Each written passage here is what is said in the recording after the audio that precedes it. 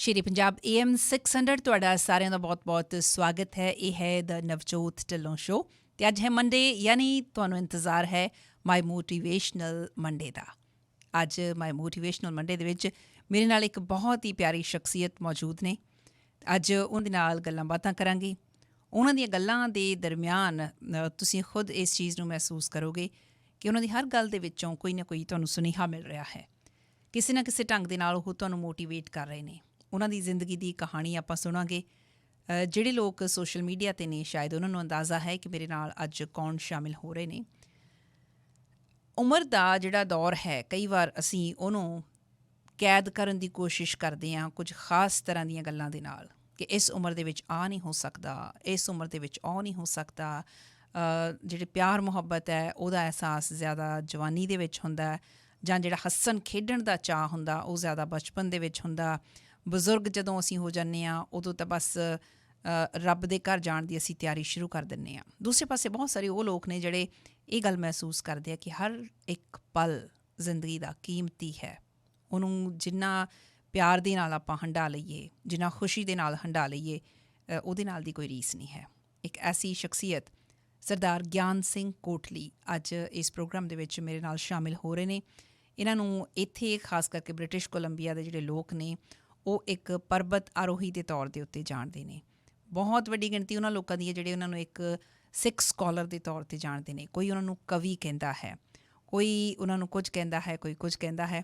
ਪਰ ਅੱਜ ਇਸ ਪ੍ਰੋਗਰਾਮ ਦੇ ਵਿੱਚ ਜਦੋਂ ਮੈਂ ਉਹਨਾਂ ਨੂੰ ਸ਼ਾਮਿਲ ਕਰ ਰਹੀ ਹਾਂ, ਮੈਂ ਇਹੀ ਕਹਾਂਗੀ ਕਿ ਉਹ ਸਾਡੇ ਲਈ ਇੱਕ ਮੋਟੀਵੇਸ਼ਨ ਨੇ, ਇੰਸਪੀਰੇਸ਼ਨ ਨੇ। ਬਹੁਤ ਬਹੁਤ ਜੀ ਆਇਆਂ ਨੂੰ। ਸਤਿ ਸ਼੍ਰੀ ਅਕਾਲ ਜੀ ਗਿਆਨ ਸਿੰਘ ਕੋਟਲੀ ਜੀ। ਸਤਿ ਸ਼੍ਰੀ ਅਕਾਲ ਜੀ ਨਵਜੋਤ ਜੀ, ਤੁਹਾਡਾ ਧੰਨਵਾਦ ਜੀ। ਤੁਸੀਂ ਸ਼ੇਰੇ ਪੰਜਾਬ ਦੇ ਸਰੋਤਿਆਂ ਦੀ ਸੇਵਾ 'ਚ ਮੈਨੂੰ ਕੁਛ ਪੇਸ਼ ਕਰਨ ਦਾ ਮੌਕਾ ਦਿੱਤਾ। Thank you very much. ਸਾਡੇ ਸੁਣਨ ਵਾਲਿਆਂ ਦੇ ਲਈ ਇਹ ਖੁਸ਼ਕਿਸਮਤੀ ਹੈ ਕਿ ਤੁਸੀਂ ਅੱਜ ਆਏ ਹੋ। ਦੇਖੋ, ਤੁਹਾਡੀ ਜ਼ਿੰਦਗੀ ਦਾ ਲੰਬਾ ਸਫ਼ਰ ਹੈ ਨਾ। 90 ਸਾਲ ਦੇ ਕਰੀਬ ਤੁਸੀਂ ਪਹੁੰਚਣ ਵਾਲੇ ਹੋ ਅਤੇ ਅਸੀਂ ਕਾਮਨਾ ਕਰਦੇ ਹਾਂ ਕਿ 100 ਸਾਲ ਤੋਂ ਵੀ ਵੱਧ ਤੁਸੀਂ ਇਸ ਦੁਨੀਆ ਦੇ ਵਿੱਚ ਰਹੋ ਅਤੇ ਰਹਿੰਦੀ ਦੁਨੀਆ ਤੱਕ ਤੁਹਾਡੇ ਵਰਗੇ ਲੋਕਾਂ ਦਾ ਨਾਮ ਰਹਿੰਦਾ, ਕਿਉਂਕਿ ਗੱਲਾਂ ਹੀ ਨਹੀਂ, ਸਿਰਫ ਜਿਹੜੇ ਤੁਹਾਡੇ ਕੰਮ ਨੇ ਉਹ ਵੀ ਇਸ ਗੱਲ ਦਾ ਅਹਿਸਾਸ ਦਿੰਦੇ ਨੇ। ਜਿੱਦਾਂ ਕਹਿੰਦੇ ਆ ਕਿ ਬੋਲਣ ਨਾਲੋਂ ਜ਼ਰੂਰੀ ਹੁੰਦਾ ਕਿ ਤੁਸੀਂ ਐਕਸ਼ਨਸ ਕਰਕੇ ਦਿਖਾਓ। ਤੁਹਾਡੇ ਐਕਸ਼ਨਸ ਜਿਹੜੇ ਆ ਦੇ ਸਪੀਕ ਲਾਊਡਰ ਦੈਨ ਦ ਵਰਡਸ। ਹਾਂਜੀ। ਅੱਜ ਮੈਂ ਇੱਥੋਂ ਹੀ ਸ਼ੁਰੂ ਗੱਲ ਤੁਹਾਡੇ ਨਾਲ ਕਰਨਾ ਚਾਹੁੰਦੀ ਹਾਂ ਕਿ ਤੁਸੀਂ ਅੱਜ ਵੀ ਜਾਣਾ ਸੀ ਕਿਤੇ। ਮੇਰੀ ਜਦੋਂ ਤੁਹਾਡੇ ਨਾਲ ਗੱਲ ਹੋਈ ਕੱਲ੍ਹ, ਤੁਸੀਂ ਕਿਹਾ ਵੀ ਅਸੀਂ ਤਾਂ ਜੀ ਜਾਣਾ ਹੈਗਾ ਬਾਹਰ, ਅਸੀਂ ਸਟੈਨਲੇ ਪਾਰਕ ਜਾਣ ਦੀ ਪਲੈਨਿੰਗ ਕਰ ਰਹੇ ਹਾਂ। ਕੋਈ ਗੱਲ ਨਹੀਂ, ਤੁਸੀਂ ਸਾਨੂੰ ਬੁਲਾਉਂਦੇ ਹਾਂ ਤਾਂ ਅਸੀਂ ਨਹੀਂ ਜਾਵਾਂਗੇ। ਸੋ ਪਹਿਲਾਂ ਤਾਂ ਮੈਂ ਮਾफ़ੀ ਚਾਹੁੰਦੀ ਹਾਂ ਕਿ ਤੁਹਾਡੀ ਅੱਜ ਦੀ ਜਿਹੜੀ ਪਲੈਨਿੰਗ ਆ ਉਹ ਮੈਂ ਕੈਂਸਲ ਕਰਾ ਦਿੱਤੀ। ਕੋਈ ਨਹੀਂ, ਕੱਲ੍ਹ ਜਾ ਵੀ ਆਏ ਜੀ ਵੈਸੇ। ਅੱਛਾ, ਕੱਲ੍ਹ ਜਾਏ ਤੁਸੀਂ? ਹਾਂਜੀ, ਅਤੇ 3 ਘੰਟੇ 'ਚ ਫਿਰ ਪੂਰਾ ਗੇੜਾ ਲਾ ਦਿੱਤਾ। ਹਾਂ। ਅਤੇ ਅੱਜ ਮੈਂ ਜਿਵੇਂ ਤੁਹਾਨੂੰ ਕਿਹਾ ਸੀ ਵੀ ਆਪਾਂ 24 ਘੰਟੇ ਹੀ ਵਿਹਲੇ ਅਤੇ 24 ਘੰਟੇ ਹੀ ਬਿਜ਼ੀ। ਹਾਂਜੀ, ਜਦੋਂ ਕੋਈ ਤੁਹਾਡੇ ਅੱਗੇ ਮੈਂ ਕਿਹਾ ਵੀ ਨਵਜੋਤ ਕਹਿੰਦਾ ਤਾਂ ਅਸੀਂ ਆਪਣਾ 100 ਕੰਮ ਛੱਡ ਕੇ ਵੀ ਆ ਜਾਈਦਾ। ਸ਼ੁਕਰੀਆ ਤੁਹਾਡਾ। ਕੋਈ ਗੱਲ ਨਹੀਂ। ਮੈਂ ਇਹੀ ਤੁਹਾਨੂੰ ਰਿਵਰਸ ਲੈ ਕੇ ਜਾਊਂਗੀ ਹੌਲੀ ਹੌਲੀ ਕਰਕੇ। ਆਮ ਕਰਕੇ ਜਿਹੜੀ ਗੱਲ ਸ਼ੁਰੂ ਹੁੰਦੀ ਹੈ ਇਹ ਜੀ ਕਿੱਥੋਂ ਤੁਸੀਂ ਸ਼ੁਰੂ ਕੀਤਾ, ਕਦੋਂ ਤੁਸੀਂ ਸ਼ੁਰੂ ਕੀਤਾ, ਉੱਥੋਂ ਗੱਲ ਸ਼ੁਰੂ ਹੁੰਦੀ ਹੈ। ਮੈਂ ਤੁਹਾਨੂੰ ਪਿੱਛੇ ਨੂੰ ਲੈ ਕੇ ਜਾਣਾ ਚਾਹੁੰਦੀ ਹਾਂ। ਜੀ ਬਿਲਕੁਲ ਠੀਕ ਆ। ਗੱਲ ਜਿਹੜੀ ਆ ਇਸ 'ਤੇ ਕਿਹੜਾ ਜਿਹੜੇ ਸਰੋਤੇ ਕਿਹੜੇ ਸਾਰੇ ਆਪਣੇ ਤਾਂ ਹੈਗੇ ਨੇ। ਇੱਥੇ ਕਿਹੜਾ ਅਸੀਂ ਬਣਾ ਕੇ ਨਕਲੀ ਗੱਲ ਕਰਨੀ ਹੈ। ਜੋ ਕਰਨੀ ਆ ਉਹ ਪੱਧਰੀ ਕਰਨੀ ਹੈ, ਫਰੀ, ਫਰੈਂਕ ਐਂਡ ਫੀਅਰਲੈਸ। ਅੱਜ ਕੱਲ੍ਹ ਕੀ ਐਕਟੀਵਿਟੀਜ਼ ਕਰ ਰਹੇ ਹੋ? ਮੈਂ ਉਹ ਸਰਟੀਫਾਈਡ ਟਰਾਂਸਲੇਟਰ ਹੈ, ਇੰਟਰਪ੍ਰੇਟਰ ਹੈ। Society of translator and interpreter. ਤੁਸੀਂ ਦੇਖਿਆ ਹੋਣਾ ਹੁਣੇ ਲਿੰਕ 'ਚ ਮੇਰਾ ਲੇਖ ਵੀ ਛਪਿਆ ਜੀ, ਅਤੇ ਫੇਸਬੁੱਕ 'ਤੇ ਵੀ ਪਾ ਦਿੱਤਾ ਵੀ ਟਰਾਂਸਲੇਟਰ ਜਾਂ ਇੰਟਰਪ੍ਰੇਟਰ ਕਿਵੇਂ ਬਣਨਾ। ਅਤੇ ਜਦੋਂ ਕੋਈ ਕੰਮ ਆ ਜਾਏ ਤੁਹਾਡੇ ਵਰਗੇ ਸਿਆਣੇ ਬੱਚਿਆਂ ਦਾ, ਉਹ ਫਿਰ ਕਰ ਦਈਦਾ। ਨਹੀਂ ਤਾਂ ਕਹਿ ਦਈਦਾ ਵੀ ਮੇਰੇ ਕੋਲ ਕੰਮ ਬੜਾ ਜਮ੍ਹਾਂ ਆ ਅਤੇ ਜਾਣਾ ਹੁੰਦਾ ਅਸੀਂ ਗਰਾਊਸ ਗ੍ਰਾਈਂਡ ਚੜ੍ਹਨ, ਅਤੇ ਜਾਂ ਜਾਣਾ ਹੁੰਦਾ ਲਿਨ ਵੈਲੀ ਚਲੇ ਜਾਈਦਾ ਜਾਂ ਸਟੈਨਲੇ ਪਾਰਕ ਚਲੇ ਜਾਈਦਾ ਜੀ। ਅਤੇ ਵੀ ਉਹ ਰੱਬ ਦੇ ਜਿਹੜੇ ਬਲਿਹਾਰੀ ਕੁਦਰਤ ਵਸਿਆ ਦਰਸ਼ਨ ਕਰਨੇ ਉਹ ਵੀ ਜ਼ਰੂਰੀ ਆ, ਅਤੇ ਉਹ ਇਹ ਵੀ ਕਰ ਦਈਦਾ। ਉਹ ਸਰਟੀਫਾਈਡ ਟਰਾਂਸਲੇਟਰ। ਅੱਛਾ, ਮੈਂ 16 ਜੁਲਾਈ ਦੀ ਜਿਹੜੀ ਇੱਕ ਚਿੱਠੀ ਹੈ ਬ੍ਰਿਟਿਸ਼ ਕੋਲੰਬੀਆ ਦੇ ਪ੍ਰੀਮੀਅਰ ਜੌਨ ਹੌਰਗਨ ਵੱਲੋਂ ਤੁਹਾਡੇ ਨਾਮ ਉਹ ਚਿੱਠੀ ਕੀਤੀ ਗਈ ਸੀ।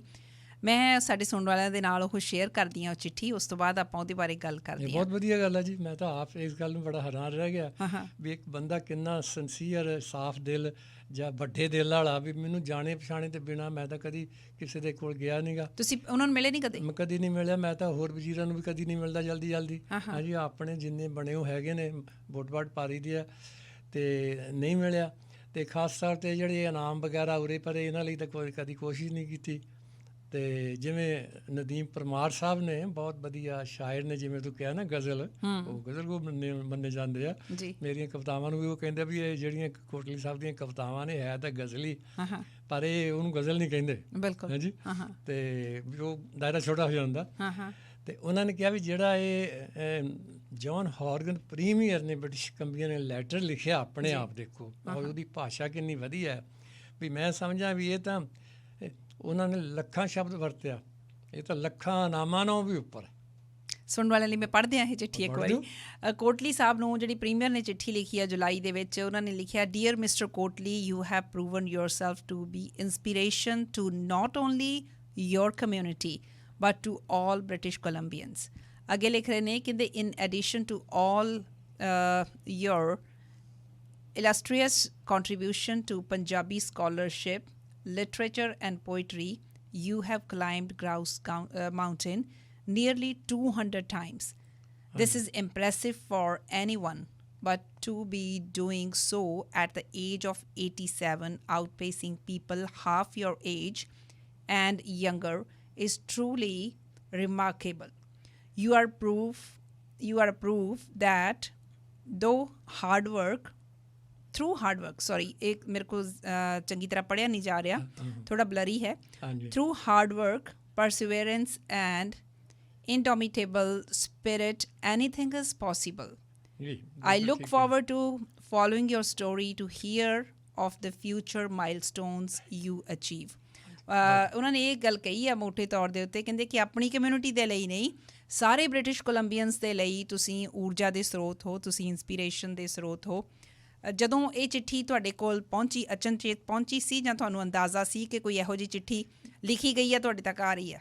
ਨਾ ਜੀ, ਉਹਨਾਂ ਦੇ ਆਫਿਸ 'ਚ ਇੱਕ ਲੇਡੀ ਦਾ ਬਾਰ-ਬਾਰ ਟੈਲੀਫੋਨ ਆਉਂਦਾ ਸੀ, ਮੈਨੂੰ ਨਹੀਂ ਪਤਾ ਵੀ ਕੌਣ ਹੈ। ਅੱਛਾ। ਤੇ ਕਈ ਇੱਦਾਂ ਆਉਂਦੇ ਰਹਿੰਦੇ, ਅਤੇ ਮੈਂ ਸੱਚੀ ਗੱਲ ਤਾਂ ਇਹ ਆ ਵੀ ਮੈਂ ਉਹ ਜਵਾਬ ਨਹੀਂ ਦਿੰਦਾ, ਐਂਟਰਟੇਨ ਨਹੀਂ ਕਰਦਾ, ਵੀ ਮੈਨੂੰ ਪਤਾ ਵੀ ਐਵੇਂ ਨਕਲੀ ਜਿਹੇ ਹੁੰਦੇ ਆ, ਕੋਈ ਮੀਟਿੰਗਾਂ ਹੋ ਗਈਆਂ। ਅਤੇ ਉਹ ਮੈਂ ਕਈ ਵਾਰੀ ਉਹਨਾਂ ਨੂੰ ਇਨਕਾਰ ਕੀਤਾ, ਅਤੇ ਉਹ ਫਿਰ ਵੀ ਨਾ ਹਟੀ, ਵੀ ਮੈਨੂੰ ਆਫਿਸ ਤੋਂ ਜ਼ੋਰ ਪੈ ਰਿਹਾ। ਅਤੇ ਫਿਰ ਮੈਂ ਕਿਹਾ ਵੀ ਇਹ ਕਿਤੇ ਇਹ ਨਾ ਕਹੇ ਵੀ ਇਹ ਬੜਾ ਪ੍ਰਾਊਡ ਜਾਂ ਐਵੇਂ ਬਦਦਮਾਗ ਜਿਹਾ ਬੰਦਾ ਆ। ਅਤੇ ਮੈਂ ਉਹਨੂੰ ਫਿਰ ਕਹਿ ਦਿੱਤਾ। ਫਿਰ ਮੈਨੂੰ ਕਹਿੰਦੀ ਵੀ ਠੀਕ ਹੈ, ਵੀ ਕਿਹੜੇ ਟਾਈਮ ਤੁਸੀਂ ਅਵੇਲੇਬਲ ਹੈ? ਅੱਛਾ। ਮੈਂ ਫਿਰ ਉਹਨੂੰ ਵੀ ਇਹ ਡਾਇਲੋਗ ਮਾਰਿਆ ਤੇਰੇ ਵਾਲਾ ਹੀ, ਜਦ ਤੈਨੂੰ ਮੈਂ ਕਿਹਾ ਵੀ ਨਵਜੋਤ ਮੈਂ 24 ਘੰਟੇ ਫਰੀ ਹਾਂ, 24 ਘੰਟੇ ਬਿਜ਼ੀ ਹਾਂ। ਮੈਂ ਕਿਹਾ ਵੀ ਮੇਰਾ ਇੱਦਾਂ ਦਾ ਕੋਈ ਟਾਈਮ ਨਹੀਂ, ਵੀ ਤੁਸੀਂ ਜਦ ਮੈਂ ਟਾਈਮ ਦਿੱਤਾ ਹੀ ਆ ਤੁਸੀਂ ਆਪਣਾ ਦੇਖੋ। ਉਹਨੇ ਫਿਰ 11 ਵਜੇ ਦਾ ਮੇਰਾ ਕਰ ਲਿਆ ਵੀ ਅਸੀਂ ਤੁਹਾਨੂੰ 11 ਵਜੇ ਗਰਾਊਸ ਮਾਊਂਟੇਨ 'ਤੇ ਮਿਲਣਾ ਚਾਹੁੰਦੇ ਹਾਂ, ਜਦੋਂ ਤੁਸੀਂ ਹਾਈਕ ਕਰਨੀ ਆ। ਮੈਂ ਕਿਹਾ ਵੀ ਠੀਕ ਹੈ। ਅਤੇ ਅਸੀਂ, ਮੇਰੇ ਨਾਲ ਜਗੀਰ ਸਿੰਘ ਨਾਗਰਾ ਸੀਗੇ, ਇਕਬਾਲ ਸਿੰਘ ਬਰਾੜ ਸੀਗਾ, ਅਸੀਂ ਪਹੁੰਚ ਗਏ। ਅਤੇ ਉੱਥੇ ਉਹ ਕੈਮਰਾਮੈਨ ਇੱਕ ਫਿਰ ਕਾਫੀ ਤਕੜਾ, ਅੱਛਾ, ਅਤੇ ਇੱਕ ਬੰਦਾ ਹੋਰ ਆ ਗਿਆ। ਕਹਿੰਦੇ ਯੂ ਆਰ ਮਿਸਟਰ ਗਿਆਨ ਸਿੰਘ ਕੋਟਲੀ? ਮੈਂ ਕਿਹਾ ਯੈਸ। ਤਾਂ ਕਹਿੰਦੇ ਓਕੇ, ਵੀ ਅਸੀਂ ਤੁਹਾਨੂੰ ਕੋਂਟੈਕਟ ਕੀਤਾ ਸੀ, ਅਸੀਂ ਤੁਹਾਡੀ ਵੀਡੀਓ ਬਣਾਉਣੀ ਆ। ਮੈਂ ਕਿਹਾ ਵੀ ਕਾਹਦੀ? ਉਹ ਕਹਿੰਦੇ ਜੀ ਵੀ ਆਹ ਬਹੁਤ ਸਾਰੇ ਜਿਹੜੇ ਹਾਈਕ ਕਰਦੇ ਆ ਨੌਜਵਾਨ ਮੁੰਡੇ ਕੁੜੀਆਂ, ਉਹ ਕਹਿੰਦੇ ਵੀ ਉਹ ਸਾਨੂੰ ਬਹੁਤ ਰਾਹ ਦੇ ਵਿੱਚ ਗੱਲਾਂ ਸੁਣਾਉਂਦੇ ਆ, ਇੰਸਪਾਇਰ ਕਰਦੇ ਆ, ਅਸੀਂ ਥੱਕੇ ਹੁੰਦੇ ਆ, ਉਹ ਸਾਡਾ ਥਕਾਵਟ ਲਾਉਂਦੇ ਆ। ਉਹ ਕਹਿੰਦੇ ਵੀ ਜਦ ਮੈਂ ਨਹੀਂ ਥੱਕਿਆ, ਮੈਂ ਸੀਨੀਅਰ ਹਾਂ, ਚਿੱਟੀ ਦਾੜੀ ਆ ਮੇਰੀ, ਤੁਸੀਂ ਕਿਉਂ ਥੱਕ ਗਏ?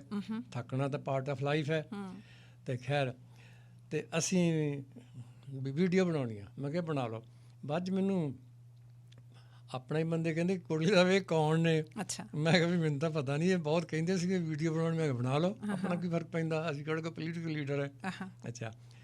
ਉਹ ਜਦੋਂ ਮੈਂ ਪੁੱਛਿਆ ਤਾਂ ਉਹ ਕਹਿੰਦੇ ਵੀ ਅਸੀਂ ਗਲੋਬਲ TV ਦਾ ਹੈਗਾ, ਮੈਂ ਆਈ ਐਮ ਜੇ ਡੁਰੈਂਡ। ਅੱਛਾ। ਤਾਂ ਦੂਆ ਕਹਿੰਦਾ ਵੀ ਮੈਂ ਰੈਂਡੀ ਹਾਂ, ਵੀ ਨੋ ਯੂ ਵੈਰੀ ਨਾਈਸਲੀ। ਤਾਂ ਅਸੀਂ ਤੁਹਾਡੇ ਬਾਰੇ ਆ ਜਿਹੜੇ ਤੁਹਾਡੇ ਹਾਈਕਰ ਹੈ ਦੋਸਤ, ਵੱਖ-ਵੱਖ ਥਾਵਾਂ 'ਤੇ ਮਿਲਦੇ ਰਹਿੰਦੇ, ਤੁਹਾਨੂੰ ਉਹ ਤੁਹਾਡੀ ਬਹੁਤ ਪ੍ਰੇਜ਼ ਕਰਦੇ ਆ। ਅੱਛਾ। ਅਤੇ ਅਸੀਂ ਫਿਰ ਸੋਚਿਆ ਵੀ ਇਹ ਤਾਂ ਬਹੁਤ ਇੰਪੋਰਟੈਂਟ ਸਬਜੈਕਟ ਸਾਨੂੰ ਮਿਲ ਗਿਆ, ਵੀਡੀਓ ਕਰਨ ਤਾਂ ਆਏ ਆ। ਤਾਂ ਉਹਨੇ ਬਣਾ ਲਈ ਕਰਕੇ। ਫਿਰ ਉਹ ਕਹਿੰਦੇ ਜੀ ਅਸੀਂ ਤੁਹਾਡੀ ਜਦੋਂ ਫਿਨਿਸ਼ ਕਰਨਾ ਨਾ ਉੱਪਰ, ਉਦੋਂ ਦੀ ਵੀ ਬਣਾਉਣੀ ਆ। ਓਕੇ। ਮੈਂ ਉਹਨੂੰ ਕਿਹਾ ਵੀ ਮੈਨੂੰ ਤਾਂ ਸਲੋ ਮੈਂ ਜਾਂਦਾ ਹੁੰਦਾ, ਵੀ ਤੁਹਾਡੇ ਵਰਗੇ ਨੌਜਵਾਨ ਤਾਂ ਬੰਦੇ 1 ਘੰਟੇ 'ਚ ਚੜ੍ਹ ਜਾਂਦੇ ਆ, ਸਵਾ ਘੰਟੇ 'ਚ ਵੀ ਚੜ੍ਹਦੇ ਆ, ਵੀ ਮੈਨੂੰ 1.5 ਘੰਟਾ ਪੌਣੇ 2 ਘੰਟੇ ਲੱਗ ਜਾਂਦੇ ਆ। ਠੀਕ ਹੈ। ਅਤੇ ਤੁਹਾਡਾ ਇੰਨਾ ਕੋਸਟਲੀ ਟਾਈਮ ਹੈ, ਤੁਸੀਂ ਕਦੇ ਮਿਨਿਸਟਰ ਦੇ 5 ਮਿੰਟ ਨਹੀਂ ਇੰਟਰਵਿਊ 'ਤੇ ਲਾਉਂਦੇ। ਤਾਂ ਉਹ ਕਹਿੰਦੇ ਜੀ ਅਸੀਂ ਬਹੁਤ ਇੰਪਰੈਸਡ ਹਾਂ, ਅਸੀਂ ਤੁਹਾਡੀ ਵੀਡੀਓ ਬਣਾਉਣੀ ਹੀ ਬਣਾਉਣੀ ਆ, ਫਿਨਿਸ਼ ਕਰਦਿਆਂ ਦੀ ਉੱਪਰ ਜਾ ਕੇ। ਮੈਂ ਕਿਹਾ ਵੀ ਮੈਨੂੰ ਘੱਟੋ ਘੱਟ 1.5 ਘੰਟਾ ਲੱਗ ਜਾਣਾ ਚੜ੍ਹਦੇ ਨੂੰ। ਉਹਨਾਂ ਦੀ ਸਟੋਰੀ ਵੀ ਮੁਕੰਮਲ ਨਹੀਂ ਸੀ ਨਾ ਹੋਣੀ ਫਿਰ। ਹਾਂ, ਵਾਈਜ਼ ਔਨ ਦੀਅਰ ਪਾਰਟ, ਔਰ ਉਹਨਾਂ ਦੀ ਦੇਖੋ ਸਿੰਸੈਰਿਟੀ ਦੇਖੋ। ਉਹ ਗੰਡੋਲਾ ਲੈ ਕੇ ਉੱਤੇ ਚਲੇ ਗਏ।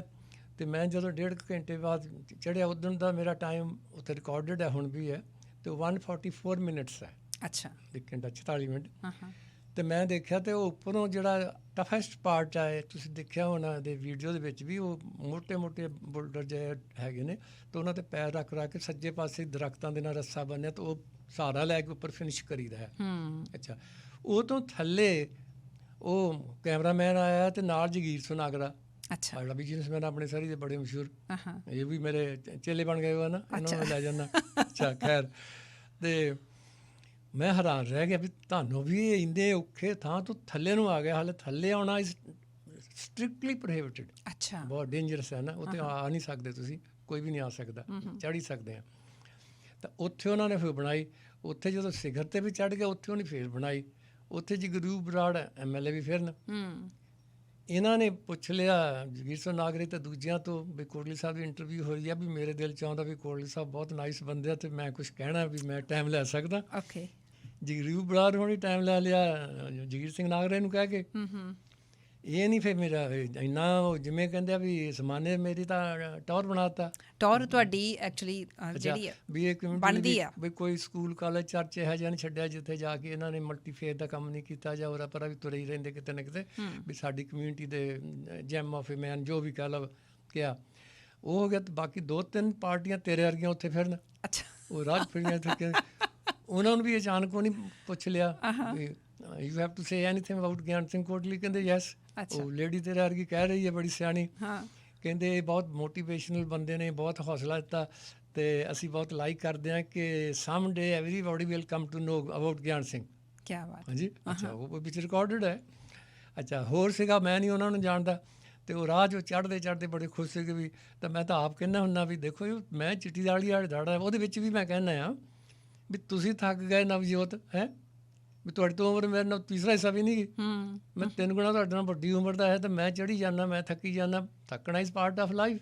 ਪੜ੍ਹਦੇ ਵੀ ਥੱਕਦੇ ਆ, ਹਾਂਜੀ, ਖਾਂਦੇ ਵੀ ਥੱਕਦੇ ਆ ਜੀ, ਕੀ ਗੱਲ ਹੈ। ਕੋਟਲੀ ਸਾਹਿਬ, ਉਹ ਜਿਹੜਾ ਉਹਨਾਂ ਨੇ ਕੀਤਾ ਨਾ, ਉਹ ਹਾਲੇ ਹੋਰ ਪਤਾ ਨਹੀਂ ਕਿੰਨੀ ਵਾਰੀ ਹੋਣਾ ਤੁਹਾਡੇ ਨਾਲ। ਹਾਲੇ ਇਹ ਤੁਸੀਂ ਇੱਕ ਸਟੋਰੀ ਦੱਸੀ ਆ, ਅੱਜ ਤੁਸੀਂ ਜੇ ਸਾਡੇ ਨਾਲ ਸਟੂਡੀਓ 'ਚ ਬੈਠੇ ਹੋ, ਉਹਦਾ ਵੀ ਇਹੀ ਰੀਜ਼ਨ ਹੈ ਕਿ ਤੁਸੀਂ ਵਾਕਈ ਮੋਟੀਵੇਸ਼ਨ ਹੋ।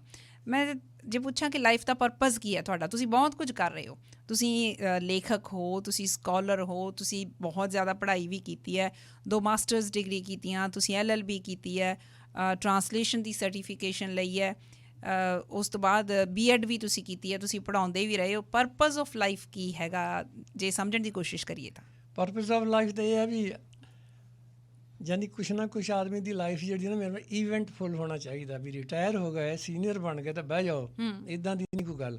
ਬਾਣੀ ਕਹਿੰਦੀ ਆ ਵੀ ਗੁਰਮੁਖ ਬੁੱਢੇ ਕਦੇ ਨਹੀਂ। ਇਹ ਮੈਂ ਗਲੋਬਲ ਵਾਲਿਆਂ 'ਤੇ ਵੀ ਬੋਲ ਦਿੱਤਾ। ਮੈਂ ਕਿਹਾ ਵੀ ਦਿਸ ਇਜ਼ ਇਨ ਪੰਜਾਬੀ, ਤਾਂ ਉਹਦਾ ਫਿਰ ਮੈਂ ਇੰਗਲਿਸ਼ ਵੀ ਦੱਸਦਾ ਵੀ spiritually enlightened people they never grow old. Old ਤਾਂ ਹੋਣਾ ਹੀ ਆ, ਬਟ ਦੇ ਡੋਂਟ ਫੀਲ ਓਲਡ। ਤੇ ਮੈਂ ਤਾਂ ਕਦੀ ਇਹ ਸੋਚਿਆ ਹੀ ਨਹੀਂ। ਤੇ ਬਾਣੀ ਸਾਨੂੰ ਇਹ ਵੀ ਇੰਸਪੀਰੇਸ਼ਨ ਦਿੰਦੀ ਹੈ ਵੀ ਬਾਲਕ ਬਿਰਧ ਸਮਾਨ ਹੈ। ਮੈਂ ਨਿਆਣਿਆਂ ਨੇ ਨਿਆਣਿਆਂ ਦੀ ਗੱਲਾਂ ਕਰ ਲੈਣਾ, ਤੇਰੇ ਵਰਗਾ ਕੋਈ ਨਿਆਣਾ ਮਿਲ ਜਾਵੇ ਤੇਰੇ ਮੈਂ ਲੈਣ ਦੀ ਵੀ ਕਰ ਲੈਣੀ, ਕੋਈ ਬਜ਼ੁਰਗ ਮਿਲ ਜਾਵੇ ਉਹਦੇ ਨਾਲ ਉਹਦੀ ਹੀ ਜੀ ਕਰ ਲੈਣੀ ਹੈ। ਸੰਤ ਈਸ਼ਰ ਸੋਹਣੀ ਹੋ ਕਹਿ ਲਓ, ਸੰਤ ਰਾੜੇ ਵਾਲੇ ਕਹਿ ਲਓ, ਇਹਨਾਂ ਦੀ ਸੰਗਤ ਕਰੀਏ, ਉਹ ਸੰਤਾਂ 'ਚ ਸੰਤਾਂ ਵਾਲੀਆਂ ਗੱਲਾਂ ਕਰ ਲਈਦੀਆਂ। ਅੱਛਾ, ਤੁਸੀਂ ਦੱਸਿਆ ਕਹਿੰਦੇ ਕਿ ਲਾਈਫ ਇਵੈਂਟਫੁੱਲ ਹੋਣੀ ਚਾਹੀਦੀ ਹੈ, ਹੈ ਨਾ। ਇਹ ਇਵੈਂਟਫੁੱਲ ਜਿਹੜੀ ਲਾਈਫ ਹੈ, ਇਹ ਤੁਸੀਂ ਕੈਨੇਡਾ ਆ ਕੇ ਸ਼ੁਰੂ ਕੀਤੀ ਜਾਂ ਪਹਿਲਾਂ ਵੀ ਇਵੈਂਟਸ? ਪਹਿਲਾਂ ਕਿਹੋ ਜਿਹੀ ਲਾਈਫ ਸੀ? ਪਹਿਲਾਂ ਸ਼ੁਰੂ ਤੋਂ ਹੀ ਜਦੋਂ 10ਵੀਂ 'ਚ ਹੀ ਸੀਗੇ, ਵੀ 10ਵੀਂ ਪੜ੍ਹਨ ਵਾਲਾ ਵੀ ਮੈਂ ਪਹਿਲਾਂ ਹੀ ਬੰਦਾ ਸੀ ਸਮਝੋ ਪਿੰਡ 'ਚ। ਮੇਰੇ ਤੋਂ ਪਹਿਲਾਂ ਭਰਾ ਨੇ ਕੀਤੀ ਸੀ। ਫਿਰ ਲੱਗਿਆ ਵੀ ਬੜੀ ਔਖੀ ਹੈ, ਬੜੀ ਮਿਹਨਤ ਕਰਨ ਲੱਗ ਗਿਆ, ਸਾਰੀ ਰਾਤ ਪੜ੍ਹਨਾ। ਫਿਰ ਪਾਸ ਹੋ ਗਿਆ, ਫਿਰ ਲੱਗਿਆ ਕਾਲਜ ਦੇ ਵਿੱਚ ਕੋਈ ਨਹੀਂ ਸਾਡੇ ਪਿੰਡ ਦਾ ਗਿਆ ਸੀਗਾ। ਫਿਰ ਈਵੈਂਟਫੁੱਲ ਬਣਨਾ ਪਿਆ ਵੀ ਤਕੜੇ ਹੋਵੇ, ਪੜ੍ਹਾਈ ਕਰਨੀ ਆ ਤਾਂ ਅੱਛਾ, ਘਰ ਦੀ ਖੇਤੀ ਦਾ ਕੰਮ ਵੀ ਕਰਨਾ। ਅਤੇ ਫਿਰ ਮੈਂ ਦੌੜਨਾ ਭੱਜਣਾ ਸ਼ੁਰੂ ਕਰਤਾ। ਅਤੇ ਉੱਥੇ ਪਿੰਡਾਂ ਦੇ ਵਿੱਚ ਫਿਰ ਮੈਂ ਟੂਰਨਾਮੈਂਟ 'ਚ ਮੀਲ ਦੌੜਦਾ ਰਿਹਾ, ਲੌਂਗ ਜੰਪ ਕਰਨਾ, ਹਾਈ ਜੰਪ ਕਰਨਾ। ਇੱਥੇ ਤੱਕ ਕਿ ਮੈਂ ਜਦੋਂ 1-2 ਵਾਰੀ ਫਿਲਮ ਦੇਖ ਲਈ ਤਾਂ ਉਹ ਪੋਲ ਵਾਲਟ ਕਰਦੇ ਆ, ਦੂਰੋਂ ਆ ਕੇ ਬਾਂਸ ਝਾੜ ਆ ਕੇ ਤਾਹਾਂ ਦੀ ਕਰਦੇ ਆ, ਛਾਲ ਮਾਰਦੇ ਆ। ਆਹੋ, ਛਾਲ ਮਾਰਦੇ ਆ, ਤਾਂ ਉਹਨੂੰ ਪੋਲ ਵਾਲਟ ਕਹਿੰਦੇ ਆ। ਹਾਲਾਂਕਿ ਸਾਡੇ ਪਿੰਡਾਂ 'ਚ ਕਿਤੇ ਨਹੀਂ ਸੀ ਹੁੰਦਾ। ਮੈਂ ਉਹ ਬਾਂਸ ਲਿਆ ਕੇ ਪਿੰਡ 'ਚ ਪੋਲ ਵਾਲਟ ਵੀ ਕਰਨ ਲੱਗ ਗਿਆ। ਹਾਂਜੀ। ਅੱਛਾ, ਫਿਰ ਮੈਂ ਸੋਚਿਆ ਵੀ ਕਾਲਜ ਦੀ ਪੜ੍ਹਾਈ ਤਾਂ ਬਹੁਤ ਔਖੀ ਆ, BA ਦਾ ਆਈਡੀਆ ਸੀਗਾ, ਬਜ਼ੁਰਗ ਮਾਰਦੇ ਹੁੰਦੇ ਸੀ ਇਹਨੂੰ ਹਲ ਹੁਲ 'ਤੇ ਲਾਓ ਮਿਹਣੇ ਸਾਡੇ ਪਿਓ ਨੂੰ, ਅਤੇ ਇਹਨੇ ਕਿਹੜਾ BA ਕਰ ਲੈਣੀ ਆ। ਅੱਛਾ। ਉਹ ਫਿਰ ਮੈਂ ਫਿਰ ਸੋਚ ਲਿਆ ਵੀ ਬੀਏ ਤਾਂ ਕਰਨੀ ਚਾਹੀਦੀ ਹੈ, ਚੈਲੰਜ BA ਹੋ ਤਾਂ ਗਿਆ ਕਿਉਂ ਹੁਣ ਤਾਂ ਕੀਤੀ ਨਹੀਂ। ਹਾਂ ਚੈਲੰਜ ਹੋ ਗਿਆ ਬਹੁਤ ਹਾਂ ਵੱਡਾ। ਚੈਲੰਜ ਹੋ ਗਿਆ। ਫਿਰ ਰੱਬ ਦਾ ਪਾਠ ਸ਼ੁਰੂ ਕਰਤਾ, ਅੱਛਾ ਕਿਉਂਕਿ ਜਿਹੜੇ ਤੁਸੀਂ ਫਿਰ ਜਦੋਂ ਸਪਿਰਿਚੁਅਲੀ ਇਨਲਾਈਟਨਡ ਹੋ ਜਾਂਦੇ ਫਿਰ ਫਿਜ਼ੀਕਲੀ ਵੀ ਤੁਸੀਂ ਹੋ ਜਾਂਦੇ ਆ। ਤੁਸੀਂ ਪਾਠ ਇਸ ਪਾਸੇ ਤੁਹਾਡਾ ਸਪਿਰਿਚੁਅਲਿਜ਼ਮ ਵੱਲ ਕਦੋਂ ਧਿਆਨ ਪਿਆ ਤੁਹਾਡਾ? ਇਹ ਇੱਦਾਂ ਹੀ ਮਤਲਬ ਦੀ ਖਾਤਰ ਅੱਛਾ ਵੀ ਪਾਠ ਕਰਨਾ ਕਿਧਰ ਪਾਸ ਕਰ ਦੂ। ਅੱਛਾ ਅੱਛਾ ਸਿੱਧੀ ਗੱਲ ਹੈ, ਹੋਰ ਤਾਂ ਕੋਈ ਪਤਾ ਨਹੀਂ ਹੁੰਦਾ। ਉਹ ਕਰਦੇ ਕਰਦਿਆਂ ਜੀ ਮੈਂ ਉਦੋਂ ਜੁੜਵੇਂ ਅੱਖਰਾਂ ਦਾ ਹੁੰਦਾ ਸੀ ਗੁਰੂ ਗ੍ਰੰਥ ਸਾਹਿਬ ਜੀ, ਅਤੇ ਮੈਂ ਬਾਬੇ ਜੀ ਨੂੰ ਅੱਗੇ ਅੰਦਰ ਵੜਦੇ ਡਰਦੇ ਹੁੰਦੇ ਸੀ ਵੀ ਰੱਬ ਦਾ ਘਰ ਹੈ, ਕੋਈ ਕੁਤਾਹੀ ਨਾ ਹੋ ਜਾਏ। ਫਿਰ ਉਹ ਅਲਮਾਰੀ ਨੂੰ ਹੱਥ ਪਾ ਲਿਆ, ਸਾਡੇ ਪਿੰਡ ਗ੍ਰੰਥੀ ਕੋਈ ਹੈ ਨਹੀਂ ਸੀਗਾ। ਫਿਰ ਮੈਂ ਕਰਦੇ ਕਰਦੇ ਇੰਨਾ ਹੌਸਲਾ ਵੀ ਬਾਬੇ ਨੂੰ ਚੱਕ ਕੇ ਖੋਲ੍ਹ ਕੇ ਤਾਂ ਉਹ ਪ੍ਰਕਾਸ਼ ਕਰ ਦੇਣਾ। ਸਾਡੇ ਪਿੰਡ ਤਾਂ ਅਜੇ ਵੀ ਗ੍ਰੰਥੀ ਹੈ ਨਹੀਂ ਗਾ, ਛੋਟਾ ਪਿੰਡ ਹੈ। ਅੱਛਾ। ਅਤੇ ਫਿਰ ਸ਼ਾਮ ਨੂੰ ਜਾ ਕੇ ਦੀਵਾ ਬਾਲਣਾ, ਸੇਵਾ ਕਰਨਾ, ਅਤੇ ਨਾਲੇ ਰੱਬ ਅੱਗੇ ਮਿੰਨਤਾਂ ਜਿਹੀਆਂ ਕਰਨੀਆਂ।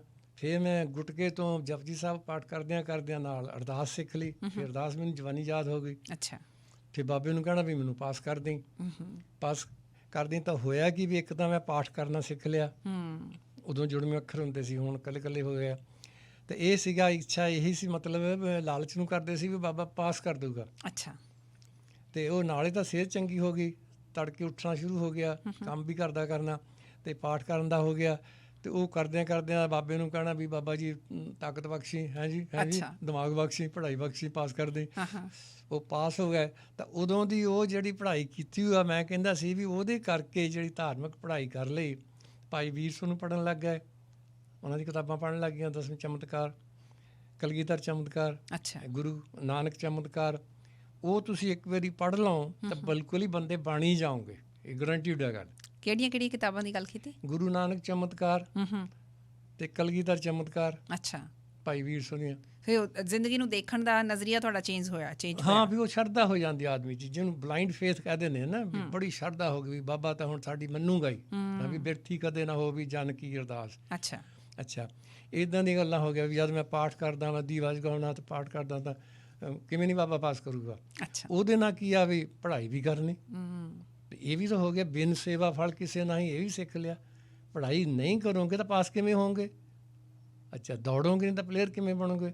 ਫਿਰ ਮੈਂ ਆਮ ਸਮਝੋ ਵੀ ਟੂਰਨਾਮੈਂਟ ਦੇ ਵਿੱਚ, ਮੀਲ ਦੇ ਵਿੱਚ ਫਸਟ ਆ ਜਾਣਾ, ਅਤੇ ਲੌਂਗ ਜੰਪ 'ਚ ਵੀ ਆ ਜਾਣਾ, ਹਾਈ ਜੰਪ 'ਚ ਵੀ ਆ ਜਾਣਾ। ਜਿਹੜੀਆਂ ਸਪੋਰਟਸ ਦੀਆਂ ਐਕਟੀਵਿਟੀਜ਼ ਤੁਹਾਡੀਆਂ ਪਹਿਲਾਂ ਹੀ ਪਹਿਲਾਂ ਤੋਂ। ਮੈਂ ਗਿਆਨ ਸਿੰਘ ਕੋਟਲੀ ਜੀ, ਇੱਕ ਚੀਜ਼ ਤੁਹਾਡੇ ਕੋਲ ਹੋਰ ਜਾਣਨਾ ਚਾਹੁੰਦੀ ਹਾਂ। ਮੈਨੂੰ ਪਤਾ ਕਿ ਤੁਹਾਨੂੰ ਬਹੁਤ ਸਾਰੇ ਲੋਕ ਨੇ ਜਿਹੜੇ ਇੱਕ ਸਕਾਲਰ ਦੇ ਤੌਰ 'ਤੇ, ਇੱਕ ਸ਼ਾਇਰ ਦੇ ਤੌਰ 'ਤੇ ਜਾਣਦੇ ਨੇ। ਥੋੜ੍ਹਾ ਜਿਹਾ ਤੁਸੀਂ ਜ਼ਿਕਰ ਕੀਤਾ ਕਿ ਤੁਹਾਡਾ ਸਪਿਰਿਚੁਅਲਿਜ਼ਮ ਵੱਲ ਨੂੰ ਤੁਸੀਂ ਕਿਵੇਂ ਮੁੜੇ। ਉਹ ਇੰਨੀ ਮੈਨੂੰ ਸੀਰੀਅਸ ਨੋਟ 'ਤੇ ਗੱਲ ਨਹੀਂ ਸੀ ਲੱਗ ਰਹੀ। ਸਟਿਲ ਮੈਨੂੰ ਲੱਗਦਾ ਇਹ ਥੋੜ੍ਹੀ ਜਿਹੀ ਡੂੰਘੀ ਗੱਲ ਹੈਗੀ ਆ। ਤੁਹਾਨੂੰ ਸਿੱਖ ਸਕਾਲਰ ਮੰਨਿਆ ਜਾਂਦਾ ਹੈ, ਕਿਉਂ ਸਿੱਖ ਸਕਾਲਰ ਮੰਨਿਆ ਜਾਂਦਾ? ਪਹਿਲਾਂ ਤਾਂ ਇਹਦੇ ਬਾਰੇ ਦੱਸੋ। ਅਤੇ ਦੂਸਰੀ ਚੀਜ਼ ਮੈਂ ਇਹ ਮਹਿਸੂਸ ਕਰ ਰਹੀ ਹਾਂ ਕਿ ਤੁਹਾਡੀ ਇੰਸਪੀਰੇਸ਼ਨ ਮੈਨੂੰ ਗੁਰੂ ਨਾਨਕ ਲੱਗ ਰਹੇ ਆ। ਤੁਹਾਡੀਆਂ 4 ਕਿਤਾਬਾਂ ਜਿਨ੍ਹਾਂ ਦੇ ਵਿੱਚ ਨਾਨਕ ਦੁਨੀਆ ਕੈਸੀ ਹੋਈ, ਨਾਨਕ ਸ਼ਾਇਰ ਇਵ ਕਹਿਆ, ਧਨ ਲਿਖਾਰੀ ਨਾਨਕਾ, ਨਾਨਕ ਤੇ ਮੁਖ ਉਜਲੇ। ਗੁਰੂ ਨਾਨਕ ਸਾਹਿਬ ਦਾ ਜ਼ਿਕਰ ਉਹਦੇ ਵਿੱਚ ਖਾਸ ਕਰਕੇ ਉਹਨਾਂ ਕਿਤਾਬਾਂ ਦੇ ਈਵਨ ਟਾਈਟਲਸ ਦੇ ਵਿੱਚ ਆ ਰਿਹਾ ਹੈਗਾ। ਸੋ ਸਿੱਖਇਜ਼ਮ ਵੱਲ ਜਾਂ ਸਿੱਖਇਜ਼ਮ ਨੂੰ ਜ਼ਿਆਦਾ ਡੂੰਘਾਈ ਦੇ ਨਾਲ ਜਾਣਨ ਦਾ ਜਿਹੜਾ ਤੁਹਾਨੂੰ ਲੋੜ ਕਿਉਂ ਮਹਿਸੂਸ ਹੋਈ, ਅਤੇ ਅੱਜ ਤੁਸੀਂ ਆਪਣੇ ਆਪ ਨੂੰ ਕਿੱਥੇ ਖੜੇ ਮਹਿਸੂਸ ਕਰਦੇ ਹੋ? ਅਨੁਜੋਤ, ਗੱਲ ਇਹ ਆ ਵੀ ਹੋਰ ਤਾਂ ਧਰਮ ਕੋਈ ਆਪਾਂ ਨੂੰ ਪਤਾ ਹੀ ਨਹੀਂ ਸੀਗਾ। ਗੁਰਦੁਆਰੇ 'ਚੋਂ ਬਾਬੇ ਦੀਆਂ ਕਹਾਣੀਆਂ ਹੀ ਸੁਣੀ ਦੀਆਂ ਸੀਗੀਆਂ। ਅਤੇ ਜਿਸ ਕੇ ਸਿਰ ਉੱਪਰ ਤੋਂ ਸੁਆਮੀ ਸੋ ਦੁੱਖ ਕੈਸਾ ਪਾਵੈ, ਇੱਦਾਂ ਦੀਆਂ ਗੱਲਾਂ। ਫਿਰ ਕਹਿਣਾ ਵੀ ਸਾਡੇ ਬਾਬੇ ਦੀ ਤਾਂ ਬੜੀ ਬਖਸ਼ਿਸ਼ ਹੈ। ਅੱਛਾ। ਕਿ ਜੇ ਅਸੀਂ ਬਾਬੇ ਦੀ ਗੱਲ ਕਰਾਂਗੇ, ਔਰ ਅਸੀਂ ਮਿੰਨਤ ਤਰਲਾ ਕਰਾਂਗੇ, ਉਹਨਾਂ ਦਾ ਨਾਮ ਜਪਾਂਗੇ, ਤਾਂ ਸਾਨੂੰ ਉਹ ਬਖਸ਼ਿਸ਼ ਕਰੂਗਾ, ਪਲੇਅਰ ਵੀ ਬਣਾ ਦੂਗਾ, ਪੜ੍ਹਾਈ 'ਚੋਂ ਵੀ ਪਾਸ ਕਰ ਦੂਗਾ। ਸੋ ਇੱਦਾਂ ਫਿਰ ਉਹ ਸ਼ਰਧਾ ਹੋ ਗਈ। ਅਤੇ ਜਦ ਨੂੰ ਥੋੜ੍ਹੇ ਜਿਹੇ ਵੱਡੇ ਹੋਏ, ਯਾਨੀ ਕਾਲਜ 'ਚ ਹੋ ਕੇ, ਅਸੀਂ ਭਾਈ ਵੀਰ ਸਿੰਘ ਉਹਨਾਂ ਦੀਆਂ ਕਿਤਾਬਾਂ ਪੜ੍ਹ ਲਈਆਂ। ਅਤੇ ਗੁਰਬਖਸ਼ ਪ੍ਰੀਤ ਜਿਹੜੀ ਆ, ਉਹਨਾਂ ਦੀ ਲਿਖਤ ਜਿਹੜੀ ਆ ਉਹ ਬੜੀ ਇੰਸਪਾਇਰਿੰਗ ਵੀ ਆ। ਉਹ ਲੌਜਿਕ ਵਾਲੀ ਗੱਲ ਹੈ। ਗੱਲ ਉਹੀ ਕਹਿੰਦੇ ਆ ਜਿਹੜੀ ਭਾਈ ਵੀਰ ਸਿੰਘ ਕਹਿੰਦੇ ਆ, ਪਰ ਉਹ ਦਲੀਲ ਨਾਲ ਕਹਿੰਦੇ ਆ। ਉਹ ਬਾਣੀ ਵਾਲੀ ਗੱਲ ਹੀ ਕਹਿੰਦੇ ਆ ਵੀ ਨਥਿੰਗ ਵੈਂਚਰ ਨਥਿੰਗ ਹੈ। ਬਾਣੀ ਵੀ ਕਹਿੰਦੀ ਆ ਵੀ ਬਿਨ ਸੇਵਾ ਫਲ ਕਿਸੇ ਨਹੀਂ। ਅਤੇ ਮੈਂ ਫਿਰ ਇਹ ਕਹਿੰਦਾ ਹੁੰਦਾ ਤੁਹਾਡੇ ਵਰਗੇ ਨਿਆਣਿਆਂ ਨੂੰ ਵੀ ਨਵਜੋਤ, ਜੇ ਪੜ੍ਹੋਗੇ ਤਾਂ ਪਾਸ ਹੋਵੋਗੇ, ਮਿਹਨਤ ਕਰੋਗੇ ਤਾਂ ਕਾਮਯਾਬ ਹੋਵੋਗੇ, ਦੌੜੋਗੇ ਤਾਂ ਦੌੜਾਕ ਬਣੋਗੇ। ਇਹਦਾ ਮਤਲਬ ਇਹ ਨਹੀਂ ਵੀ ਬਾਬੇ ਦਾ ਨਾਂ ਜਪ ਲਿਆ, ਗੁਰਦੁਆਰੇ ਪੈਸੇ ਦੇ ਕੇ ਕਿਸੇ ਤੋਂ ਪਾਠ ਕਰਾ ਲਏ ਅਤੇ ਉਹਦਾ ਫਲ ਤੁਹਾਨੂੰ ਨਹੀਂ ਮਿਲਣਾ। ਅਤੇ ਆਪ ਕਰੋਗੇ ਤਾਂ ਕਰਨਾ। ਇਹ ਸਾਰੀਆਂ ਗੱਲਾਂ ਜਾਣੀ ਮੈਨੂੰ ਸਮਝ ਲਓ ਕਾਲਜ 'ਚ ਹੀ ਪਤਾ ਲੱਗ ਗਈਆਂ ਸੀਗੀਆਂ।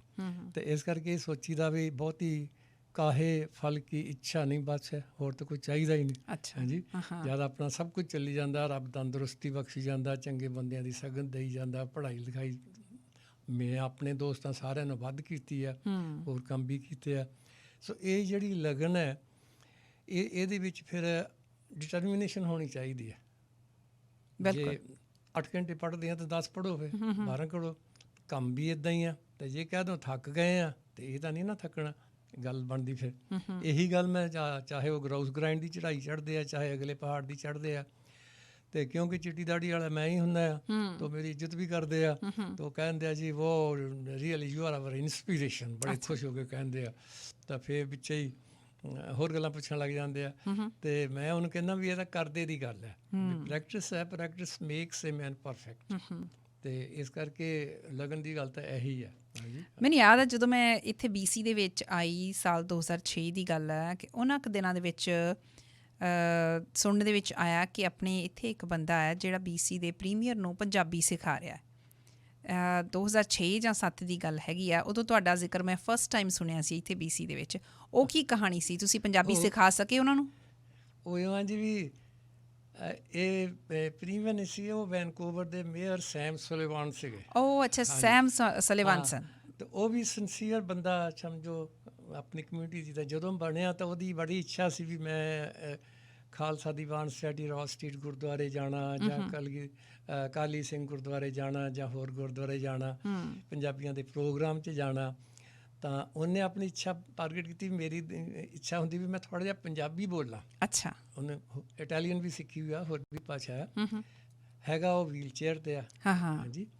ਤੇ ਉਹਨੇ ਪੰਜਾਬੀ ਮਾਰਕੀਟ ਦੇ ਜਿਹੜੇ ਫਾਊਂਡਰ ਗਿਣੇ ਜਾਂਦੇ ਆ, ਪੰਜਾਬੀ ਦੇ ਰਾਈਟਰ ਵੀ ਆ, ਲਿਖਦੇ ਹੁਣ ਇੰਡੋ ਕੈਨੇਡੀਅਨ ਅਖਬਾਰ 'ਚ ਛਪਦੇ ਰਹਿੰਦੇ ਲੇਖ, ਸੁੱਚਾ ਸਿੰਘ ਕਲੇਰ। ਹਾਂਜੀ, ਮੈਂ ਕੀਤਾ ਉਹਨਾਂ ਨੂੰ ਵੀ ਇੰਟਰਵਿਊ ਇਸੇ ਪ੍ਰੋਗਰਾਮ 'ਚ। ਮੈਂ ਜਦੋਂ ਸਿੰਗਾਪੁਰ ਸੀ ਤਾਂ ਉਦੋਂ ਮੈਂ ਰੋਜ਼ ਇੱਕ ਲੇਖ ਲਿਖ ਕੇ ਨਾ ਹਰ ਮਹੀਨੇ, ਜਿਵੇਂ ਗੁਰੂ ਗ੍ਰੰਥ ਸਾਹਿਬ ਦਾ ਜੀ ਦਾ ਪ੍ਰਕਾਸ਼ ਦਿਵਸ ਆ ਗਿਆ, ਗੁਰੂ ਨਾਨਕ ਦੇਵ ਜੀ ਦਾ, ਤੇ ਉਦੋਂ ਇਹ 90 ਦੀ ਗੱਲ ਹੈ, 89-90 ਦੀ। ਤਾਂ ਮੈਂ ਕਹਿੰਦਾ ਵੀ ਲਿਖੇ ਵਾਜੋਂ ਸੁਰਤ ਨਹੀਂ, ਬੋਲ ਬੋਲ ਗਵਾਈ ਹੈ। ਅਸੀਂ ਪਾਠ ਹੀ ਕਰੀ ਜਾਂਦੇ ਹਾਂ, ਸੁਣੀ ਜਾਂਦੇ ਹਾਂ, ਕਰੀ ਜਾਂਦੇ ਹਾਂ। ਤੇ ਬਾਣੀ ਕਹਿੰਦੀ ਆ ਵੀ ਮਨ ਸਮਝਾਵਣ ਕਾਰਨੇ ਕਛੁਕ ਪੜ੍ਹੀਏ ਗਿਆਨ, ਅਕਲ ਵੀ ਸਿੱਖੋ। ਵੀ ਸਕੂਲ ਜਾਣਾ ਨਹੀਂ ਨਾ ਪਾਸ ਹੋਣਾ, ਕਾਲਜ ਜਾਣਾ ਨਹੀਂ ਨਾ ਪਾਸ ਹੋਣਾ, ਸਿੱਖਿਆ ਵੀ ਸਿੱਖੋ ਨਾ। ਤੇ ਉੱਥੇ ਮੈਂ ਸਿੰਗਾਪੁਰ ਇਹ ਕਿਹਾ ਸੀ ਵੀ ਮੱਥੇ ਹੀ ਨਾ ਟੇਕੀ ਜਾਓ, ਇੱਥੇ ਪ੍ਰਸ਼ਾਦ ਹੀ ਲੈ ਕੇ ਨਾ ਮੁੜੋ। ਮੈਂ ਹੱਥ ਨਾਲ ਲਿਖ ਕੇ ਬਹੁਤ ਵਧੀਆ ਹੈਂਡ ਰਾਈਟਿੰਗ ਬਣਾ ਕੇ, ਹੈਂਡ ਰਾਈਟਿੰਗ ਮੇਰਾ ਇੰਗਲਿਸ਼ ਦਾ ਵੈਸੇ ਵੀ ਚੰਗਾ ਆ। ਅੱਛਾ। ਤੇ ਉਹਨੂੰ ਹੋਰ ਬਣਾ ਕੇ ਸਾਫ਼ ਟਾਈਪ ਵਾਂਗੂ, ਤੇ ਇੱਕ ਪੇਜ ਦਾ ਹੀ ਆਰਟੀਕਲ ਰੱਖਣਾ, ਤੇ ਉਹਦੀਆਂ ਫੋਟੋ ਕਾਪੀਆਂ ਕਰਕੇ, ਤੇ ਜਿੱਥੇ ਮੱਥਾ ਟੇਕਦੇ ਆ, ਜਿੱਥੇ ਪ੍ਰਸ਼ਾਦ ਦੇਣ ਵਾਲਾ ਬੈਠਾ ਹੁੰਦਾ, ਉਹਦੇ ਕੋਲ ਰੱਖ ਦੇਣੀਆਂ। ਅੱਛਾ। ਤੇ ਇਹ ਅਨਾਊਂਸਮੈਂਟ ਹੁੰਦੀ ਸੀ ਵੀ ਉਹ ਪ੍ਰਸ਼ਾਦ ਖਾਣ ਵਾਲਾ ਤਾਂ ਲੈਣਾ ਹੀ ਆ, ਤੇ ਅਕਲ ਵਾਲਾ ਦਿਮਾਗ ਵੀ ਲੈ ਕੇ ਜਾਣਾ ਆ। ਲੇਖ ਪਿਆ ਉਹ ਲੈ ਕੇ ਜਾਓ, ਪੜ੍ਹੋ ਤੇ ਪੜ੍ਹਾਓ। ਠੀਕ ਹੈ। ਉਹੀ ਮੈਂ ਇੱਥੇ ਭੇਜ ਦਿੰਦਾ ਸੀਗਾ। ਸਿੰਗਾਪੁਰ ਤੋਂ ਇੱਥੇ ਸੁੱਚਾ ਸਿੰਘ ਕਲੇਰ ਉਹਨਾਂ ਨੂੰ।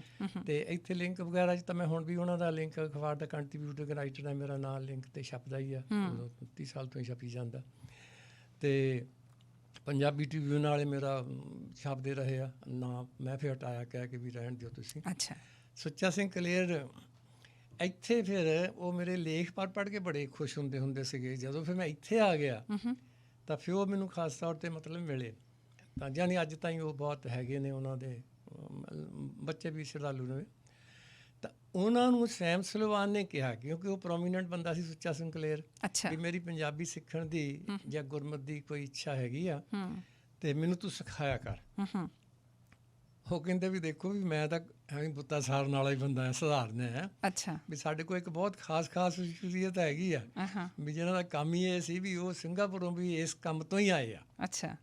ਤੇ ਉਹਨਾਂ ਦੀ ਪੱਕੀ ਜੌਬ ਸੀ ਗਿਆਨ ਸਿੰਘ ਕੋਟਲੀ ਦੀ, ਸਿੰਗਾਪੁਰ ਐਜ਼ ਸਕਾਲਰ ਐਜੂਕੇਸ਼ਨ ਦੇ। ਤੇ ਇੱਥੇ ਆਏ ਆ ਵੀ ਮੈਂ ਇਹ ਕੰਮ ਫਿਰ ਉਹ ਕਰ ਸਕਦੇ ਆ। ਅੱਛਾ। ਉਹਨਾਂ ਨੇ ਫਿਰ ਉਹ ਆਪਣੀ ਜਿਹੜੀ ਸੇਵਾ ਸੀ ਉਹ ਮੈਨੂੰ ਦੇ ਦਿੱਤੀ। ਤਾਂ ਮੈਂ ਫਿਰ ਇਹਨੂੰ ਸੈਮ ਸੁਲੀਵਾਨ ਨੂੰ ਫਿਰ ਉਹ ਉੜਾੜਾ ਵੀ ਸਿਖਾ ਦਿੱਤਾ, ਤੇ ਲਿਖ ਕੇ ਦੇ ਦੇਣੇ ਵੀ ਕੀ ਹਾਲ ਹੈ, ਕੀ ਕਰ ਰਹੇ ਹੋ। ਅੱਛਾ। ਉਹਨੇ ਰੋਮਨ 'ਚ ਮੈਂ ਲਿਖ ਦੇਣਾ, ਤਾਂ ਉਹਨਾਂ ਨੇ ਉਹ ਯਾਦ ਕਰ ਲੈਣੇ। ਠੀਕ ਹੈ। ਸਪੋਕਨ ਮਤਲਬ ਪੰਜਾਬੀ, ਜਿਵੇਂ ਆਪਾਂ ਸਪੋਕਨ ਇੰਗਲਿਸ਼ ਸਿੱਖਦੇ ਹਾਂ। ਉੜਾੜਾ ਸਿੱਖ ਸਕੇ ਉਹ? ਊੜਾ ਵੀ ਸਿੱਖ ਲੈਂਦੇ, ਬਾਣੀ ਦੀਆਂ ਤੁਕਾਂ ਜਿਵੇਂ ਗੁਰਦੁਆਰੇ ਜਾਂਦੇ ਸੀ ਤਾਂ ਮੈਨੂੰ ਪੜ੍ਹ ਕੇ ਸੁਣਾਉਂਦੇ ਸੀ ਵੀ ਆਹ ਲਿਖਿਆ ਹੈ, ਆਹ ਅੱਛਾ, ਹਾਂ ਹਾਂ, ਉਹਦਾ ਅਰਥ ਮੈਂ ਸਮਝਾਉਂਦਾ ਸੀਗਾ। ਓਕੇ, ਉਹ ਫਿਰ ਸਿੱਖ ਗਏ ਸੀਗੇ ਪੜ੍ਹਨਾ ਪੰਜਾਬੀ। ਹੂੰ, ਤਾਂ ਉਹ ਜਿੱਥੇ ਵੀ ਜਾਂਦੇ, ਜਿਵੇਂ ਇੱਕ ਵਾਰੀ ਰਿਪੋਰਟ ਹੋਈ ਕਿ ਇਹ ਬੜਾ ਵਧੀਆ ਲਿਖਿਆ, ਅਕਾਲੀ ਸਿੰਘ ਗੁਰਦੁਆਰੇ ਗੁਰਮਤਿ ਕੈਂਪ ਹੋਇਆ ਯੂਥ ਦਾ, ਤਾਂ ਉੱਥੇ ਉਹ ਕਹਿਣ ਲੱਗੇ ਸੈਮ ਸਲਮਾਨ ਸਾਹਿਬ ਕਿ ਮੈਨੂੰ ਬੜੀ ਖੁਸ਼ੀ ਹੋਈ ਹੈ ਕਿ ਮੇਰੇ ਸਾਹਮਣੇ ਗੁਰਮਤਿ ਕੈਂਪ ਦੇ ਵਿੱਚ ਕਿੰਨੇ ਸਾਰੇ ਨਿੱਕੇ ਨਿੱਕੇ ਸਿੰਘ ਤੇ ਕੌਰ ਬੈਠੇ ਹਨ। ਹਾਂਜੀ, ਉਹ ਸਾਰੇ ਬੜੇ ਹੈਰਾਨ ਵੀ ਇਹ ਕੀ ਬੋਲੀ ਜਾਂਦਾ, ਕਿਵੇਂ ਬੋਲੀ ਜਾਂਦਾ। ਵਾਹ, ਉਹ ਕਿਉਂਕਿ ਲਿਖ ਕੇ ਤਾਂ ਮੈਂ ਹੀ ਦਿੱਤਾ ਸੀ, ਉਹ ਸਾਰੇ ਬੱਚੇ ਤਾਂ ਨਿੱਕੇ ਨਿੱਕੇ ਹੀ ਸੀਗੇ ਵੀ ਅਸੀਂ ਸਾਰੇ ਜਿਹੜੇ ਹੈਗੇ ਨੇ ਵੱਡੇ ਉਹ ਸਿੰਘ ਹੈ ਮੇਲ, ਤੇ ਜਿਹੜੇ ਵੱਡੇ ਫੀਮੇਲਸ ਹੈ ਉਹ ਕੌਰ ਨੇ, ਤੇ ਨਾ ਤੇ ਉਹ ਬੱਚਿਆਂ ਦੇ ਤਾਂ ਨਿੱਕੇ ਨਿੱਕੇ ਸੀਗੇ। ਦੂਜੀ ਚੀਜ਼ ਚੌਥੀ ਵਾਲੇ ਵੱਡੇ ਤਾਂ ਬੱਚੇ ਆਪਣੇ ਗੁਰਮਤਿ ਕੈਂਪ ਜੰਮਦੇ ਨਹੀਂ, ਜਾਂਦੇ ਹੀ ਨਹੀਂ, ਹੁਣ ਵੀ ਨਹੀਂ ਜਾਂਦੇ, ਬਥੇਰਾ ਕਹਿੰਦੇ ਰਹੀਦਾ ਬੱਚਿਆਂ ਨਿੱਕੇ ਨਿੱਕੇ ਹੁਣ ਰਹੀਦਾ ਹੈ। ਤਾਂ ਉਹ ਹਾਜੀ ਉਹ ਨਹੀਂ ਬੋਲੇ ਵੀ ਮੈਨੂੰ ਬੜੀ ਖੁਸ਼ੀ ਹੁੰਦੀ ਹੈ ਵੀ ਮੇਰੇ ਸਾਹਮਣੇ ਕਿੰਨੇ ਨਿੱਕੇ ਨਿੱਕੇ ਸਿੰਘ ਤੇ ਕੌਰ ਬੈਠੇ ਹਨ। ਤਾਂ ਉਹ ਸੈਮ ਸਲਮਾਨ ਜਿੰਨਾ ਚਿਰ ਰਿਹਾ ਜਿੱਥੇ ਜਿੱਬੇ ਜਾਂਦਾ ਸੀ, ਉਹ ਮੇਰੇ ਤੋਂ ਸਪੀਚ ਤਿਆਰ ਕਰਾ ਲੈਂਦਾ ਸੀਗਾ ਜਿਹਾ ਜਿਹਾ ਮੌਕਾ ਹੋਵੇ। ਓਕੇ, ਤੇ ਉਹਨੂੰ ਭਰਾ ਨਾ ਕਹਿਣਾ ਆਉਣਾ, ਤੇ ਮੈਂ ਕਹਿੰਦਾ ਵੀ ਤੂੰ ਭਾਈ ਕਹਿ ਦਿਆ ਕਰ। ਅੱਛਾ, ਕਹਿੰਦਾ ਨਹੀਂ ਭੱਬਾ ਹੀ ਬੋਲਣਾ। ਅੱਛਾ, ਭਰਾ ਜੀ ਬੋਲ ਸਕੇ ਫਿਰ? ਹਾਂ, ਭਾਈ ਸਾਹਿਬ, ਭਾਈ ਸਾਹਿਬ ਕੀ ਹਾਲ ਹੈ, ਬੋਲਦੇ ਸੀ। ਅੱਛਾ, ਰੱਟਾ ਲਾ ਕੇ। ਅੱਜ ਕੱਲ੍ਹ ਇਨ ਟੱਚ ਹੈਗੇ ਤੁਹਾਡੇ ਨਾਲੋਂ? ਹੁਣ ਮੇਰੇ ਨਾਲ ਸੰਬੰਧ ਟੁੱਟ ਗਿਆ ਕਿਉਂਕਿ ਮੈਂ ਸਰੀ ਆ ਗਿਆ ਤੇ ਉਹ ਮੇਅਰ ਤੋਂ ਹਟ ਗਏ ਜੀ, ਬਿਲਕੁਲ। ਤੇ ਉਹ ਵੈਨਕੂਵਰ ਹੈ, ਹਾਲਾਂਕਿ ਉਹਨਾਂ ਦੀ ਮਿਸਿਸ ਬਹੁਤ ਪਿਆਰ ਕਰਦੀ ਸੀ, ਉਹਦਾ ਨਾਂ ਲੇਨਵਾ। ਤਾਂ ਉਹਦੀ ਈਮੇਲ ਆਈ ਸੀ ਵੀ ਸਾਡੀ ਮੀਟਿੰਗ ਹੁੰਦੀ ਆ ਐਨੂਅਲ ਮੰਥਲੀ, ਤੇ ਵੀ ਤੁਸੀਂ ਅੱਗੇ ਕਦੀ ਕਦੀ ਆ ਜਾਂਦੇ ਸੀ, ਤੁਸੀਂ ਆਓ। ਤਾਂ ਹੁਣ ਮੈਂ ਸੋਚਦਾ ਵੀ ਜਾਊਂਗਾ। ਮੈਨੂੰ ਦੇਖੋ, ਤੁਸੀਂ ਸਾਰੀਆਂ ਕਮਿਊਨਿਟੀਜ਼ ਦੇ ਲੋਕਾਂ ਦੇ ਨਾਲ ਜਿਹੜਾ ਮੇਲ ਮਿਲਾਪ ਹੈ ਉਹ ਰੱਖਦੇ ਹੋ, ਮੈਂ ਦੇਖਦੀ ਹਾਂ। ਅੰਗਰੇਜ਼ੀ ਵੀ ਬੋਲਦੇ ਹੋ, ਪੰਜਾਬੀ ਬੋਲਦੇ ਹੋ, ਕੋਈ ਹੋਰ ਭਾਸ਼ਾ ਵੀ ਤੁਸੀਂ ਸਿੱਖਣ ਦੀ ਕੋਸ਼ਿਸ਼ ਕੀਤੀ? ਉਰਦੂ ਮੈਂ ਲਿਖ ਲੈਣਾ, ਉਰਦੂ ਮੇਰਾ ਉਰਦੂ ਵੀ ਲਿਖ ਲੈਂਦੇ ਹੋ? ਹਾਂਜੀ, ਦੀਵਾਨੇ ਗਾਲਬ ਜਿਹੜਾ ਬਹੁਤ ਵਧੀਆ ਕਿਤਾਬ ਗਿਣੀ ਜਾਂਦੀ। ਇਹ ਬਹੁਤ ਔਖਾ ਕੰਮ ਕਈ ਵਾਰ ਅਸੀਂ ਸਮਝਦੇ ਹਾਂ ਕਿ ਦੂਸਰੇ ਲੋਕਾਂ ਦੇ ਨਾਲ ਸੋਸ਼ਲਾਈਜ਼ ਕਰਨਾ ਜਾਂ ਇਨੀਸ਼ੀਏਟਿਵ ਲੈਣਾ। ਅਸੀਂ ਕਹਿੰਦੇ ਵੀ ਅਗਲਾ ਨਹੀਂ ਬੁਲਾਉਂਦਾ, ਅਸੀਂ ਵੀ ਨਹੀਂ ਬੁਲਾਉਣਾ। ਹਾਈ ਹੈਲੋ ਕਰਦੇ ਅਸੀਂ ਸੋਚਦੇ ਹਾਂ ਕਿ ਅਗਲੇ ਦੀ ਡਿਊਟੀ ਹੈ। ਸਪੈਸ਼ਲੀ ਜਦੋਂ ਅਸੀਂ ਨਵੇਂ ਇਹਨਾਂ ਕੰਟਰੀਜ਼ ਦੇ ਵਿੱਚ ਆਉਂਦੇ ਹਾਂ, ਸਾਨੂੰ ਦੂਜੀਆਂ ਕਮਿਊਨਿਟੀਜ਼ ਦੇ ਲੋਕ ਕੋਈ ਜੈਸਚਰ ਦੇ ਤੌਰ 'ਤੇ ਹਾਈ ਹੈਲੋ ਕਰਦੇ ਆ ਤਾਂ ਅਸੀਂ ਹੈਰਾਨ ਜਿਹੇ ਹੁੰਦੇ ਹਾਂ ਕਿ ਇਹ ਕੀ ਆ। ਹੌਲੀ ਹੌਲੀ ਸਾਨੂੰ ਪਤਾ ਲੱਗਦਾ ਹੈ, ਫਿਰ ਅਸੀਂ ਉਹਨੂੰ ਐਕਸੈਪਟ ਤਾਂ ਕਰਨਾ ਸ਼ੁਰੂ ਕਰ ਦਿੰਦੇ ਹਾਂ, ਪਰ ਬਹੁਤ ਘੱਟ ਆ ਆਪਣੇ ਵੱਲੋਂ ਅਸੀਂ ਅਗਲੇ ਨੂੰ ਹਾਈ ਹੈਲੋ ਕਹਿਣਾ ਸ਼ੁਰੂ ਕਰਦੇ ਹਾਂ। ਤੁਹਾਡੇ ਮਨ ਦੇ ਵਿੱਚ ਜਦੋਂ ਇੱਥੇ ਆਏ ਤੁਸੀਂ, ਉਦੋਂ ਕੋਈ ਇਹੋ ਜਿਹੀ ਰੁਕਾਵਟ ਸੀ ਕਿ ਵੀ ਨਹੀਂ ਮੈਂ ਦੂਸਰਿਆਂ ਦੇ ਨਾਲ ਮਿੰਗਲ ਇਨ ਕਰਨਾ ਕਿ ਨਹੀਂ ਕਰਨਾ? ਨਹੀਂ ਜੀ, ਮੈਂ ਤਾਂ ਹੁਣ ਵੀ ਕਿਤੇ ਦੂਰੋਂ ਹੀ ਆਉਂਦਾ ਹੋਵੇ ਕਿ ਨਿਆਣਾ ਹੋਵੇ ਤਾਂ ਹੁਣ ਤਾਂ ਮੱਲੋ ਮੱਲੀ ਬੁਲਾਉਣਾ ਹੀ ਬੁਲਾਉਣਾ। ਤੇ ਜੇ 3-4 ਤੇਰੇ ਵਰਗੇ ਨਿਆਣੇ ਟੱਕਰ ਜਾਣ ਮਿਲੇ ਜੁਲੇ, ਮੈਂ ਕਹਿ ਦਿੰਦਾ ਵੀ 3 ਹੈਲੋ ਤੁਹਾਨੂੰ ਤਾਂ 2 ਹੈਲੋ ਤੁਹਾਨੂੰ। ਅੱਛਾ, ਹਾਂਜੀ, ਗੁੱਡ ਆਫਟਰਨੂਨ ਵੀ। ਤੇ ਮੇਰੇ ਨਾਲ ਕਈ ਵਾਰੀ ਇਕਬਾਲ ਤੋਂ ਬਰਾੜ ਦਾ ਜਗੀਰ ਸੁਣੀ ਹੁੰਦੀ ਹੈ, ਦੇਖਣ ਲੱਗ ਜਾਂਦੇ ਕੋਟਲੀ ਸਾਹਿਬ ਦੀਵਾਨ ਲਾਉਣ ਲੱਗ ਗਏ ਰਾਹ 'ਚ। ਕਿਹੜੇ ਏਜ ਗਰੁੱਪ ਨਾਲ ਤੁਹਾਡੀ ਜ਼ਿਆਦਾ ਬਣਦੀ? ਸਾਰਿਆਂ ਨੇ, ਸਾਰਿਆਂ ਨਾਲ ਬਣਦੀ, ਕੋਈ ਮਿਲ ਜਾਵੇ ਸਾਰਿਆਂ ਨੇ ਗੱਪਸ਼ਪ ਮਾਰ ਲੈਣੀ। ਮੈਨੂੰ ਪਤਾ ਲੱਗਾ ਕਿ ਤੁਸੀਂ PNE ਵੀ ਕਾਫੀ ਆਉਂਦੇ ਜਾਂਦੇ ਰਹਿੰਦੇ ਹੋ ਜਦੋਂ ਖੁੱਲ੍ਹਾ ਹੁੰਦਾ PNE। PNE ਦਾ ਅਸੀਂ ਬੜੇ ਮਸ਼ਹੂਰ ਹਾਂ ਜੀ। ਮੇਰੇ ਦੋਤਾ ਦੋਤੀ ਵੀ ਆ, ਉਹ ਵੀ ਮੈਂ ਪੱਕੇ ਕਰ ਲਏ ਹੈਗੇ ਤਾਂ ਸੀਗੇ ਸਕੂਲ 'ਚ ਕੋਈ 6ਵੀਂ 7ਵੀਂ 8ਵੀਂ। ਅੱਛਾ, ਉਹ ਮੈਂ PNE ਦਾ ਸੀਜ਼ਨ ਪਾਸ ਲੈ ਲੈਣਾ ਹੁੰਦਾ। ਸੀਜ਼ਨ ਪਾਸ ਲੈ ਲੈਂਦੇ ਹੋ? ਜਿੰਨੇ ਚਿਰ ਰਹੂਗੀ ਉਹ ਪਲੇ ਲੈਂਡ ਕਰਕੇ ਅਸਲ 'ਚ। ਅੱਛਾ, ਤੇ ਬਾਕੀ ਉਹ ਦੁਕਾਨਾਂ ਦੁਕਾਨਾਂ ਦਾ ਤਾਂ ਮੇਰੇ ਕੋਲ ਦਿਲਚਸਪੀ ਨਹੀਂ ਕੋਈ ਖਾਣ ਪੀਣ ਦੀ ਤਾਂ।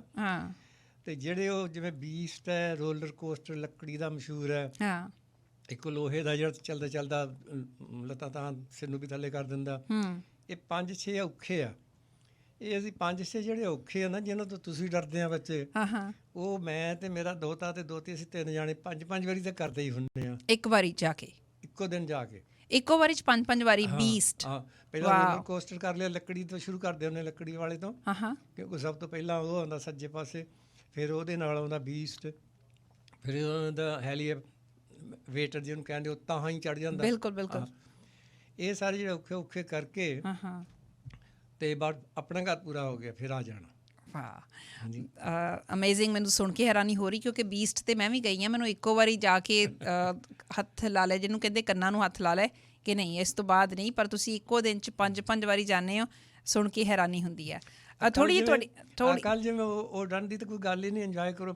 ਕੱਲ੍ਹ ਤੁਸੀਂ ਹੁਣ ਜਿਹੜੀ ਮੈਂ ਫੋਟੋ ਦਿਖਾਉਣ ਰਹੇ ਹਾਂ, ਉਹ 5-6 ਫੁੱਟ ਉੱਚਾ ਪੱਥਰ ਹੈ, ਬਹੁਤ ਵੱਡਾ, ਉਹ ਨੰਗਾ ਹੋਇਆ ਸੀਗਾ। ਮੇਰੇ ਨਾਲ ਮੇਰਾ ਦੋਸਤ ਸੀਗਾ, ਹੂੰ।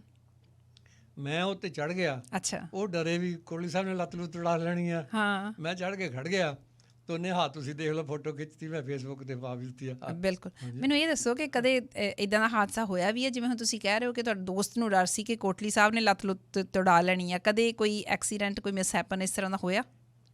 ਹੋਇਆ ਜੀ, ਐਡਵੈਂਚਰ ਤਾਂ ਤੁਸੀਂ ਬਹੁਤ ਕਰਦੇ ਹੋ। ਉਹ ਥੋੜ੍ਹੇ ਦਿਨ ਹੋ ਗਏ। ਹਾਂ ਹਾਂ। ਅਸੀਂ ਗਰੋਸ ਗ੍ਰੈਂਡ ਬੰਦ ਸੀਗੀ ਤਾਂ ਮੈਂ ਤੇ ਜਗੀਰ ਸਿੰਘ ਨਾਗਰਾ, ਹੂੰ। ਅਸੀਂ ਜਿਹੜਾ ਨੈਕਸਟ ਹਾਇਰ ਮਾਊਂਟੇਨ ਹੈ, ਡੈਮ ਮਾਊਂਟੇਨ ਜਿਹਨੂੰ ਕਹਿੰਦੇ ਆ, ਜੀ। ਉਹ ਸਨੋ ਸ਼ੂ ਗ੍ਰੈਂਡ ਕਰੀਦੀ ਆ। ਸਨੋ ਸ਼ੂ ਪਾ ਕੇ ਮੇਖਾਂ ਵਾਲੇ ਜਾ ਹੁੰਦਾ, ਕਿਉਂਕਿ ਸਿੱਧੀ ਚੜਾਈ ਆ ਉਹ ਵੀ, ਠੀਕ ਨਹੀਂ ਹੈ। ਤਾਂ ਸਲਿੱਪ ਕਰੋਗੇ। ਹੂੰ। ਜਦੋਂ ਮੈਂ ਆਉਂਦਾ ਉਹ ਥੱਲੇ ਨੂੰ ਦਿਖਾਇਆ, ਹੂੰ। ਥੱਲੇ ਨੂੰ ਸਲਿੱਪ ਕਰਨਾ ਸ਼ੁਰੂ ਕਰ ਦੇਣਾ। ਉਹ ਗੋਰੇ ਗੋਰੀਏ ਡਰਦੇ ਹੁੰਦੇ ਆ ਅੱਛਾ। ਕਿ ਤੁਹਾਡੀ ਲੱਤ ਲੁੱਟ ਨਾ ਟੁੱਟ ਜਾਏ। ਅੱਛਾ, ਖੈਰ ਮੈਂ ਕਿਹਾ ਵੀ ਉਹ ਕਿੱਥੇ ਜਾਣਾ, ਉਹ ਰੁਕੇ ਸੱਜੇ ਖੱਬੇ ਹੋ ਕੇ ਕਿਤੇ ਫਸ ਕੇ ਬਹਿ ਜਾਾਂਗੇ, ਬਰਫ 'ਚ, ਹੋਰ ਕੀ ਆ। ਹਾਂ। ਖੈਰ, ਤੇ ਉਹ ਹੁਣ ਅਸੀਂ ਚਲੇ ਗਏ ਤੇ ਉਹ ਹੁਣ ਚਿੱਕੜ ਹੋਇਆ ਆ। ਅੱਛਾ। ਥੋੜ੍ਹੀ ਜਿਹੀ ਬਰਫ ਪੈ ਗਈ ਸੀਗੀ ਹਾਂ। ਤਾਂ ਉਹ ਢਲ ਗਈ, ਮੀਂਹ ਪੈ ਗਏ ਤਾਂ ਕਿਤੇ ਕਿਤੇ ਜਿੱਥੇ ਬਰਾਬਰ ਵੀ ਥਾਂ ਆ ਜਾਂਦਾ ਨਾ ਚੜਾਈ ਤੇ, ਉਹ ਮੈਂ ਦੇਖਿਆ ਵੀ ਉਹ ਕਾਹ ਜਿਹਾ ਹੈਗਾ। ਤੇ ਮੈਨੂੰ ਜਗੀਰ ਸਿੰਘ ਕਹਿੰਦਾ ਵੀ ਕੋਹਲੀ ਸਾਹਿਬ ਬਚ ਕੇ। ਮੈਂ ਕਿਹਾ ਵੀ ਬਚ ਕੇ ਤਾਂ ਠੀਕ ਹੀ ਆ। ਉਹ ਮੈਂ ਜਦੋਂ ਪੈਰ ਰੱਖਿਆ ਤਾਂ ਉਹ ਕੱਚਾ ਸੀਗਾ, ਉਹ ਇੰਨੀ ਜ਼ੋਰ ਨਾਲ ਸਲਿੱਪ ਕੀਤਾ, ਮੈਂ ਦਮ ਦੇ ਕੇ ਡਿੱਗਿਆ। ਉਹ ਵੀ ਮੇਰੀ ਪੈਂਟ ਗਿੱਲੀ ਹੋ ਗਈ ਚਿੱਕੜ ਨਾਲ। ਤਾਂ ਚਲੋ ਮੈਂ ਕਿਹਾ ਠੀਕ ਹੈ, ਕੋਈ ਗੱਲ ਨਹੀਂ। ਅੱਗੇ ਤੁਰੇ ਤੇ ਇੱਕ ਥਾਂ ਫਿਰ ਅਸੀਂ ਬਚ ਕੇ, ਚੜ੍ਹਨ ਵੇਲੇ ਨਹੀਂ ਪ੍ਰੋਬਲਮ ਆਈ, ਉਤਰਨ ਵੇਲੇ ਜਦੋਂ ਐਂ ਪੈਰ ਰੱਖਿਆ ਤਾਂ ਮੇਰਾ ਇੱਥੋਂ 6 ਇੰਚ ਤਾਈਂ ਉਹਦੇ 'ਚ ਧੱਸ ਗਿਆ। ਅੱਛਾ। ਤੇ ਬੂਟ ਮੇਰਾ ਸਾਰਾ ਚਿੱਕੜ ਨਾਲ ਭਰ ਗਿਆ, ਸੱਜਾ ਪੈਰ। ਹੂੰ। ਤੇ ਮੈਂ ਕਿਹਾ ਚਲੋ ਚੰਗਾ ਹੋਇਆ ਵੀ ਅੱਜ ਵੀ ਨਵਾਂ ਲੈਸਨ ਮੈਂ ਕਿਹਾ ਸਿੱਖ ਲਿਆ, ਕੋਈ ਗੱਲ ਨਹੀਂ। ਤਾਂ ਜਗੀਰ ਸਿੰਘ ਕਹਿੰਦਾ ਨਹੀਂ ਇਹ ਨਹੀਂ ਗੱਲ ਠੀਕ ਹੈ, ਭਿੱਜਿਆ ਖਰਾਬ ਨਹੀਂ। ਮਤਲਬ ਮੇਰਾ ਫੜ ਕੇ ਨਾ ਪੈਰ, ਉਹ ਆਪਣੇ ਰੁਮਾਲ ਜਿਹੇ ਦੇ ਨਾਲ ਕਰਕੇ ਮੇਰਾ ਚਿੱਕੜ ਸਾਰਾ ਸਾਫ਼ ਕੀਤਾ। ਸੋ ਇੱਦਾਂ ਕਈ ਵਾਰੀ ਹੋ ਜਾਂਦਾ ਜੀ ਅਚਾਨਕ। ਅਸੀਂ ਸੋਚਦੇ ਕੁਛ ਆ, ਰੱਬ ਕੁਛ ਹੋਰ ਵੀ ਕਰ ਦਿੰਦਾ। ਤੁਹਾਡੇ ਕੋਲ ਕੁਝ ਸੁਣਨਾ ਚਾਹੁੰਦੇ, ਤੁਹਾਡਾ ਲਿਖਿਆ ਤਾਂ ਬਹੁਤ ਕੁਝ ਆ, ਪਰ ਅੱਜ ਜੇ ਕੁਝ ਸਪੈਸੀਫਿਕ ਜਿਹਾ ਤੁਸੀਂ ਸਾਡੇ ਸੁਣਨ ਵਾਲਿਆਂ ਨੂੰ ਸੁਣਾ ਸਕੋ, ਕਿਉਂਕਿ ਅੱਜ ਮਾਈ ਮੋਟੀਵੇਸ਼ਨਲ ਮੰਡੇ ਆ ਤੇ ਗੱਲਾਂ ਤਾਂ ਮੋਟੀਵੇਸ਼ਨਲ ਹੋ ਹੀ ਰਹੀਆਂ, ਜੇ ਕੁਝ ਕਵਿਤਾ ਤੁਹਾਡੀ ਇਸ ਤਰ੍ਹਾਂ ਦੀ ਹੋ ਜਾਏ। ਮੈਂ ਤਾਂ ਇੱਦਾਂ ਦੀ ਤਾਂ ਮੈਂ ਸਾਰੀਆਂ ਹੀ ਤੁਹਾਨੂੰ ਦੱਸਿਆ ਸੀਗਾ ਵੀ ਕਈ ਤਰ੍ਹਾਂ ਦੇ ਜਿਹੜੇ ਖਿਆਲ ਹੈ, ਉਹ ਖਿਆਲ ਇਹੀ ਹੈ ਵੀ ਚੜ੍ਹਦੀ ਕਲਾ 'ਚ ਰਹੋ। ਹਾਂਜੀ। ਤੇ ਐਵੇਂ ਨਾ ਝੂਰ ਬਹਿ ਕੇ ਦਿਲ ਨੂੰ ਕਰਾਰ ਦੇ, ਕਿੰਨੀ ਹਸੀਨ ਜ਼ਿੰਦਗੀ ਹੱਸ ਕੇ ਗੁਜ਼ਾਰਦੇ, ਭਰਦੇ ਖਿਜ਼ਾ 'ਚ ਰੰਗਤ, ਹੋਲੀ ਬਸੰਤ ਵਾਂਗੂ, ਅਰਸ਼ਾਂ ਦੀ ਪੀਂਘ ਵਾਂਗੂ ਹਿਰਦੇ ਹੁਲਾਰਦੇ। ਹੈ ਜੀ। ਸੋ ਇੱਦਾਂ ਦੀਆਂ ਬਹੁਤ ਹੈ। ਜਿਵੇਂ ਆ ਵੀ ਆਪਾਂ ਨਾ ਹਾਰਨਾ ਹੈ, ਵੀ ਜ਼ਿੰਦਗੀ ਵੀ ਇੱਕ ਜੰਗ ਹੀ ਹੈ ਨਾ। ਕੋਈ ਰੋ ਕੇ ਪਾਰ ਕਰਦਾ, ਕੋਈ ਜਿਉਂਦਾ, ਕੋਈ ਹੱਸ ਕੇ, ਅਤੇ ਕੋਈ ਕਹਿੰਦਾ ਵੀ ਤੇਰਾ ਕੀ ਆ ਮੀਠਾ ਲਾ ਕੇ, ਸੁੱਖ ਦੁੱਖ ਤੇਰੇ ਭਾਣੇ ਹੋਵੇ। ਸੋ ਇੱਦਾਂ ਇਹ ਗਜ਼ਲ ਇਹ ਮੇਰੀ ਹੈਗੀ ਹੈ ਜੀ, ਧੰਨ ਲਿਖਾਰੀ ਨਾਨਕਾ। ਅਤੇ ਇਹਦੇ 'ਤੇ ਵੀ ਮੈਂ ਲਿਖਿਆ ਵੀ ਅੱਜ ਕੱਲ੍ਹ ਬਹੁਤ ਲੱਗਦਾ ਮਾਂ ਪੰਜਾਬੀ ਦੇ ਭਾਗ ਜਾਗੇ, ਕਿੰਨੇ ਕਵੀ ਅਤੇ ਕਿੰਨੇ ਵਿਦਵਾਨ ਬਣ ਗਏ। ਜਿਹੜਾ 2 ਲਾਈਨਾਂ ਜੋੜ ਲੈਂਦਾ ਨਾ ਗਜ਼ਲ ਜਿਹੀ ਦੀਆਂ ਜੀ, ਅਤੇ ਉਹ ਗਜ਼ਲ ਦਾ ਵੀ ਨਾਂ ਬਦਨਾਮ ਕਰਦਾ, ਕਵਿਤਾ ਦਾ ਵੀ ਕਰਦਾ। ਸਿੱਖ ਕੇ ਹੀ ਕਰਨਾ ਚਾਹੀਦਾ, ਨਕਲ ਨਹੀਂ ਕਰਨ ਦੀ ਲੋੜ। ਮੇਰਾ ਮਤਲਬ ਕੋਈ ਛੋਟਾ ਕਵੀ ਹੋ ਸਕਦਾ, ਕੋਈ ਵੱਡਾ ਹੋ ਜਾਵੇ, ਇਹ ਨਹੀਂ ਕੋਈ ਗੱਲ।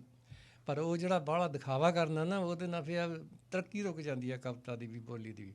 ਅਤੇ ਮੈਂ ਵੀ ਇਹ ਚੜ੍ਹਦੀ ਕਲਾ ਦੀ ਗੱਲ ਹੀ ਹੈ। ਅਤੇ ਆਪਾਂ ਨਾ ਹਾਰਨਾ ਹੈ। ਅਤੇ ਉਹ ਫਿਰ ਹੈਗੀ ਜ਼ਿੰਦਗੀ ਦੀ ਜੰਗ ਜਿੱਤਣੀ, ਇਸ ਨੂੰ ਵੰਗਾਰਨਾ ਹੈ। ਜ਼ਿੰਦਗੀ ਦੀ ਜੰਗ ਜਿੱਤਣੀ, ਇਸ ਨੂੰ ਵੰਗਾਰਨਾ ਹੈ। ਇਹ ਵੀ ਔਖੀ ਜੰਗ ਹੈ, ਤਾਂ ਇਹ ਨਹੀਂ ਵੀ ਪਹਿਲਾਂ ਹੀ ਹਾਰ ਗਿਆ ਜੀ, ਅਸੀਂ ਨਹੀਂ ਜਿੱਤਣਾ। ਚੈਲੰਜ ਕਬੂਲ ਹੈ। ਹਾਂ, ਡਟ ਕੇ ਜੀਣਾ ਜੀ। ਬੁਢਾਪਾ ਆ ਗਿਆ ਜੀ, ਹਾਂਜੀ ਤਾਸ਼ ਖੇਡੀ ਜਾਓ, ਹੋਰ ਕੁਛ ਕਰ ਨਹੀਂ ਸਕਦੇ। ਇਹ ਕੀ ਗੱਲ ਹੋਈ? ਜਦ ਬਾਣੀ ਕਹਿੰਦੀ ਆ ਵੀ ਕੋਈ ਗੱਲ ਹੀ ਨਹੀਂ ਹੈ ਤਾਂ ਗੁਰਮੁਖ ਬੁੱਢੇ ਕਦੇ ਨਹੀਂ। ਅੱਛਾ, ਜ਼ਿੰਦਗੀ ਦੀ ਜੰਗ ਜਿੱਤਣੀ, ਇਸ ਨੂੰ ਵੰਗਾਰਨਾ ਹੈ, ਮੁਸ਼ਕਿਲ ਦੀ ਹਰ ਘੜੀ ਨੂੰ ਹੱਸ ਕੇ ਗੁਜ਼ਾਰਨਾ ਹੈ। ਬਹੁਤ ਖੂਬ ਆ ਗਈ ਨਾ ਬਾਣੀ ਵਾਲੀ, ਸੁੱਖ ਦੁੱਖ ਤੇਰੇ ਭਾਣੇ ਹੋਵੇ। ਅੱਛਾ, ਮੁਸ਼ਕਿਲ ਦੀ ਹਰ ਘੜੀ ਨੂੰ ਹੱਸ ਕੇ ਗੁਜ਼ਾਰਨਾ ਹੈ, ਹਰ ਪਲ ਹੀ ਜ਼ਿੰਦਗੀ ਦਾ, ਪਲ ਕਹਿ ਲਓ ਜਾਂ ਖਿਨ ਕਹਿ ਲਓ, ਹਰ ਖਿਨ ਹੀ ਜ਼ਿੰਦਗੀ ਦਾ ਸੋਹਣਾ ਸਵਾਰਨਾ ਹੈ, ਆਫਤ ਕਿਸੇ ਤੋਂ ਹਰਗਿਜ਼ ਆਪਾਂ ਨਾ ਹਾਰਨਾ ਹੈ। ਬਹੁਤ ਖੂਬ, ਬਹੁਤ ਵਧੀਆ। ਚਾਹੇ ਕੁਛ ਵੀ ਹੋਵੇ। ਅੱਛਾ, ਰਸਤੇ ਵੀ ਦੂਰ ਬਿਖੜੇ, ਤਪ ਰਹੇ ਉਜਾੜ ਰੱਕੜ, ਗਰਜਣ ਤੂਫਾਨ ਬਿਜਲੀ, ਭੰਵਰਾਂ ਦੇ ਗੇੜ ਝੱਖੜ ਲਹਿਰਾਂ ਤੇ ਫਿਰ ਵੀ ਆਪਾਂ ਬੇੜੀ ਨੂੰ ਤਾਰਨਾ ਹੈ, ਝੱਖੜ ਕਿਸੇ ਤੋਂ ਹਰਗਿਜ਼ ਆਪਾਂ ਨਾ ਹਾਰਨਾ। ਬਹੁਤ ਖੂਬ, ਬਹੁਤ ਵਧੀਆ, ਬਹੁਤ ਵਧੀਆ, ਬਹੁਤ ਸੋਹਣਾ। ਗੁਰਬਤ ਅਤੇ ਲਾਚਾਰੀ ਜਗ ਤੋਂ ਹੈ ਦੂਰ ਕਰਨੀ, ਹੈਪਲੈਸਨੈਸ ਜੀ, ਜਗ ਤੋਂ ਹੈ ਦੂਰ ਕਰਨੀ, ਖੁਸ਼ੀਆਂ ਦੇ ਨਾਲ ਸਭ ਦੀ ਝੋਲੀ ਹੈ ਖੂਬ ਭਰਨੀ, ਸੁਰਗਾਂ ਦਾ ਸੋਝ ਸਭ ਥਾਂ ਜਗ ਤੇ ਉਸਾਰਨਾ ਹੈ, ਇਹ ਸੁਪਨਾ ਸਕਾਰਨਾ ਹੈ, ਆਪਾਂ ਨਾ ਹਾਰਨਾ ਹੈ। ਬਹੁਤ ਵਧੀਆ, ਬਹੁਤ ਖੂਬ, ਬਹੁਤ ਹੀ ਇੰਸਪੀਰੇਸ਼ਨਲ। ਗਿਆਨ ਸਿੰਘ ਕੋਟਲੀ ਜੀ, ਪਿੰਡ ਦਾ ਜ਼ਿਕਰ ਤੁਸੀਂ ਬਹੁਤ ਵਾਰੀ ਕੀਤਾ, ਪਿੰਡ ਦਾ ਨਾਂ ਹਾਲੇ ਤੱਕ ਸਾਡੇ ਸੁਣਨ ਵਾਲਿਆਂ ਨੂੰ ਨਹੀਂ ਦੱਸਿਆ। ਪਿੰਡ ਹੈ ਜੀ ਕੋਟਲੀ ਬਾਬਾ ਦਾਸ, ਇਹ ਨੰਦਾ ਚੌਰ ਕਸਬਾ ਥੋੜ੍ਹਾ ਜਿਹਾ ਵੱਡਾ ਆ, ਆਹਾਂ, ਨਾਲ ਹੀ ਪੈ ਜਾਂਦਾ ਸਾਡਾ ਬੱਸ ਅੱਡਾ ਆ ਬੁੱਲੋਵਾਲ, ਬੁੱਲੋਵਾਲ ਦੇ ਨਾਲ ਹੀ ਹੈ ਪਿੰਡ ਜੀ, ਹੁਸ਼ਿਆਰਪੁਰ ਜ਼ਿਲ੍ਹੇ 'ਚ ਹੈ। ਸੋ ਪੜ੍ਹਾਈ ਲਿਖਾਈ ਕਿੱਥੇ ਹੋਈ ਸਾਰੀ? BA ਤਾਂ ਮੈਂ ਕੀਤੀ ਹਿੰਦੂ ਨੈਸ਼ਨਲ ਲਾਇਲਪੁਰ ਕਾਲਜ ਹਰਿਆਣਾ ਤੋਂ। ਅੱਛਾ, ਇਹ ਹਰਿਆਣਾ ਹੁਸ਼ਿਆਰਪੁਰ ਤੋਂ ਨਾਰਥ ਵੱਲ ਨੂੰ ਪੈ ਜਾਂਦਾ, ਤਕਰੀਬਨ 10 ਕਿਲੋਮੀਟਰ, 9 ਕਿਲੋਮੀਟਰ ਹੋਏਗਾ। ਉੱਥੇ ਕੀਤੀ, ਉਹ ਤੋਂ ਬਾਅਦ ਫਿਰ ਮੈਂ ਚਲਾ ਗਿਆ ਸੀ ਕਲਕੱਤੇ। ਬਾਕੀ ਪੜ੍ਹਾਈ ਮੇਰੀ ਫਿਰ ਕਲਕੱਤੇ ਰਹਿੰਦੀ ਹੈ। ਮੈਂ ਇਹ ਗੱਲ ਦੇਖਦੀ ਹਾਂ, ਮਹਿਸੂਸ ਕਰਦੀ ਹਾਂ ਕਿ ਬਹੁਤ ਦੂਰ ਦੂਰ ਤੁਸੀਂ ਜਾ ਕੇ ਪੜ੍ਹੇ ਹੋ, ਜਿਵੇਂ ਹਰਿਆਣੇ ਦੀ ਗੱਲ ਕੀਤੀ ਹੈ, ਹੈ ਨਾ? ਇਹ ਹਰਿਆਣਾ ਉਹ ਨਹੀਂ ਗਾ ਜੀ, ਹਾਂ, ਇਹ ਸ਼ਹਿਰ ਹੈ ਛੋਟਾ ਜਿਹਾ। ਵਾਹ, ਹਾਂ, ਇਹ ਮੇਰੀ ਜਾਣਕਾਰੀ 'ਚ ਬਿਲਕੁਲ ਅੱਜ ਨਵਾਂ ਵਾਧਾ ਹੋ ਰਿਹਾ। ਹਾਂਜੀ, ਇਹਦੇ ਨਾਲ ਹੀ ਛੋਟਾ ਜਿਹਾ ਹੈਗਾ ਆ। ਇਹ ਹਰਿਆਣਾ ਕਿੱਥੇ ਪੈਂਦਾ? ਹੁਸ਼ਿਆਰਪੁਰ ਤੋਂ ਨਾਰਥ ਵੱਲ ਨੂੰ 8-9 ਕਿਲੋਮੀਟਰ ਬਸ। ਹਾਂਜੀ, ਅੱਛਾ, ਮੈਂ ਤਾਂ ਸੋਚਿਆ, ਮੈਂ ਕਿਹਾ ਵੀ ਕਿੱਦਾਂ ਜਾਂਦੇ ਹੋਣਗੇ BA ਕਰਨ ਤੁਸੀਂ ਰੋਜ਼ ਆਪਣੇ ਪਿੰਡ ਤੋਂ? ਹੈ, ਹਾਂ, ਪਿੰਡ ਤੋਂ ਜਾਂਦੇ, ਤੇ ਉਹ ਤੋਂ ਅੱਗੇ ਫਿਰ ਅੱਗੇ ਸੜਕ ਚੱਲ ਜਾਂਦੀ ਆ ਦੀ, ਉਹ ਫਿਰ 3-4 ਕਿਲੋਮੀਟਰ ਤੇ ਭੁੰਗਾ ਸ਼ਹਿਰ ਪੈ ਜਾਂਦਾ, ਜਿਹੜੀ ਤਹਿਸੀਲ ਹੈ। ਉਹ ਤੋਂ ਅੱਗੇ ਫਿਰ ਗੜਦੀ ਵਾਲਾ ਪੈ ਜਾਂਦਾ, ਮਸ਼ਹੂਰ ਹੈ, ਉੱਥੇ ਕਾਲਜ ਸੋ ਵੀ BA ਤੁਸੀਂ ਉੱਥੇ ਹਰਿਆਣਾ ਤੋਂ ਕੀਤੀ? ਹਾਂਜੀ, ਰੋਜ਼ ਸਾਈਕਲ ਤੇ ਜਾਂਦੇ ਸੀ। ਅੱਛਾ, ਤੇ ਉਸ ਤੋਂ ਬਾਅਦ 2 ਤੁਹਾਡੀਆਂ ਮਾਸਟਰਸ ਡਿਗਰੀ ਆ, LLB ਉਹ ਆ। ਫਿਰ ਜਾ ਕੇ ਕਲਕੱਤੇ, ਉਹਦਾ ਐਜੂਕੇਸ਼ਨ ਦਾ ਸੈਂਟਰ ਹੈ। ਕਲਕੱਤੇ ਜਾਣ ਦਾ ਸਿਲਸਿਲਾ ਕਿਵੇਂ ਬਣਿਆ? ਮੈਨੂੰ BEd 'ਚ ਐਡਮਿਸ਼ਨ ਨਹੀਂ ਮਿਲਿਆ ਜੀ। ਰਿਸ਼ਵਤ ਉਦੋਂ ਵੀ ਇੰਨੀ ਸੀ ਜਿਵੇਂ ਸਟੂਡੈਂਟ ਨੂੰ ਹੁਣ ਤਕਲੀਫ ਹੈ ਪੰਜਾਬ ਦੇ ਵਿੱਚ। ਹਾਂ, ਵੀ ਪੰਜਾਬ ਵਿੱਚ ਜਿਵੇਂ ਹੁਣ ਬੱਚੇ ਪਹਿਲਾਂ ਤਰਲੇ ਕਰਦੇ ਆ, ਐਡਮਿਸ਼ਨ ਨਹੀਂ ਮਿਲਦੀ, ਜਿਹੜੇ ਜਿਨ੍ਹਾਂ ਦੀ ਪਹੁੰਚ ਹੈ ਉਹਨਾਂ ਨੂੰ ਮਿਲ ਜਾਂਦੀ ਹੈ, ਜਾਂ ਜਿਹੜੇ ਪੈਸੇ ਦੇ ਸਕਦੇ ਆ। ਅਤੇ ਮੇਰੇ ਨਾਲ ਦੇ ਨੂੰ ਮਿਲ ਗਿਆ ਸੀਗਾ, ਅਤੇ ਮੈਨੂੰ ਮਿਲਿਆ ਨਾ, ਮੈਂ ਜਲੰਧਰ, ਅੰਮ੍ਰਿਤਸਰ, ਰੋਹਤਕ, ਹਿਸਾਰ ਇੰਟਰਵਿਊ ਵੀ ਦਿੱਤੇ ਜਾ ਕੇ। ਰੱਖਣਾ ਤਾਂ ਨਹੀਂ ਉਹ ਹੁੰਦਾ ਜਿਹਦੇ ਪੈਸੇ ਆ ਗਏ, ਗੱਲ ਖਤਮ ਹੋਈ। ਸੋ ਕਲਕੱਤੇ ਜਾ ਕੇ ਮੈਂ ਫਿਰ ਫਰਸਟਡ ਹੋ ਕੇ ਮੈਂ ਚਲਾ ਗਿਆ ਸੀਗਾ ਜੀ ਉੜੀਸਾ, ਕਟਕ, ਭੁਵਨੇਸ਼ਵਰ। ਉੱਥੇ ਮੇਰਾ ਵੱਡਾ ਭਰਾ ਸੀਗਾ। ਮੈਂ ਕਿਹਾ ਵੀ ਟਰੱਕ ਚਲਾਉਂਦੇ ਹਾਂ, ਕੋਈ ਕੰਮ ਕੁਮ ਸਿੱਖਦੇ ਹਾਂ। ਅੱਛਾ, ਫਿਰ ਮੈਂ ਉੱਥੇ ਫਿਰਦੇ ਫੁਰਦੇ ਰਹਿਣਾ। ਫਿਰ ਮੈਂ ਆਪਣੇ ਹੋਰ ਭਰਾ, ਮੇਰਾ ਸਭ ਤੋਂ ਵੱਡਾ ਸਾਡਾ ਸੀਗਾ, ਉਹ ਦਾਰਜੀਲਿੰਗ ਸੀਗਾ। ਮੈਂ ਉਹਨੂੰ ਮਿਲਣ ਗਿਆ, ਅਤੇ ਉੱਥੇ ਇਸ ਕਰਕੇ ਗਿਆ ਸੀ ਵੀ ਪੈਸੇ ਪੂਸੇ ਉਹ ਤੋਂ ਲਈਏ ਤਾਂ ਟਰੱਕ ਆਪਣਾ ਕਢਾਈ ਜਾਂਦਾ ਵਾ। ਅੱਛਾ, ਅਤੇ ਜਦੋਂ ਮੈਂ ਕਲਕੱਤੇ ਰਾਹ ਦੇ ਵਿੱਚ ਠਹਿਰਿਆ, ਸਾਡੇ ਪਿੰਡਾਂ ਦੇ ਸੀਗੇ, ਉਹਨਾਂ ਨੂੰ ਇਹ ਪਤਾ ਲੱਗਿਆ ਵੀ ਗਿਆਨ ਤਾਂ BA ਆ। ਅੱਛਾ, ਉਹ ਤਾਂ ਗਾਹਾਂ ਤੇ ਗਾਹਾਂ ਦੱਸੀ ਜਾਣ, BA ਬਹੁਤ ਵੱਡੀ ਗੱਲ ਹੋ ਗਿਆ। ਹੁੰਦੀ ਸੀ। ਹਾਂਜੀ, ਉਦੋਂ ਕੋਈ ਵੀ ਨਹੀਂ ਸੀਗਾ BA ਚੱਲਦੇ। ਅਤੇ ਫਿਰ ਮੈਨੂੰ ਜਦੋਂ ਉਹਨੂੰ ਪਤਾ ਲੱਗਿਆ ਮਤਲਬ ਮੇਰੀ ਪ੍ਰੋਬਲਮ ਦਾ, ਵੀ ਮੈਂ ਤਾਂ ਟਰੱਕ ਲੈਣ ਨੂੰ ਫਿਰਦਾ, ਉਹ ਕਹਿੰਦੇ ਟਰੱਕਾਂ ਨੂੰ ਲੈਣਾ ਇੰਨਾ ਪੜ੍ਹ ਕੇ? ਅੱਛਾ, ਉਹ ਤਾਂ ਸਾਡੇ ਵਰਗੇ ਅਨਪੜ੍ਹ ਬੰਦਿਆਂ ਦਾ ਕੰਮ ਹੈ। ਹਾਂਜੀ, ਅਤੇ ਵੀ ਤੈਨੂੰ ਇੱਥੇ ਮਾਸਟਰ ਲਵਾ ਦਿੰਦੇ ਆ। ਅਤੇ ਵੀ ਖਾਲਸਾ ਹਾਈ ਸਕੂਲ 'ਚ ਉਹਨੇ ਮੈਨੂੰ ਟੀਚਰ ਲਵਾਤਾ।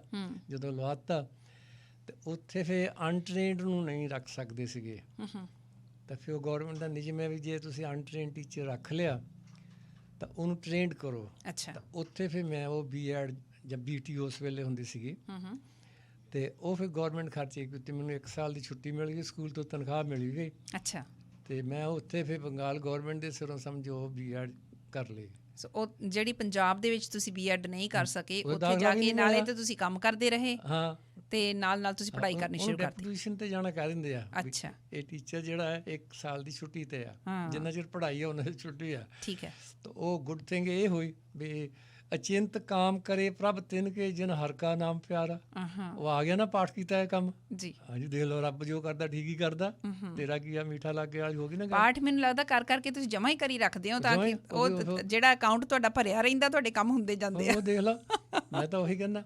ਇੱਦਾਂ ਹੀ ਮੈਂ ਤੁਹਾਨੂੰ ਹੁਣ ਗੱਲ ਚੇਤੇ ਆ ਗਈ। ਮੈਂ 2-3 ਵਾਰੀ ਸਿੰਗਾਪੁਰ ਆਪਣੇ ਖਰਚੇ 'ਤੇ ਗਿਆ। ਇੱਕ ਵਾਰੀ ਵਾਈਫ ਵੀ ਨਾਲ ਗਈ, ਸੁਰਿੰਦਰ ਕੌਰ। ਅੱਛਾ, ਅਤੇ ਮੈਂ ਆ ਜਿਹੜੀਆਂ ਤੁਹਾਨੂੰ ਗੱਲਾਂ ਹੁਣ ਦੱਸੀ ਜਾਂਦਾ ਨਵਜੋਤ, ਇਹ ਗੱਲਾਂ ਤਾਂ ਬਹੁਤ ਪਤੇ ਦੀਆਂ ਨੇ ਵੀ ਬਿਨ ਸੇਵਾ ਫਲ ਕਿਸੇ ਨਹੀਂ, ਕਰ ਕਰਨਾ ਕਰ ਲਾ ਜਾ, ਜੇ ਕਰੋਗੇ ਖੇਡੋਗੇ ਤਾਂ ਪਲੇਅਰ ਬਣੋਗੇ, ਪੜ੍ਹੋਗੇ ਤਾਂ ਪਾਸ ਹੋਵੋਗੇ। ਸਹੀ ਹੈ। ਕਿਸੇ ਗਿਆਨੀ ਦੀ ਅਰਦਾਸ ਨਾਲ, ਪੰਡਿਤ ਦੀ ਅਰਦਾਸ ਨਾਲ ਥੋੜੀ ਤੁਸੀਂ BA MA ਹੋ ਜਾਣਾ। ਅੱਛਾ, ਤੇ ਮੈਂ ਆਹੀ ਗੱਲਾਂ ਬੈਂਕਾਕ ਵੀ ਬੋਲੀਆਂ, ਅੱਛਾ, ਤੇ ਕੁਆਲਾਲੰਪਰ ਵੀ ਬੋਲੀਆਂ, ਤੇ ਜਿਹੜੇ ਜਿੱਥੇ ਇੱਦਾਂ ਠਹਿਰਾਓ ਸੀਗਾ, ਤੇ ਉਹ ਕਹਿੰਦੇ ਜੀ ਇੱਦਾਂ ਵਧੀਆ ਤਾਂ ਕੋਈ ਕਥਾਵਾਚਕ ਜਾਂ ਪ੍ਰਚਾਰਕ ਬੋਲਦਾ ਨਹੀਂ। ਮੈਂ ਕਹਿੰਦਾ ਨਾ ਮੈਂ ਕਥਾਵਾਚਕ ਹਾਂ ਨਾ ਪ੍ਰਚਾਰਕ ਹਾਂ, ਮੈਂ ਤਾਂ ਐਜੂਕੇਸ਼ਨਿਸਟ ਹੈ। ਅੱਛਾ, ਤੇ ਉਹ ਕਰਦਿਆਂ ਜੀ ਵੀ ਇੱਕ ਵਾਰੀ ਮੈਨੂੰ ਸਿੰਗਾਪੁਰ ਵਾਲਿਆਂ ਨੇ 2 ਮਹੀਨੇ ਲਈ ਪੂਰਾ ਹਵਾਈ ਜਹਾਜ਼ ਦਾ ਖਰਚਾ ਅਕੋਮੋਡੇਸ਼ਨ ਦੇ ਕੇ ਉੱਥੇ ਸਿਰਫ ਸਿੱਖੀ ਪ੍ਰਚਾਰ ਲਈ ਬੁਲਾਇਆ। ਅੱਛਾ, ਇੱਕ ਗੁਰਦੁਆਰੇ ਨੇ, ਤੇ ਖਰਚਾ ਉਹ ਨਹੀਂ ਦਿੱਤਾ। ਤੇ ਇੱਧਰੋਂ ਜਿਹੜਾ ਮੈਂ ਐਡੀਟਰ ਵੀ ਸੀ ਉਦੋਂ ਅਖਬਾਰ ਦਾ ਇੱਕ ਦਾ ਕਲਕੱਤੇ, ਤਾਂ ਵੀ ਤੁਹਾਡਾ ਨੁਕਸਾਨ ਹੋਇਆ। ਅੱਛਾ, ਫਿਰ ਕੀ ਹੋਇਆ ਜੀ, ਉੱਥੇ ਇੱਕ ਬੜਾ ਵੱਡਾ ਗੁਰਦੁਆਰਾ, ਨਾ ਹੀ ਉਹਦਾ ਵੱਡਾ ਗੁਰਦੁਆਰਾ 7 ਸਟੋਰੀ ਆ। ਉਹ ਮੈਂ ਕਹਿੰਦਾ ਹੁੰਦਾ ਵੀ ਦੁਨੀਆ 'ਚ 2 ਹੀ ਗੁਰਦੁਆਰੇ 7 ਸਟੋਰੀ ਹੈ, ਇੱਕ ਕਲਕੱਤੇ ਬੜਾ ਸਿੱਖ ਸੰਗਤ ਗੁਰਦੁਆਰਾ, ਤੇ ਇੱਕ ਉਹ ਬੜਾ ਗੁਰਦੁਆਰਾ ਸਿੰਗਾਪੁਰ 7 ਸਟੋਰੀ ਨੇ। ਉਹ ਸੰਸਥਾ ਮੇਨ ਗਿਣੀ ਜਾਂਦੀ ਆ। ਉਹ ਕਹਿੰਦੇ ਵੀ ਸਾਨੂੰ ਇਹੋ ਜਿਹਾ ਬੰਦਾ ਚਾਹੀਦਾ, ਉਹ ਜੋ ਨੰਬਰ ਬਣਾ ਕੇ ਨਾ ਦੂਜੇ ਗੁਰਦੁਆਰੇ ਮੈਨੂੰ ਬੁਲਾ ਕੇ। ਤੁਹਾਡੇ ਵਿੱਚ ਵੱਖਰਾ ਕੀ ਸੀ ਜਿਹੜਾ ਉਹ ਕਹਿ ਰਹੇ ਸੀ ਕਿ ਬਾਕੀ ਜਿਹੜੇ ਵੱਖਰਾ ਇਹੀ ਸੀ, ਜਿਹੜੀ ਪ੍ਰੀਚਰ ਆਉਂਦੇ ਆ, ਪ੍ਰਚਾਰਕ ਆਉਂਦੇ ਆ, ਵੀ ਉਹ ਗੱਲ ਬਣਦੀ ਨਹੀਂ। ਉਹ ਜਿਹੜੀ ਮੈਂ ਤੈਨੂੰ ਆਲਰੇਡੀ ਸੁਣਾ ਚੁੱਕਾ, ਬਿਨ ਸੇਵਾ ਫਲ ਕਿਸੇ ਨਹੀਂ ਜੀ। ਹਾਂਜੀ, ਕਰ ਕਰਨਾ ਲਿਖ ਲੈ ਜਾ, ਕਰਨੀ ਆਪੋ ਆਪਣੀ ਆ, ਕਰੋਗੇ ਤਾਂ ਤੁਹਾਨੂੰ ਫਲ ਮਿਲਣਾ, ਨਹੀਂ ਕੀਤਾ ਤਾਂ ਕਿਸੇ ਦੀ ਰਾਜਨਾ ਨਹੀਂ ਮੈਨੂੰ ਮਿਲਣਾ। ਇੰਨਾ ਕੋਈ ਸ਼ਕਤੀਸ਼ਾਲੀ ਸਾਧ ਸੰਤ ਹੈ ਨੀਗਾ ਜੀ। ਤੇ ਮੈਂ ਇਸ ਕਰਕੇ ਆ ਵਿਆ ਵੀ ਤੁਸੀਂ ਗੁਰਦੁਆਰੇ ਪਾਠ ਹੀ ਕਰਾਈ ਜਾਂਦੇ ਆ, ਆਪ ਕਿਉਂ ਨਹੀਂ ਕਰਦੇ? ਮਨ ਸਮਝਾਵਣ ਕਾਰਨੇ ਕਛੁਕ ਪੜ੍ਹੀਏ ਗਿਆਨ, ਬਾਣੀ ਕਹਿੰਦੀ ਹੈ ਬਾਬੇ ਦੀ, ਜਿਹੜੇ ਗੁਰੂ ਗ੍ਰੰਥ ਸਾਹਿਬ ਦਾ ਪਾਠ ਕਰਾਉਂਦੇ ਉਹਦੀ ਬਾਣੀ ਇਹ ਕਹਿੰਦੀ ਹੈ। ਉਹ ਇਹ ਨਹੀਂ ਕਹਿੰਦੀ ਪੈਸੇ ਦੇ ਕੇ ਕਰਾਈ ਜਾਓ, 25 ਕਰਾ ਲਓ, 30 ਕਰਾ ਲਓ, 40 ਕਰਾ ਲਓ ਜੀ। 101 ਅਖੰਡ ਪਾਠ ਵੀ ਹੋ ਰਿਹਾ, 150 ਵੀ ਹੋ ਰਿਹਾ। ਅੱਛਾ, ਤੇ ਉਹ ਇਹ ਜਿਹੜੀਆਂ ਗੱਲਾਂ ਸੀ ਨਾ ਵੀ ਉਹ ਜਿੱਥੇ ਤਾਂ ਗੁਰਦੁਆਰੇ ਮੈਂ ਉਹਨਾਂ ਦੀ ਸੇਵਾ ਕਰਤੀ। ਅੱਛਾ, ਵੀ ਤੁਸੀਂ ਪਾਠ ਹੀ ਕਰਾਈ ਜਾਂਦੇ, ਕੀਰਤਨ ਹੀ ਕਰਾਈ ਜਾਂਦੇ ਆ, ਆਉਂਦਾ ਤਾਂ ਤੁਹਾਨੂੰ ਕੱਖ ਵੀ ਨਹੀਂ, ਪੱਲੇ ਤਾਂ ਕੁਛ ਬਣਦੇ ਨਹੀਂ। ਮੈਂ ਕਿਹਾ ਅਸੀਂ ਮਾਸਟਰ ਲੋਕ ਹੈ, ਜਿਹੜਾ ਬੱਚਾ ਸਕੂਲ ਆਉਂਦਾ ਵਰਦੀ ਪਾ ਕੇ ਵਧੀਆ ਬਣ ਠਣ ਕੇ, ਜੇ ਸਿੱਖਦਾ ਨਹੀਂ ਤਾਂ ਫੇਲ ਕਰ ਦਈਦਾ। ਬਿਲਕੁਲ, ਗੁਰਦੁਆਰੇ ਆਉਂਦੇ ਮੈਨੂੰ ਤੁਸੀਂ ਦੱਸੋ ਪਿਛਲੇ ਕੱਲ੍ਹ ਕੀ ਸਿੱਖਿਆ, ਪਰਸੋਂ ਕੀ ਸਿੱਖਿਆ? ਤੁਸੀਂ ਤਾਂ ਲੜੀ ਜਾਂਦੇ ਆ, ਘਰਾਂ 'ਚ ਹਨੂੰਮਾਨ ਦੀਆਂ ਮੂਰਤੀਆਂ ਰੱਖੀਆਂ ਆ ਤੁਸੀਂ, ਤਾਂ ਫਿਰ ਗੁਰਦੁਆਰੇ ਕਾਹਦੇ ਲਈ ਖੋਲ੍ਹੇ ਆ? ਉਹ ਉਹਨਾਂ ਦੀ ਸੇਵਾ ਕੀਤੀ, ਕਿਉਂਕਿ ਮੈਂ ਕਿਹੜਾ ਪ੍ਰਚਾਰਕ ਸੀਗਾ। ਮੈਂ ਕਿਹਾ ਮੈਂ ਕਿਹੜਾ ਤੁਹਾਡੇ ਬੁਲਾਏ 'ਤੇ ਆਇਆ, ਮੈਂ ਤਾਂ ਆਪਣੇ ਖਰਚੇ 'ਤੇ ਆਇਆ ਜੀ, ਤਾਂ ਮੈਂ ਝੂਠ ਕਿਉਂ ਬੋਲਾਂ? ਫਿਰ ਸੰਗਤ ਦੇ ਵਿੱਚ ਹੈ, ਵਿੱਚ ਸੰਗਤ ਹਰ ਪ੍ਰਭ ਵਸੇ ਜੀਓ, ਗੋਡ ਰਿਜ਼ਾਈਡਸ ਇਨ ਪੀਪਲ।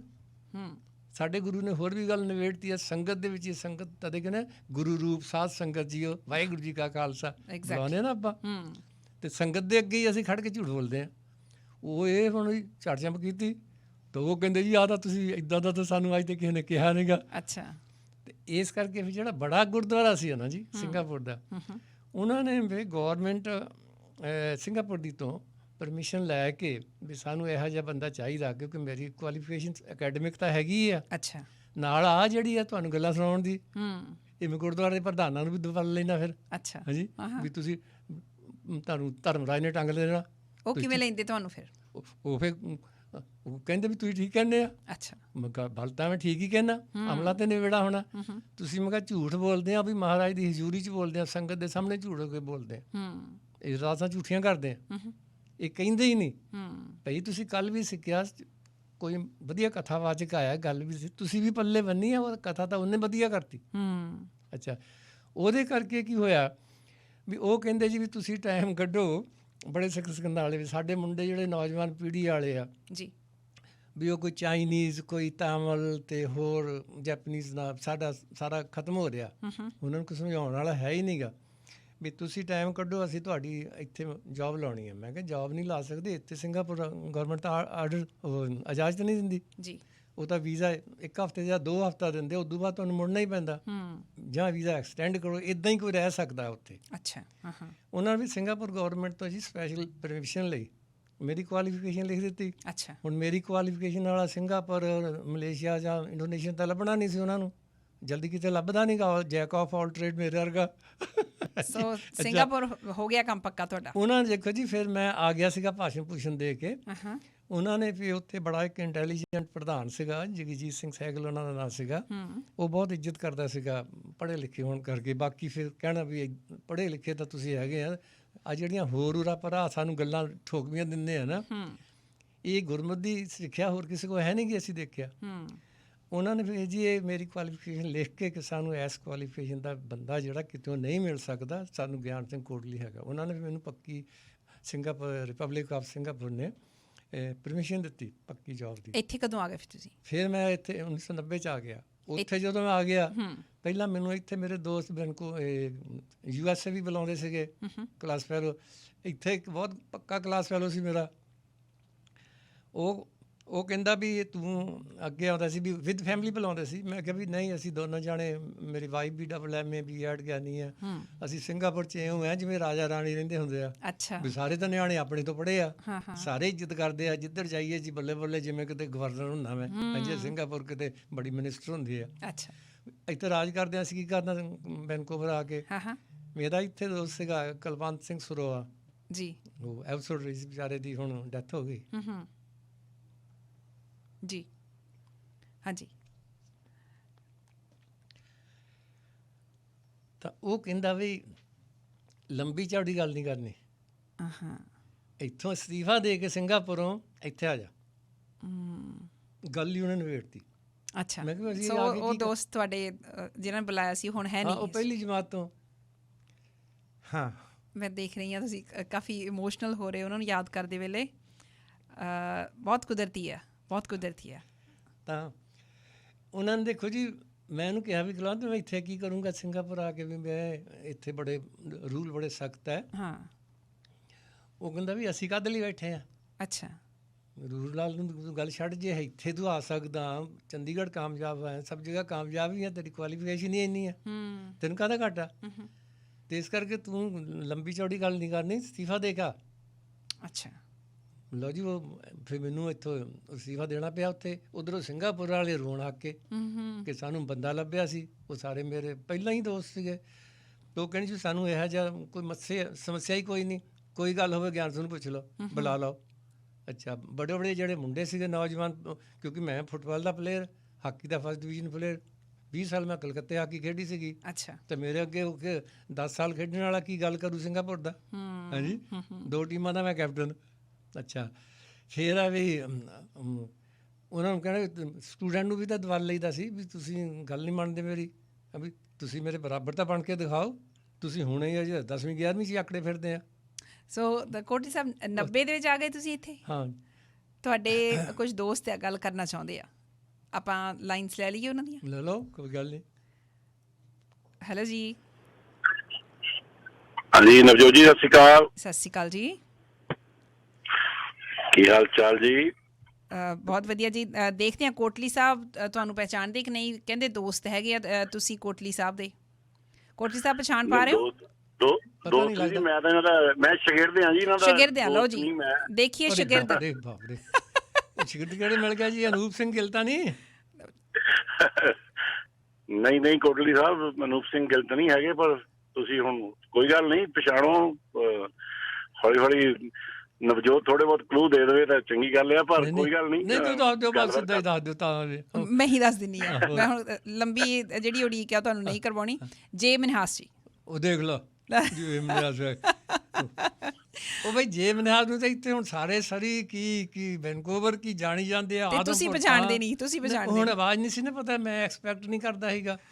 ਹਾਂ, ਜੇ ਸਾਹਿਬ ਹੋਣੀ ਤਾਂ ਇੱਥੇ ਤੁਹਾਡੇ ਸਾਹਮਣੇ ਮੈਂ ਤੁਹਾਨੂੰ ਦੱਸਿਆ ਹੀ ਸੀਗਾ ਨਾ ਵੀ ਕੋਈ ਲੱਗੇਗਾ ਲੋਕਾਂ ਨੂੰ ਭੁੱਖਿਆਂ ਨੂੰ ਰੋਟੀ ਛਕਾਉਣ 'ਚ ਥਾਂ ਤਾਂ ਤੁਰੇ ਰਹਿੰਦੇ ਆ।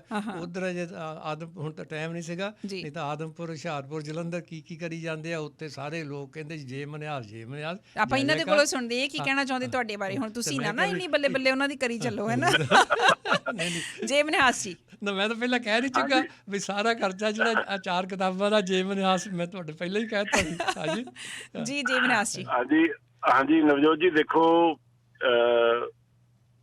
ਦੁਨੀਆ 'ਚ ਬਹੁਤ ਥੋੜੇ ਬੰਦੇ ਹੁੰਦੇ ਆ, ਮਤਲਬ ਕਿ ਜਿਹੜੇ ਇੰਨੇ ਹੰਬਲ ਔਰ ਇੰਨੇ ਇੰਟੈਲੀਜੈਂਟ ਔਰ ਇੰਨੀ ਮਲਟੀਟਾਸਕ, ਔਰ ਮਤਲਬ ਕਹਿ ਲਓ ਬਈ ਕੋਈ ਖੂਬੀ ਦੱਸੋ ਸਹੀ ਜਿਹੜੀ ਇਹਨਾਂ 'ਚ ਹੈ ਨਹੀਂ, ਹੈ ਨਾ। ਮਤਲਬ being like a educationist, being a good player, you know, ਇਸ ਏਜ 'ਚ ਬੈਸਟ ਹੈਲਥ ਰੱਖਣੀ, ਮਤਲਬ ਫਿਰ ਹਰੇਕ ਫੀਲਡ 'ਚ ਪਾਰਟੀਸਪੇਟ ਕਰਨਾ।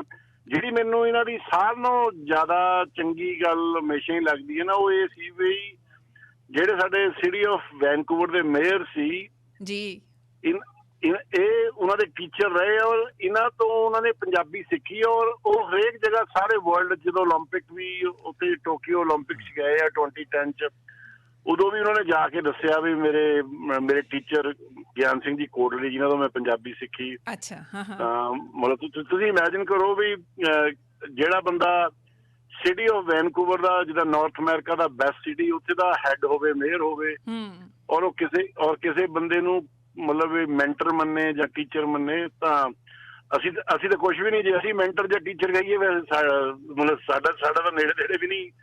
ਸੋ ਇਸ ਕਰਕੇ ਮੈਂ ਕਹਿੰਦਾ ਇਸ ਗੱਲ 'ਚ ਵੀ ਸਾਡਾ ਮਾਣ ਆ ਵੀ ਮੈਂ ਤੁਹਾਨੂੰ ਏਅਰ ਤੇ ਆ ਕੇ ਕਹਿ ਰਿਹਾ ਵੀ ਇਹ ਸਾਡੇ ਮੈਂਟਰ ਆ, ਇਹ ਸਾਡੇ ਚਾਨਣ ਮਨਾ ਰਹੇ ਆ, ਸਾਨੂੰ ਸਹੀ ਦਿਸ਼ਾ ਵੱਲ ਤੋਰਦੇ ਆ, ਮਤਲਬ ਵੀ। ਸੋ ਇਟਸ ਅਮੇਜ਼ਿੰਗ, ਲਾਈਕ ਵੀ ਮੈਨੂੰ ਇਸ ਗੱਲ ਦੀ ਬਹੁਤ ਖੁਸ਼ੀ ਆ ਵੀ ਮੈਂ ਲਾਈਨ ਤੇ ਆ ਕੇ ਤੁਹਾਡੇ ਨਾਲ ਇਹਨਾਂ ਬਾਰੇ ਜੋ ਕੁਝ ਵੀ। ਸ਼ੁਕਰੀਆ ਜੀ ਮਨਾਸ ਜੀ, ਬਹੁਤ ਬਹੁਤ ਸ਼ੁਕਰੀਆ, thank you so much. I can feel ਜਿੱਥੋਂ ਤੁਸੀਂ ਬੋਲ ਰਹੇ ਹੋ ਨਾ, ਜਿੱਦਾਂ ਤੁਸੀਂ ਅਹਿਸਾਸ ਜਿਹੜਾ ਸ਼ੇਅਰ ਕਰ ਰਹੇ ਹੋ, ਥੈਂਕ ਯੂ ਸੋ ਮਚ। ਇਹ ਅਸਲ 'ਚ ਇਹੋ ਆ ਜੀ, ਇਹਨਾਂ ਨੂੰ ਤਾਂ ਜੇ ਮਨਿਆਸ ਹੋਣਾ ਤਾਂ ਮੇਰੀ ਕਦਰ ਕਰਨੀ ਹੀ ਪੈਣੀ ਆ ਮਜਬੂਰਨ। ਅੱਛਾ, ਇਹਨਾਂ ਦੇ ਡੈਡੀ ਵੇਲੇ ਇਹਨਾਂ ਨੂੰ ਵੀ ਜ਼ਿਆਦਾ ਕਰਦੇ ਸੀ। ਅੱਛਾ, ਗੱਲ ਤਾਂ ਇੱਥੋਂ ਚੱਲੀ ਹੈ ਨਾ। ਅਗਲੇ ਸਾਡੇ ਲਿਸਨਰ ਲੈਣੇ ਅਸੀਂ, ਤੇ ਉਹ ਜਿੱਥੇ ਕਿੱਥੇ ਹੁੰਦੇ ਬਸ ਗਿਆਨ ਸੌ ਤੇ ਕੋਈ ਗੱਲ ਹੋਵੇ ਗਿਆਨ ਸਿੰਘ, ਕੋਈ ਲੋੜ ਹੋਵੇ, ਤੇ ਇਹਨਾਂ ਦੇ ਡੈਡੀ ਮਤਲਬ ਆਪਾਂ ਅਗਲੇ ਲਿਸਨਰ ਦੀ ਗੱਲ ਸੁਣੀਏ। ਹੁਣ 3 ਭਰਾ ਨੇ, ਜੇ ਹੁਣੇ ਤਾਂ ਬਿਲਕੁਲ ਮੋਹਰੀ ਨੇ, ਉਹ ਦੂਜੇ ਛੋਟੇ ਭਰਾ ਵੀ ਇੱਦਾਂ ਹੀ ਇੱਜ਼ਤ ਕਰਦੇ ਫਿਰਦਾ। ਮੈਨੂੰ ਤਾਂ ਆਪਣੇ ਪਰਿਵਾਰ ਦਾ ਹੀ ਮਤਲਬ ਸੀਨੀਅਰ ਹੀ ਸਮਝਦੇ ਆ ਨਾ, ਕਿਉਂਕਿ ਮੈਂ ਇਹਨਾਂ ਦੇ ਡੈਡੀ ਦੇ ਤਾਂ ਆ। ਤੇ ਤਾਂ ਮੈਂ ਤਦੇ ਕਿਹਾ ਸੀ ਵੀ ਜੇ ਮਨਿਆਸ ਹੁਣੀ, ਦੇਖੋ 4 ਕਿਤਾਬਾਂ ਜਿਹੜੀਆਂ ਤੁਹਾਡੇ ਮੈਂ ਸਾਹਮਣੇ ਹੁਣ ਲਿਖਾਈਆਂ, ਇਹਨਾਂ ਦਾ ਖਰਚਾ ਵੀ ਓਪਨ ਸੀ। ਜੇ ਮਨਿਆਸ ਦਾ ਸੀਗਾ ਵੀ ਚਾਹੇ ਗ੍ਰੈਂਡ ਤਾਜ ਹੋਵੇ, ਚਾਹੇ ਕਿਤੇ ਵੀ ਖਰਚਾ ਹੋਵੇ, ਖਰਚਾ ਗਿਆਨ ਸਾਹਿਬ ਨਹੀਂ ਕਰੂਗਾ, ਮੇਰਾ ਹੋਊਗਾ। ਠੀਕ ਹੈ, ਇੱਦਾਂ ਹੀ ਕਰਦੇ ਆ। ਅਗਲੇ ਕਾਲਰ ਸੁਣਦੇ ਆਪਾਂ, ਦਵਿੰਦਰ ਸਿੰਘ ਜੀ। ਜੀ ਨਵਜੋਤ ਜੀ, ਤੇ ਆਪ ਜੀ ਨੂੰ ਤੇ ਤੁਹਾਡੇ ਮਹਿਮਾਨ ਚ ਪ੍ਰੋਗਰਾਮ ਸੁਣਿਆ, ਸਾਰਿਆਂ ਨੂੰ ਪਿਆਰ ਸਤਿ ਸ੍ਰੀ ਅਕਾਲ ਜੀ। ਜੀ, ਤੇ ਤੁਹਾਡਾ ਪ੍ਰੋਗਰਾਮ ਸੁਣੀਦਾ ਜੀ, ਅੱਜ ਵੀ ਸੁਣ ਰਹੇ ਹਾਂ, ਬੜਾ ਵਧੀਆ ਲੱਗ ਰਿਹਾ। ਸਰਦਾਰ ਤੁਹਾਡੇ ਮਹਿਮਾਨ ਸਰਦਾਰ ਗਿਆਨ ਸਿੰਘ ਕੋਟਲੀ, ਜਿੱਦਾਂ ਨਾਮ ਵੀ ਗਿਆਨ ਸਿੰਘ, ਤੇ ਗਿਆਨ ਦੇ ਛਿੱਟੇ ਦੇ ਰਹੇ ਆ, ਤੇ ਬੜਾ ਗਿਆਨ ਵੰਡ ਰਹੇ ਆ, ਬੰਦੇ ਨੂੰ ਸਮਝਾ ਰਿਹਾ ਵੀ ਜੋ ਕੰਮ ਕਰਨਾ, ਤੁਸੀਂ ਸਕਸੀਡ ਹੋਣਾ ਜਾਂ ਕਾਮਯਾਬ ਹੋਣਾ, ਤੁਹਾਡੇ ਕੀਤਿਆਂ ਹੀ ਹੋਣਾ। ਕਿਸੇ ਨੇ ਆ ਕੇ ਤੁਹਾਡੀ ਵਾਹ ਨਹੀਂ ਪਾਣੀ, ਖੁਦ ਤੁਹਾਡੇ ਆਪਣੇ ਆਪ ਦੀ ਸ਼ਕਤੀ ਨੇ ਤੁਹਾਨੂੰ ਕੁਛ ਪ੍ਰਾਪਤ ਕਰਨਾ। ਬਿਲਕੁਲ, ਬੜੇ ਸੋਹਣੇ ਗਿਆਨ ਦੇ ਰਹੇ ਆ, ਤੇ ਪਰਮਾਤਮਾ ਵੀ ਉਹਨਾਂ ਦੀ ਮਦਦ ਕਰਦਾ ਜਿਹੜੇ ਆਪਣੀ ਮਦਦ ਆਪ ਕਰਨੀ ਜਾਣਦੇ, ਮਤਲਬ ਆਪ ਹੌਸਲੇ ਬੁਲੰਦ ਦਿੰਦੇ ਆ, ਤੇ ਬੜੇ ਸੋਹਣੇ ਦੇ ਰਹੇ ਆ। ਤੇ ਇਹਨਾਂ ਦੀਆਂ ਕਿਤਾਬਾਂ ਵੀ ਕਈ ਵਾਰੀ ਪੜ੍ਹੀਆਂ, ਕਾਫੀ ਚਿਰ ਤੋਂ ਪੜ੍ਹੀਆਂ, ਆਪਣੇ ਕੀ ਨਾਮ ਰਸਾਲਿਆਂ ਵਿੱਚ ਜਾਂ ਅਖਬਾਰਾਂ ਵਿੱਚ ਆਉਂਦੀਆਂ ਹੁੰਦੀਆਂ, ਤੇ ਬੜੇ ਐਜੂਕੇਟਡ ਇਨਸਾਨ ਆ, ਤੇ ਹਰ ਪੱਖੋਂ ਸੁਣ ਕੇ ਹੈਰਾਨ ਹੋ ਗਿਆ। ਮੈਂ ਕਿ ਪਲੇਅਰ ਵੀ ਬਹੁਤ ਤਕੜੇ, ਮੈਂ ਹਾਕੀ ਦਾ ਵੀ ਤੇ ਫੁੱਟਬਾਲ ਦਾ ਵੀ, ਤੇ MA ਵੀ ਕੀਤੀ ਆ। ਇੱਕ ਮੈਂ ਪੁੱਛਣਾ ਚਾਹਿਆ, ਇਹਨਾਂ BA ਕਿਹੜੇ ਸਾਲ 'ਚ ਕੀਤੀ ਸੀ? ਮੈਂ ਕੁਛ ਅੰਦਾਜ਼ਾ ਲਾ ਸਕਾਂ ਇਹਨਾਂ ਦੀ। ਹਾਂਜੀ, 1955 ਵਿੱਚ ਜੀ। ਓ ਵੈਰੀ ਗੁੱਡ, ਵੈਰੀ ਤਾਂ ਬੜੇ ਤੋਂ ਨਿਆਣੇ ਤੁਹਾਨੂੰ ਹੈ ਬਹੁਤ ਜ਼ਿਆਦਾ। ਕਿੰਨੀ ਕੁ ਉਮਰ ਹੋਵੇ? ਤੇ ਕਾਫੀ ਉਮਰ ਤਾਂ ਸੁੱਖ ਨਾਲ, ਵਧੀਆ ਉਮਰ। ਸ਼ੁਰੂ ਚੋਂ ਨਹੀਂ ਤੁਸੀਂ ਸੁਣਿਆ? ਫਿਰ ਸ਼ੁਰੂ 'ਚ ਨਹੀਂ ਸੁਣਿਆ ਨਾ? ਨਹੀਂ, ਮੈਂ ਹੁਣ ਥੋੜਾ ਜਿਹਾ ਲੇਟ ਸੁਣਿਆ ਜੀ। ਠੀਕ ਹੈ ਜੀ, ਦੇਖ ਲਓ ਬਹੁਤ ਛੇਤੀ 90 ਸਾਲ ਦੇ ਹੋਣ ਵਾਲੇ ਆ ਇਹ। ਅਜੇ ਆਵਾਜ਼ ਏਦਾਂ ਜਿੱਦਾਂ ਜੰਗ ਬੰਦੇ ਦੀ ਹੁੰਦੀ ਆ, ਲੱਗਦੀ ਨਹੀਂ ਕਿ ਬਜ਼ੁਰਗ ਬੰਦੇ ਦੀ ਆਵਾਜ਼ ਆ, ਉੱਥੇ ਦਰਾਉਂਦੀ ਹੁੰਦੀ ਆ, ਚੇਤਾ ਭੁਲਾਉਂਦੀ ਹੁੰਦੀ ਆ। ਇਹ ਪਤਾ ਕੀ ਗੱਲ ਆ ਦਵਿੰਦਰ ਜੀ, ਸ਼ੁਰੂ 'ਚ ਵੀ ਮੈਂ ਗੱਲ ਕੀਤੀ ਹੈ, ਆਪਣਾ ਨਜ਼ਰੀਆ ਹੈ, ਆਪਣਾ ਸਟਾਈਲ ਹੈ ਜਿਹੜਾ ਜ਼ਿੰਦਗੀ ਹਾਂਜੀ ਹਾਂਜੀ। ਹੁਣ ਦੇਖੋ ਜਿਹੜੀ ਨਵਜੋਤ ਜੀ ਦੀ ਆਵਾਜ਼ ਹੈ, ਲੱਗਣੀ ਜਿਹੀ ਇੱਕ ਬਜ਼ੁਰਗ ਬੰਦੇ ਦੀ ਆ, 85 ਦੀ, 88, 90, ਨੂੰ ਤਾਂ ਲੱਗ ਰਹੀ ਜਿਵੇਂ 27, 30 ਸਾਲ ਦਾ ਆਦਮੀ ਬੋਲ ਰਿਹਾ ਹੁੰਦਾ। ਸਮਾਂ ਦੇਣ ਦਾ ਬਹੁਤ ਬਹੁਤ ਧੰਨਵਾਦ ਜੀ, ਥੈਂਕ ਯੂ। ਦਵਿੰਦਰ ਸਿੰਘ, ਜਦੋਂ ਗਰੋਸ ਗ੍ਰਾਈਂਡ ਚੜ੍ਹਦੇ ਜਾਂ ਹੋਰ ਕੋਈ ਨਾ, ਉਹ ਮੇਰੀ ਚਿੱਟੀ ਦਾੜੀ ਦੇਖ ਕੇ ਤਾਂ ਉਹ ਕਈ ਫਿਰ ਬੜੇ ਹੈਰਾਨ ਹੁੰਦੇ ਆ। ਅੱਛਾ, ਫਿਰ ਮੈਨੂੰ ਪੁੱਛਣ ਲੱਗ ਜਾਂਦੇ ਵੀ ਵਾਟ ਇਜ਼ ਯੂਅਰ ਏਜ? ਅੱਛਾ, ਤੇ ਮੈਨੂੰ ਪਤਾ ਹੁੰਦਾ, ਮੈਂ ਫਿਰ ਵੀ ਤੁਸੀਂ ਦੱਸੋ। ਮੈਂ ਵੀ ਤੁਹਾਨੂੰ ਕਈ ਵਾਰੀ ਬੱਸ 'ਚ ਦੇਖਿਆ ਜੀ, ਬੱਸ ਸਫ਼ਰ ਕਰਦਿਆਂ ਨੂੰ, ਲੇਕਿਨ ਤੁਹਾਡੇ ਨਾਲ ਕੰਟੈਕਟ ਕਰਨ ਦਾ ਨਹੀਂ ਟਾਈਮ ਮਿਲ ਸਕਿਆ। ਤੁਸੀਂ ਮੈਂ ਬਹੁਤ ਸਾਰੀਆਂ ਕਿਤਾਬਾਂ ਪੜ੍ਹੀਆਂ, ਵੀ ਤੁਹਾਡੀ ਕਵਿਤਾਸ ਵੀ, ਅਤੇ ਜੰਗ ਨਹੀਂ ਹਾਰਨੀ ਜ਼ਿੰਦਗੀ ਦੀ, ਇਹਦੇ ਵਿੱਚ ਬੜੀ ਬੜੀ ਅਹਿਮਤ ਮਿਲਦੀ ਆ। ਬਿਲਕੁਲ, ਥੈਂਕ ਯੂ ਜੀ, ਬਹੁਤ ਬਹੁਤ ਸ਼ੁਕਰੀਆ ਤੁਹਾਡਾ ਦਵਿੰਦਰ ਜੀ। ਸਾਡੇ ਅਗਲੇ ਕਾਲਰ ਮੈਂ ਕੁਇਕਲੀ ਲੈਣਾ ਚਾਹੁੰਦੀ ਹਾਂ, ਫਿਰ ਖਬਰਾਂ ਦਾ ਸਮਾਂ ਆਪਣਾ। ਹੈਲੋ ਜੀ। ਹੈਲੋ। ਹਾਂਜੀ ਹਾਂਜੀ, ਤੁਸੀਂ ਔਨ 에ਅਰ ਹੋ ਜੀ? ਹਾਂਜੀ, ਮੈਂ ਔਨ ਦਾ 에ਅਰ। ਹਾਂਜੀ ਹਾਂਜੀ, ਮੈਂ ਗਿਆਨ ਸਿੰਘ ਉਹਨਾਂ ਨੂੰ ਫਤਿਹ ਬਣਾਉਣੀ ਸੀਗੀ। ਬੁਲਾ ਲਓ ਜੀ। ਹਾਂਜੀ ਜੀ। ਹਾਂਜੀ, ਗਿਆਨ ਸਿੰਘ ਜੀ, ਸਤਿ ਸ੍ਰੀ ਅਕਾਲ। ਸਤਿ ਸ੍ਰੀ ਅਕਾਲ ਜੀ। ਸੁਣਾਓ, ਕੀ ਹਾਲ ਚਾਲ ਹੈ? ਬਿਲਕੁਲ ਚੜ੍ਹਦੀਆਂ ਕਲਾਂ ਜੀ। ਅੱਛਾ, ਇਹ ਵੀ ਮੈਨੂੰ ਤੁਹਾਡੇ ਕੋਈ ਸਾਥੀ ਸੰਗੀ ਲੱਗਦੇ ਆ। ਬਿਲਕੁਲ ਸਾਥੀ ਸੰਗੀ ਹੋਣੇ ਆ ਜੀ। ਕੌਣ ਹੈ ਤੁਸੀਂ ਦੱਸੋ? ਮੈਂ ਪਤਾ ਨਹੀਂ, ਆਵਾਜ਼ ਤੋਂ ਪਤਾ ਨਹੀਂ ਲੱਗਦਾ। ਤੁਸੀਂ ਨਹੀਂ ਪਛਾਣਦੇ ਕਿਸੇ ਨੂੰ, ਤੁਸੀਂ ਨਹੀਂ ਐ ਪਛਾਣਦੇ ਕਿਸੇ ਨੂੰ। ਅਸੀਂ ਨਹੀਂ ਸੁਰਜਨ ਸਿੰਘ ਧਾਲੀਵਾਲ। ਉੱਲਾ ਤਾਂ ਫਿਰ ਵਿਕਟੋਰੀਆ ਤੋਂ ਬੋਲਦੇ ਹੋਣੇ ਆ। ਹੋਰ ਕਿੱਥੋਂ ਬੋਲਣਾ? ਵੈਰੀ ਗੁੱਡ, ਬੜੇ ਵੀ ਮਹਾਂਪੁਰਸ਼ ਆ। ਫਿਰ ਤਾਂ ਤੁਸੀਂ ਪਹੁੰਚੇ ਹੋ ਮਹਾਂਪੁਰਸ਼ ਆ। ਹਾਂਜੀ, ਅਸੀਂ ਪਹੁੰਚੇ ਇੱਥੇ ਰਾਜਧਾਨੀ ਦੇ ਵਿੱਚ। ਚਲੋ ਕੋਈ ਨਾ, ਇਹ ਫਿਰ ਥੈਂਕ ਯੂ ਜੀ, ਥੈਂਕ ਯੂ। ਮੇਰੇ ਤੋਂ ਬਿਨਾਂ ਇੱਥੇ ਕੰਮ ਵੀ ਨਹੀਂ ਚੱਲਦਾ। ਮੈਂ ਫਿਰ ਵਾਪਸ ਆ ਗਿਆ ਤੁਹਾਡੇ ਕੋਲ। ਆਹੋ, ਉਹ ਮੈਂ ਤਾਂ ਮਜ਼ਾਕ ਨਾਲ ਕਹਿੰਦਾ ਹੁੰਦਾ ਵੀ ਅਸੀਂ ਛੋਟਿਆਂ ਤਾਂ ਕੀ ਆ, ਵੀ ਫਰੈਂਡ ਬੜੇ ਬੜੇ ਰੱਖੀ ਦੇ ਆ। ਸੁਰਜਨ ਸਿੰਘ ਜੀ, ਕੁਝ ਕਹਿਣਾ ਚਾਹੁੰਦੇ ਤੁਸੀਂ ਇਹਨਾਂ ਨੂੰ? ਨਹੀਂ, ਠੀਕ ਹੈ ਜੀ, ਬਸ ਥੈਂਕ ਯੂ ਜੀ, ਥੈਂਕ ਯੂ। ਸਾਡੀ ਆਪਸ ਵਿੱਚ ਇੱਕੋ ਹੀ ਗੱਲ ਹੈ ਜੀ। ਓਕੇ ਜੀ, ਫਤਿਹ ਬੁਲਾਉਣ ਆਏ ਸੀ। ਸ਼ੁਕਰੀਆ ਤੁਹਾਡਾ ਕਾਲ ਕਰਨ ਦੇ ਲਈ। ਥੋੜਾ ਜਿਹਾ ਸਾਡੇ ਸੁਣਨ ਵਾਲਿਆਂ ਨੂੰ ਇੰਡੀਆ ਦੇ ਜਿਹੜਾ ਤੁਹਾਡਾ ਕੰਮ ਦਾ ਤਜਰਬਾ ਸੀ, ਪੰਜਾਬ ਸਰਕਾਰ ਦੇ ਵਿੱਚ ਤੁਸੀਂ ਕੰਮ ਕੀਤਾ ਇੱਕ ਪਬਲਿਕ ਰਿਲੇਸ਼ਨਸ ਆਫਿਸਰ ਦੇ ਤੌਰ ਦੇ ਉੱਤੇ, ਜੇ ਬਰੀਫਲੀ ਦੱਸ ਸਕੋ, ਕਿਉਂਕਿ ਸਮਾਂ ਆਪਣੇ ਕੋਲ ਥੋੜਾ, ਪਰ ਮੈਂ ਫਿਰ ਵੀ ਤੁਹਾਡਾ ਐਕਸਪੀਰੀਅੰਸ ਜ਼ਰੂਰ ਜਾਣਨਾ ਚਾਹੁੰਦੀ ਹਾਂ ਉਸ ਜੌਬ ਦਾ ਵੀ। ਹਾਂਜੀ ਨਵਜੋਤ ਜੀ, ਮੈਨੂੰ ਕਲਕੱਤੇ ਤੋਂ ਅਗਲਿਆਂ ਨੇ ਬੁਲਾ ਕੇ ਪੰਜਾਬ ਵਿਧਾਨ ਸਭਾ 'ਚ ਪਬਲਿਕ ਰਿਲੇਸ਼ਨ ਆਫਿਸਰ ਲਾਇਆ ਸੀ ਪੰਜਾਬ ਸਪੀਕਰ ਦੇ ਨਾਲ, ਕਿਉਂਕਿ ਸਰਜੀਤ ਸਿੰਘ ਮਨਿਹਾਸ ਪੰਜਾਬ ਸਪੀਕਰ ਮੇਰੇ ਉਹ ਕਿਸਮ ਦੇ ਦੋਸਤ ਬਹੁਤ ਸੀ, ਭਰਾਵਾਂ ਵਾਂਗੂ ਸੀ ਸਾਰਾ ਫੈਮਿਲੀ। ਉਹਨਾਂ ਨੇ ਵੀ MA LL ਵੀ ਕਲਕੱਤਾ ਯੂਨੀਵਰਸਿਟੀ ਵੀ ਕੀਤੀ, ਮੈਂ ਵੀ ਉੱਥੇ ਹੀ ਕੀਤੀ ਸੀ। ਠੀਕ ਹੈ, ਇਕੱਠੇ ਰਹਿੰਦੇ।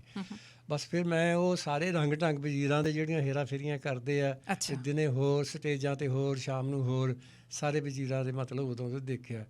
ਤੇ ਇਹ ਕਿਸੇ ਪਾਰਟੀ ਸਪੈਸੀਫਿਕ ਦੀ ਗੱਲ ਕਰ ਰਹੇ ਹੋ ਤੁਸੀਂ ਕਿ ਸਾਰਿਆਂ ਦਾ ਇਹੀ ਹਾਲ ਆ? ਉਦੋਂ ਅਕਾਲੀ ਮਿਨਿਸਟਰੀ ਸੀਗੀ ਮੈਜੋਰਟੀ ਦੇ ਨਾਲ, ਕਿਉਂਕਿ ਗੋਲਡਨ ਟੈਂਪਲ ਤੇ ਅਟੈਕ ਹੋਇਆ ਸੀ ਤਾਂ ਵੋਟਾਂ ਬਹੁਤ ਮੈਕਸੀਮਮ ਜਿਹੜੇ MLA ਉਹ ਸਾਡੇ ਹੀ ਬਣੇ ਸੀਗੇ, ਅਕਾਲੀ ਸਰਕਾਰ ਸੀਗੀ। ਤੇ ਇਸ ਕਰਕੇ ਅਕਾਲੀ ਸਰਕਾਰ ਦੀ ਗੱਲ ਕਰ ਰਿਹਾ। Surjit Singh Barnala minister, chief minister ਸੀਗੇ। ਬਲਵੰਤ ਸਿੰਘ ਖਜ਼ਾਨਾ ਮੰਤਰੀ, ਆਲ ਇਨ ਆਲ ਜਿਹਨਾਂ ਨੂੰ ਪੰਜਾਬ ਦਾ ਬ੍ਰੇਨ ਕਿਹਾ ਜਾਂਦਾ ਸੀ। ਤਾਂ ਸਰਜੀਤ ਸਿੰਘ ਮਨਿਹਾਸ ਪੰਜਾਬ ਸਪੀਕਰ, ਤੇ ਚੌਥਾ ਮੈਂ ਆ ਗਿਆ। ਹਾਂਜੀ, ਕਿੰਨੀ ਦੇਰ ਕੀਤੀ ਤੁਸੀਂ ਉਹ ਜੌਬ? 2 ਸਾਲ ਹੀ ਕੀਤੀ। ਅੱਛਾ, ਫਿਰ ਮਿਨਿਸਟਰੀ ਟੁੱਟ ਗਈ ਸੀਗੀ। ਤੇ ਸਰਜੀਤ ਸਿੰਘ ਮਨਿਹਾਸ ਨੂੰ ਤਾਂ ਕਹਿੰਦੇ ਵੀ ਚਲੋ ਹੁਣ ਤਾਂ, ਪਰ ਪਬਲਿਕ ਰਿਲੇਸ਼ਨ ਆਫਿਸਰ ਦਾ ਤਾਂ ਕੰਮ ਇਹੀ ਹੈ ਕਿ ਵੀ ਸਰਕਾਰ ਦੀ ਜੋ ਕੁਝ ਕਹਿ ਰਹੀ ਹੈ ਬਸ ਉਹਨੂੰ ਚੰਗਾ ਹੀ ਦਿਖਾਉਣਾ। ਨਹੀਂ, ਮੈਂ ਨਹੀਂ ਕਰਦਾ ਸੀ। ਅੱਛਾ, ਮੈਂ ਸਿਰਫ ਸਰਜੀਤ ਸਿੰਘ ਮਨਿਹਾਸ, ਕਿਉਂਕਿ ਮੇਰਾ ਦੋਸਤ ਸੀਗਾ, ਅਸੀਂ ਆਲ ਇੰਡੀਆ ਸਿੱਖ ਫੈਡਰੇਸ਼ਨ ਇਕੱਠੇ ਸੀਗੇ। ਘਰ ਵਾਲੀ ਗੱਲ ਸੀਗੀ, ਹੁਣ ਵੀ ਘਰ ਵਾਲੀ ਗੱਲ ਹੀ ਆ। ਤੇ ਮੇਰਾ ਤਾਂ ਮਤਲਬ ਇਹ ਸੀ ਵੀ ਇਹਨਾਂ ਨੂੰ ਮੈਂ ਜੇ ਕਿਤੇ ਛਿੱਕ ਵੀ ਮਾਰਦੇ ਨਾ, ਉਹਦੀ ਵੀ ਇੰਗਲਿਸ਼ ਪੰਜਾਬੀ ਖਬਰ ਲਗਾ ਕੇ ਭੇਜ ਦੇਣੀ। ਅੱਛਾ, ਇਹ ਸਾਰੇ ਮੀਡੀਆ ਵਾਲੇ ਜਿਹਨੇ, ਚਾਹੇ ਪੰਜਾਬੀ ਇੰਗਲਿਸ਼ ਟ੍ਰਿਬਿਊਨ ਵਾਲੇ, ਚਾਹੇ ਅਜੀਤ ਵਾਲੇ ਆ, ਇਹ ਸਾਰੇ ਫਿਰ ਮੰਨਦੇ ਸੀ ਵੀ ਜੇ ਕਿਤੇ ਤੁਸੀਂ ਸਰਜੀਤ ਸਿੰਘ ਮਨਿਹਾਸ ਉਹਦੇ ਨਾਲ ਬਰਨਾਲੇ ਨਾ ਹੁੰਦੇ ਨਾ, ਹਰਚਰਨ ਬੈਂਸ ਸੀਗਾ ਨਾ ਉਹਨਾਂ ਦਾ ਪੀ, ਹਾਂਜੀ ਹਾਂਜੀ, ਉਹਦੇ ਥਾਂ ਜੇ ਤੁਸੀਂ ਹੁੰਦੇ ਤਾਂ ਤੁਸੀਂ ਬਰਨਾਲੇ ਦੀ ਮਿਨਿਸਟਰੀ ਫੇਲ ਨਹੀਂ ਸੀ ਹੋਣੀ। ਨਹੀਂ, ਉਹਦੀ ਖਬਰ ਕਦੀ ਨਹੀਂ ਛਕਦੀ। ਅੱਛਾ, ਪੰਜਾਬ ਸਪੀਕਰ ਦਾ ਕੋਈ ਕੰਮ ਨਹੀਂ, ਉਹਦਾ ਕੋਈ ਪੋਰਟਫੋਲੀਓ ਨਹੀਂ, ਕੋਈ ਮਿਨਿਸਟਰ ਨਹੀਂ। ਉਹਦਾ ਰੋਜ਼ ਹੀ ਕਰ ਦਿੰਦੇ ਆ ਜੀ, ਉੱਥੇ ਉਹ ਅੰਡੇਮਾਨ ਗਏ ਆ ਜੀ, ਉੱਥੇ ਉਹ ਗਏ ਬੰਬੇ ਗਏ ਆ ਜੀ, ਉਹ ਰਾਜਸਥਾਨ ਗਏ ਆ ਸਰਜੀਤ ਸਿੰਘ ਮਨਿਹਾਸ, ਉਹਨਾਂ ਨੇ ਆਹ ਕਿਹਾ।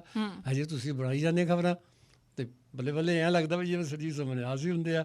ਸੋ ਉੱਥੇ ਫਿਰ ਸੀਗਾ ਜਦੋਂ ਇਹ ਮਿਨਿਸਟਰੀ ਟੁੱਟ ਗਈ ਸੀਗੀ, ਫਿਰ ਤਾਂ ਮੌਜਾਂ ਹੀ ਸੀਗੀਆਂ ਪਬਲਿਕ ਰਿਲੇਸ਼ਨ ਅਫਸਰ ਦੀਆਂ ਵੀ, ਪੰਜਾਬ ਸਪੀਕਰ ਦੀਆਂ ਵੀ। ਅਸੀਂ ਦੋਨੇ ਸੀ ਜਿੰਨੇ ਝੰਡੇ ਲਹਿਰਾਉਣੇ ਆ, 15 ਅਗਸਤ ਹੋਵੇ, ਕਿਤੇ ਹੋਵੇ, ਚਾਹੇ ਲੁਧਿਆਣੇ। ਪਰ ਬਹੁਤ ਲੰਬਾ ਸਮਾਂ ਤੁਸੀਂ ਉਹ ਜੌਬ ਨਹੀਂ ਕੀਤੀ? ਨਹੀਂ, ਫਿਰ ਮੈਂ ਚਲਾ ਗਿਆ ਸੀਗਾ, ਮੈਂ ਰਿਜ਼ਾਈਨ ਕਰਕੇ ਚਲਾ ਗਿਆ ਸੀ। ਓਕੇ, ਤੁਹਾਡੇ ਇੱਕ ਹੋਰ ਦੋਸਤ ਨੇ, ਉਹਨਾਂ ਨੂੰ ਮੈਂ ਸ਼ਾਮਿਲ ਕਰ ਰਹੀ ਹਾਂ ਇਸ ਵੇਲੇ। ਹੈਲੋ ਜੀ, ਸਤਿ ਸ਼੍ਰੀ ਅਕਾਲ ਜੀ। ਸਤਿ ਸ਼੍ਰੀ ਅਕਾਲ ਜੀ। ਮੋਤਾ ਸਿੰਘ ਚੀਤਾ ਜੀ, ਜੀ ਆਇਆਂ ਨੂੰ। ਯਾਦ ਕਰਦੇ ਸੀ ਮੋਤਾ ਸਿੰਘ ਚੀਤਾ ਜੀ ਨੂੰ? ਯਾਦ ਕੀਤਾ ਤਾਂ ਪਹੁੰਚ ਕੇ ਦੇਖ ਲਓ। ਯਾਦ ਕਰੀਏ, ਜਿਹਨੂੰ ਯਾਦ ਕਰੋ ਉਹ ਪਹੁੰਚ ਜਾਂਦਾ। ਦਿਲਾਂ ਦੀ ਰਾਹ ਹੈ ਜੀ। ਬਿਲਕੁਲ। ਮੋਤਾ ਸਿੰਘ ਜੀਤਾ ਜੀ ਤੁਹਾਡੇ ਬੜੇ ਪਿਆਰੇ ਦੋਸਤ ਬੈਠੇ ਨੇ। ਤੁਹਾਡਾ ਥੋੜੀ ਦੇਰ ਪਹਿਲਾਂ ਜ਼ਿਕਰ ਕਰਕੇ ਹਟਿਆ, ਇਹ ਕੋਈ ਕਹਿੰਦੇ ਪੁਲਿਸ ਇਨਸੀਡੈਂਟ ਹੋਇਆ ਸੀ, ਉਸ ਵੇਲੇ ਦਾ ਇਹਨਾਂ ਨੇ ਜ਼ਿਕਰ ਕੀਤਾ, ਤੇ ਤੁਸੀਂ ਅੱਜ ਸ਼ਾਮਿਲ ਹੋ। ਕੀ ਕਹਿਣਾ ਚਾਹੁੰਦੇ ਹੋ ਇਹਨਾਂ ਦੇ ਲਈ? ਦੇਖੋ, ਬੜੀ ਖੁਸ਼ੀ ਦੀ ਗੱਲ ਹੈ ਕਿ ਤੁਸੀਂ ਸਰਦਾਰ ਸਾਹਿਬ ਹੋਰਾਂ ਨੂੰ ਅੱਜ ਤੁਸੀਂ ਆਪਣੀ ਰੇਡੀਓ ਦੀਆਂ ਤਰੰਗਾਂ ਦੇ ਵਿੱਚ ਲੈ ਕੇ ਆਂਦਾ। ਬੜੀ ਇਹ ਸੂਝਵਾਨ ਵਿਅਕਤੀ ਹੈ ਤੇ ਹਸਮੁਖ ਹੈ। ਜਿੱਥੇ ਵੀ ਜਾਂਦੇ ਆ ਇਹ ਉੱਥੇ ਦਾ ਮਾਹੌਲ ਬਦਲ ਦਿੰਦੇ ਆ ਆਪਣੇ ਵਿਚਾਰਾਂ ਦੇ ਨਾਲ, ਸਭ ਨੂੰ ਉੱਥੇ ਖੁਸ਼ੀ ਦਾ ਮਾਹੌਲ ਪੈਦਾ ਕਰ ਦਿੰਦੇ ਆ। ਤੋ ਇਹਨਾਂ ਵਾਸਤੇ ਤਾਂ ਮੈਂ ਬਹੁਤ ਕੁਝ ਕਹਿ ਸਕਦਾ, ਕਿਉਂਕਿ ਇਹਨਾਂ ਨੂੰ ਕਾਫੀ ਦੇਰ ਤੋਂ ਮੈਂ ਜਾਣਦਾ। ਤੇ ਉਸ ਸਮੇਂ ਤੋਂ ਜਿਸ ਵਕਤ ਇਹ ਕੈਨੇਡਾ ਦੇ ਵਿੱਚ ਆਏ ਹੈ, ਔਰ ਉਸ ਵਕਤ ਇਹਨਾਂ ਨੇ ਕੁਛ ਸਮਾਂ ਆਪਣੀ ਜਿਹੜੀ ਸਭ ਤੋਂ ਇੱਥੇ ਸਿਰਮੌਰ ਸੁਸਾਇਟੀ ਹੈ, ਖਾਲਸਾ ਦੀਵਾਨ ਸੁਸਾਇਟੀ ਵੈਨਕੂਵਰ, ਉਹਦੇ ਵਿੱਚ ਵੀ ਇਹਨਾਂ ਨੇ ਵੱਖ-ਵੱਖ ਸੇਵਾਵਾਂ ਨਿਭਾਈਆਂ, ਔਰ ਬੜੀ ਸਫਲਤਾ ਦੇ ਨਾਲ ਸਾਰੇ ਲੋਕ ਇਹਨਾਂ ਨੂੰ ਬੜਾ ਪਿਆਰਾ ਇਨਸਾਨ ਸਮਝ ਕੇ ਤੇ ਇਹਨਾਂ ਨੂੰ ਬੜੇ ਸਿਆਣੇ ਸਮਝ ਕੇ ਇਹਨਾਂ ਦੇ ਕੋਲ ਸੇਵਾ ਲਈਆਂ। ਤੇ ਇਹ ਕਿਉਂਕਿ ਗੁਰਦੁਆਰੇ ਦੀ ਇੱਕ ਐਸੀ ਜਗ੍ਹਾ ਹੁੰਦੀ ਜਿੱਥੇ ਤਕਰੀਬਨ ਹਰ ਬੰਦੇ ਦੀ ਜਾਣ ਪਛਾਣ ਹੋ ਜਾਂਦੀ ਹੈ ਜੀ। ਇੱਕ ਵਾਰੀ ਤੁਸੀਂ ਆਓ, ਤੁਹਾਡੀ ਪਬਲਿਕ ਦੇ ਨਾਲ ਤੁਹਾਡਾ ਵਾਹ ਪੈਂਦਾ ਰਹਿੰਦਾ। ਤੇ ਇਹ ਟੀਚਰ ਵੀ ਸਨ ਜੀ, ਗੁਰਦੁਆਰੇ ਦੇ ਅੰਦਰ ਗ੍ਰੰਥੀ ਵੀ ਸਨ ਤੇ ਹਰ ਕਿਸਮ ਦੀ ਸੇਵਾ ਕਰਦੇ ਸਨ। ਇਸ ਕਰਕੇ ਇਹਨਾਂ ਦੀ ਜਿਹੜੀ ਸਮਝੋ ਵੀ ਜਾਣ ਪਛਾਣ ਸਾਰੀ ਕਮਿਊਨਿਟੀ ਵਿੱਚ ਬਣ ਗਈ ਸੀ। ਤੇ ਇੰਸੀਡੈਂਟਸ ਇਹਨਾਂ ਦੇ ਨਾਲ ਜਿਹੜਾ ਹੋਇਆ ਸੀਗਾ ਉਹ ਬੜਾ ਅਨਫੋਰਚੂਨੇਟ ਸੀਗਾ। ਇਹ ਜਿੱਥੇ ਤੱਕ ਮੈਨੂੰ ਪਤਾ ਹੈ ਇਹ ਆਪਣੇ ਘਰ ਦੇ ਵਿੱਚ ਬੈਠੇ ਸਨ, ਮੇਰੇ ਖਿਆਲ 'ਚ ਇਸ਼ਨਾਨ ਕਰਕੇ, ਤੇ ਕੱਪੜੇ ਵੀ ਹਾਲੇ ਇਹਨਾਂ ਨੇ ਕੋਈ ਇਹੋ ਜਿਹੇ ਸੀ ਜਿਹੜੇ ਘਰ ਵਾਲੇ ਉੱਤੇ ਪਾਏ ਸੀਗੇ। ਤੇ ਇਹਨਾਂ ਨੂੰ ਗਲਤ ਜਾਨੀ ਫੇਕ ਆਈਡੈਂਟੀਟੀ ਦੇ ਸਮਝ ਕੇ ਤੇ ਇਹਨਾਂ ਨੂੰ ਪੁਲਿਸ ਨੇ ਆ ਕੇ ਆਲੇ ਦੁਆਲੇ ਜਿਸ ਤਰ੍ਹਾਂ ਇੱਕਦਮ ਨਹੀਂ ਧਾਵਾ ਬੋਲਦੀ ਦਾ, ਇਸ ਤਰੀਕੇ ਦੀ ਜਿਹੜੀ ਸਿਚੁਏਸ਼ਨ ਕ੍ਰੀਏਟ ਕਰ ਦਿੱਤੀ। ਤਾਂ ਉਸ ਵਕਤ ਮੈਂ ਇੱਥੇ ਆਪਣੀ BC ਗਵਰਨਮੈਂਟ ਵੱਲੋਂ ਜੀ ਕੋਈ ਮੈਂ as advisor to the RCMP ਕੋਈ ਲਗਭਗ 30 ਸਾਲ ਉਹਨਾਂ ਦੀ ਐਡਵਾਈਜ਼ਰੀ ਬੋਰਡ 'ਤੇ ਬੈਠਾ ਰਿਹਾ ਤੇ ਕੁਛ ਪਿਛਲੇ ਇੱਕ ਸਾਲ ਹੀ ਮੈਂ ਉੱਥੋਂ ਰਿਟਾਇਰਮੈਂਟ ਲਈ ਹੈ। ਤੇ ਸਾਨੂੰ ਪਤਾ ਤੇ ਲੱਗਾ ਤੇ ਕਿਉਂਕਿ ਫਿਰ ਤਾਂ ਜਾਣ ਪਛਾਣ ਵਾਲੇ ਸੀ ਔਰ ਇਹਨਾਂ ਦੀ ਕਮਿਊਨਿਟੀ ਦੀ ਸਰਵਿਸ ਵੀ ਸੀਗੀ ਜੀ।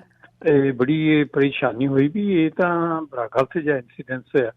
ਤੇ ਮੈਂ ਫਿਰ ਇਹਨਾਂ ਦੀ ਜਿਹੜੀ ਸੀਗੀ ਕਹਾਣੀ ਸਾਰੀ ਆਪਣੇ ਬੋਰਡ ਦੇ ਸਾਹਮਣੇ ਰੱਖੀ ਸੀਗੀ ਔਰ ਮੈਂ ਉਹਨੂੰ ਕਿਹਾ ਸੀ ਵੀ ਇਹ ਜਿਹੜਾ ਤੁਸੀਂ ਇਹ ਕੰਮ ਕੀਤਾ ਇਹ ਤਾਂ ਬਿਲਕੁਲ ਗਲਤ ਹੈ, ਤੁਸੀਂ ਗਲਤ ਇਨਸਾਨ ਪਕੜ ਲਿਆ ਔਰ ਇਹ ਤਾਂ ਜਾਣੇ ਪਛਾਣੇ ਵੀ ਜੇ ਤੁਸੀਂ ਇਹੋ ਜਿਹਾ ਕੰਮ ਕਰੋਗੇ ਸਾਰੀ ਕਮਿਊਨਿਟੀ ਦੇ ਵਿੱਚ ਕਿਸਮ ਦਾ ਭੁਚਾਲ ਜਿਹਾ ਆਉਣ ਵਾਲੀ ਗੱਲ ਹੋ ਜਾਏਗੀ ਜੀ।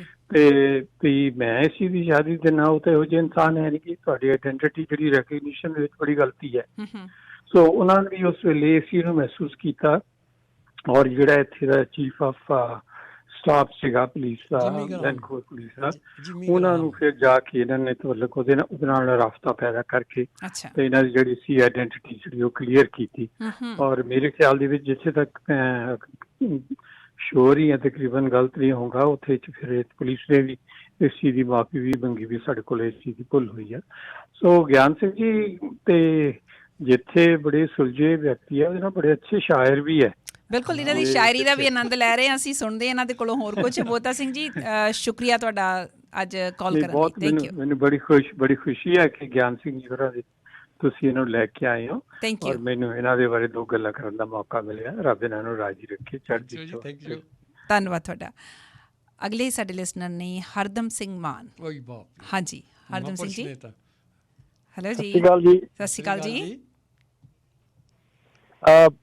ਸੁਣ ਰਹੇ ਸੀ ਸਰਦਾਰ ਗਿਆਨ ਸਿੰਘ ਜੀ ਬਾਰੇ, ਤੁਸੀਂ ਗੱਲਬਾਤ ਬਹੁਤ ਵਧੀਆ ਕਰ ਰਹੇ ਹੋ, ਸ਼ੁਕਰੀਆ। ਤੇ ਇਹ ਵਾਕਈ ਜਿਹੜੇ ਇਹ ਪ੍ਰੇਰਨਾ ਦਾ ਸਮੁੰਦਰ ਨੇ ਜੀ, ਬਹੁਤ ਵੱਡਾ ਸਾਗਰ ਨੇ। ਹਾਂਜੀ। ਤੇ ਜਦੋਂ ਵੀ ਮਿਲਦੇ ਹੈ ਤੇ ਜਾਂ ਫੋਨ ਤੇ ਵੀ ਗੱਲਬਾਤ ਹੁੰਦੀ ਹੈ ਤਾਂ ਬਿਲਕੁਲ ਇਹਨਾਂ ਦੀ ਬੜੀ ਹੌਸਲਾ ਅਫਜ਼ਾਈ। ਬਾਕੀ ਦੂਜੀ ਗੱਲ ਮੈਂ ਜਿਹੜੀ ਵਿਸ਼ੇਸ਼ ਕਹਿਣੀ ਚਾਹੁੰਦਾ ਸੀ ਉਹ ਪਹਿਲੇ ਗੱਲ ਕਹਿ ਗਏ ਕਿ ਇਹ ਬਹੁਤ ਵਧੀਆ ਪੰਜਾਬੀ ਦੇ ਸ਼ਾਇਰ ਨੇ, ਬਹੁਤ ਵਧੀਆ ਗਜ਼ਲ ਲਿਖਦੇ ਨੇ। ਸੋ ਮੈਂ ਇਹਨਾਂ ਦਾ ਬਹੁਤ ਕਦਰਦਾਨ ਆ ਜੀ। ਇਹਨਾਂ ਦੇ ਬਾਰੇ ਸੁਣ ਕੇ ਲਾਈ ਬਾਰੇ ਅੱਜ ਹੋਰ ਵੀ ਮੈਂ ਇਹਨਾਂ ਦਾ ਬਹੁਤ ਮੇਰੇ ਮਨ 'ਚ ਇਹਨਾਂ ਦੀ ਕਦਰ, ਇਹਨਾਂ ਦਾ ਸਤਿਕਾਰ ਵਧਿਆ ਜੀ। ਧੰਨਵਾਦ ਤੁਹਾਡਾ, ਬਹੁਤ ਬਹੁਤ ਸ਼ੁਕਰੀਆ। ਅਗਲੇ ਲਿਸਨਰ ਨੇ ਸੁਖਵੰਤ ਕੌਰ ਜੀ। ਨਵਜੋਤ ਸਿੰਘ ਸਾਨੂੰ ਤੇ ਸਰਦਾਰ ਗਿਆਨ ਸਿੰਘ ਕੋਟਲੀ ਜੀ। ਗਿਆਨ ਸਿੰਘ ਕੋਟਲੀ ਸਾਹਿਬ ਨੂੰ ਪਿਆਰ ਤੇ ਸਤਿਕਾਰ ਭਰੀ ਸਤਿ ਸ਼੍ਰੀ ਅਕਾਲ ਜੀ। ਬਹੁਤ ਹੀ ਅੱਛਾ ਲੱਗ ਰਿਹਾ, ਇੰਨੀ ਆਲ ਰਾਊਂਡਰ ਜਿਹੜੀ ਆ ਉਹ ਬੈਸਟ ਸ਼ਖਸੀਅਤ ਸਾਡੀ ਕਮਿਊਨਿਟੀ ਦੀ ਜਿਹੜੀ ਤੁਸੀਂ ਲੈ ਕੇ ਆਏ। ਸਾਨੂੰ ਬੜੀ ਮੋਟੀਵੇਸ਼ਨ ਮਿਲ ਰਹੀ ਹੈ ਇਹਨਾਂ ਦੀਆਂ ਗੱਲਾਂ ਸੁਣ ਕੇ। ਤੇ ਇਹਨਾਂ ਕੋਲ ਸਿਹਤ ਦੇ ਟਿਪਸ ਵੀ ਪੁੱਛਿਓ ਤੇ ਵੇਖ ਲਓ ਇਹਨਾਂ ਨੇ ਕਿੰਨਾ ਐਕਟਿਵ ਰੱਖਿਆ। ਵੈਸੇ ਤਾਂ ਉਹਨਾਂ ਨੇ ਇਵੈਂਟ ਵਾਲਾ ਦੱਸ ਹੀ ਦਿੱਤਾ ਕਿ ਲਾਈਫ ਸ਼ੁੱਡ ਬੀ ਇਵੈਂਟਫੁਲ। ਹਾਂ, ਤੇ ਬਾਕੀ ਬਹੁਤ ਹੀ ਆਨੰਦ ਆਇਆ ਜੀ ਇਹਨਾਂ ਨੂੰ ਸੁਣ ਕੇ। ਬਾਕੀ ਗੁਰੂ ਸਾਹਿਬ ਦੀ ਇਹਨਾਂ ਤੇ ਮੈਨੂੰ ਲੱਗਦਾ ਕਿ ਸ਼ੁਰੂ ਤੋਂ ਹੀ ਇੰਨੀ ਕਿਰਪਾ ਸੀ ਕਿ ਇਹਨਾਂ ਨੂੰ 8ਵੀਂ 10ਵੀਂ ਤੋਂ ਹੀ ਇੰਨੀ ਪ੍ਰੇਰਨਾ ਲੱਗ ਗਈ। ਭਾਵੇਂ ਲਾਲਚ ਨਾ ਕਰਕੇ ਬੰਦਾ ਲੱਗਦਾ ਉਸ ਪਾਸੇ, ਉਹ ਲਾਲਚ ਜਿਹੜਾ ਹੈ ਨਾ ਦੇ ਵਿੱਚ ਕਨਵਰਟ ਹੋ ਗਿਆ। ਤੇ ਫਿਰ ਇਹਨਾਂ ਨੂੰ 10ਵੀਂ ਤੋਂ ਬਾਅਦ ਜਿਹੜੇ ਭਾਈ ਵੀਰ ਸਿੰਘ ਜੀ ਹੱਥ ਲੱਗ ਗਏ। ਸਭ ਤੋਂ ਬੈਸਟ ਸਿਰਮੌਰ ਸਾਡੀ ਕਹਿ ਲਓ ਕਿ ਧਾਰਮਿਕ ਵਿਰਸੇ ਦੇ ਕਵੀ, ਤੇ ਸਭ ਤੋਂ ਵੱਧ ਵਧੀਆ ਕਿਸਮਤ ਤਾਂ ਇਹਨਾਂ ਦੀ ਉੱਥੇ ਹੀ ਹੋ ਗਈ ਹਨਾ। ਤੇ ਬਾਕੀ ਵਾਹਿਗੁਰੂ ਇਹਨਾਂ ਦੀ ਚੜ੍ਹਦੀ ਕਲਾ ਹੋਰ ਕਰੇ, ਹੋਰ ਬੁਢਾਪਾ ਵਧੀਆ ਮੰਨਣ। ਦੇਖੋ ਇੱਥੇ ਲੱਗਦਾ ਹੀ ਨਹੀਂ ਬਜ਼ੁਰਗ। ਸ਼ੁਕਰੀਆ ਤੁਹਾਡਾ ਸੁਖਵੰਤ ਕੌਰ ਜੀ, ਬਹੁਤ ਬਹੁਤ ਸ਼ੁਕਰੀਆ। ਲਓ ਜੀ, ਤੇ ਇਹਨਾਂ ਦੇ ਸਵਾਲ ਦਾ ਹੀ ਪਹਿਲਾਂ ਜਵਾਬ ਦੇ ਦਿਓ। ਇਹ ਕਹਿੰਦੇ ਕਿ ਵੀ ਹੈਲਥ ਟਿਪਸ ਕਿੱਦਾਂ ਤੁਸੀਂ ਆਪਣੇ ਆਪ ਨੂੰ ਮੇਨਟੇਨ ਕੀਤਾ ਹੋਇਆ? ਇਹ ਬਹੁਤ ਵੱਡਾ ਸਵਾਲ ਹੈ, ਸਾਰਿਆਂ ਦੇ ਮਨਾਂ ਦੇ ਵਿੱਚ ਹੋਊਗਾ, ਦੱਸੋ ਜੀ। ਦੇਖੋ ਜੀ, ਇੱਕ ਤਾਂ ਬਾਣੀ ਦੀ ਤੋਂ ਉਹ ਵੀ ਹੈ ਕਿ ਜੋ ਜੈਸੀ ਸੰਗਤ ਮਿਲੇ ਸੋ ਤੈਸੋ ਪਲ ਪਾਏ। ਸੋਸਾਇਟੀ ਮੋਲਡਸ ਫਰੈਂਡਸ, ਆਪਣਾ ਇਹ ਹੀ ਹੈ। ਅਤੇ ਉਹੋ ਜਿਹੇ ਬੰਦਿਆਂ ਕੋ ਜਿਹੜੇ ਗਲਤ ਕੰਮ ਕਰਨ ਵਾਲੇ ਆਪਾਂ ਕਦੀ ਕਹੇ ਹੀ ਨਹੀਂ ਗਏ। ਸੋ ਪੋਜ਼ੀਟਿਵ ਐਨਵਾਇਰਨਮੈਂਟ ਰੱਖਦੇ ਹਾਂ ਆਪਣੀ ਗੱਲ ਹੈ। ਅੱਛਾ, ਜਿਹਦੇ ਕੋਲੋਂ ਕੁਛ ਪ੍ਰਾਪਤ ਹੋਣਾ ਉਹਨੂੰ ਛੱਡਣਾ ਨਹੀਂ ਗਾ। ਹਾਂਜੀ, ਅਤੇ ਇਸ ਕਰਕੇ ਆਪਣੀ ਸੰਗਤ 'ਚੋਂ ਹੀ ਆਦਮੀ ਸਿੱਖਦਾ ਆ, ਸੰਗਤ ਤੋਂ ਹੀ ਆਦਮੀ ਸਿੱਖ ਕੇ ਖਰਾਬ ਹੁੰਦਾ ਆ। ਅਤੇ ਮੈਂ ਕਦੀ ਇਹੋ ਜਿਹੇ ਬੰਦਿਆਂ ਕੋਲ ਨਹੀਂ ਗਿਆ ਜਿਹੜੇ ਬਾਹਲਾ ਹੇਰਾਫੇਰੀ ਕਰਨ ਵਾਲੇ, ਖਾਣ ਪੀਣ ਵਾਲੇ ਆ। ਪਾਰਟੀਆਂ ਪੂਰਟੀਆਂ ਜਿਵੇਂ ਜਾਂਦਾ ਆ ਅਤੇ ਟਿਕਟ ਤਾਂ ਮੈਂ ਅੱਗੇ ਵੀ ਦੱਸਿਆ ਸੀ ਵੀ ਮੈਂ $25 ਦਾ ਖਰੀਦ ਲੈਣਾ, ਪਰ ਉੱਥੇ ਖਾਣਾ ਨਹੀਂ ਖਾਣਾ। ਖਾਣਾ ਆਪਣੀ ਮਰਜ਼ੀ ਨਾਲ ਹੀ ਖਾਣਾ, ਕਿਉਂਕਿ ਸਰੀਰ ਮੇਰਾ ਆ, ਮੈਨੂੰ ਪਤਾ ਵੀ ਮੇਰੇ ਸਰੀਰ ਨੂੰ ਕੀ ਠੀਕ ਰਹਿੰਦਾ। ਠੀਕ ਹੈ, ਜੋ ਤੁਸੀਂ ਪਰੋਸਿਆ ਹੈ ਉਹ ਕੋਈ ਜ਼ਰੂਰੀ ਨਹੀਂ ਵੀ ਮੇਰੇ ਵੀ ਠੀਕ ਬੈਠੇ, ਇਸ ਕਿ ਉਹ ਖਾਣ ਪੀਣ ਦਾ ਲਾਲਚ ਨਹੀਂ। ਠੀਕ ਹੈ। ਅਤੇ ਇਸ ਕਰਕੇ ਸਿਹਤ ਦਾ ਇਹੀ ਹੈ ਵੀ ਚੰਗੀ ਸੰਗਤ ਅਤੇ ਚੰਗੀ ਸਿਹਤ। ਹਾਂਜੀ, ਸੰਗਤ ਜਿਹੜੀ ਹਰ ਵੇਲੇ ਤੁਹਾਡੇ ਨਾਲ ਆ ਘਰ ਦੇ ਵਿੱਚ, ਉਹਦਾ ਜ਼ਿਕਰ ਤੁਸੀਂ ਬਹੁਤ ਘੱਟ ਕੀਤਾ। ਇੰਨਾ ਦੱਸ ਦਿੱਤਾ ਕਿ ਉਹਨਾਂ ਨੇ ਵੀ ਪੜ੍ਹਾਈ ਬਹੁਤ ਕੀਤੀ ਹੋਈ ਆ। ਸੁਰਿੰਦਰ ਕੌਰ ਗੁੱਡੀ ਹੁਣਾਂ ਦਾ ਜ਼ਿਕਰ ਕਰੋ ਥੋੜ੍ਹਾ ਜਿਹਾ।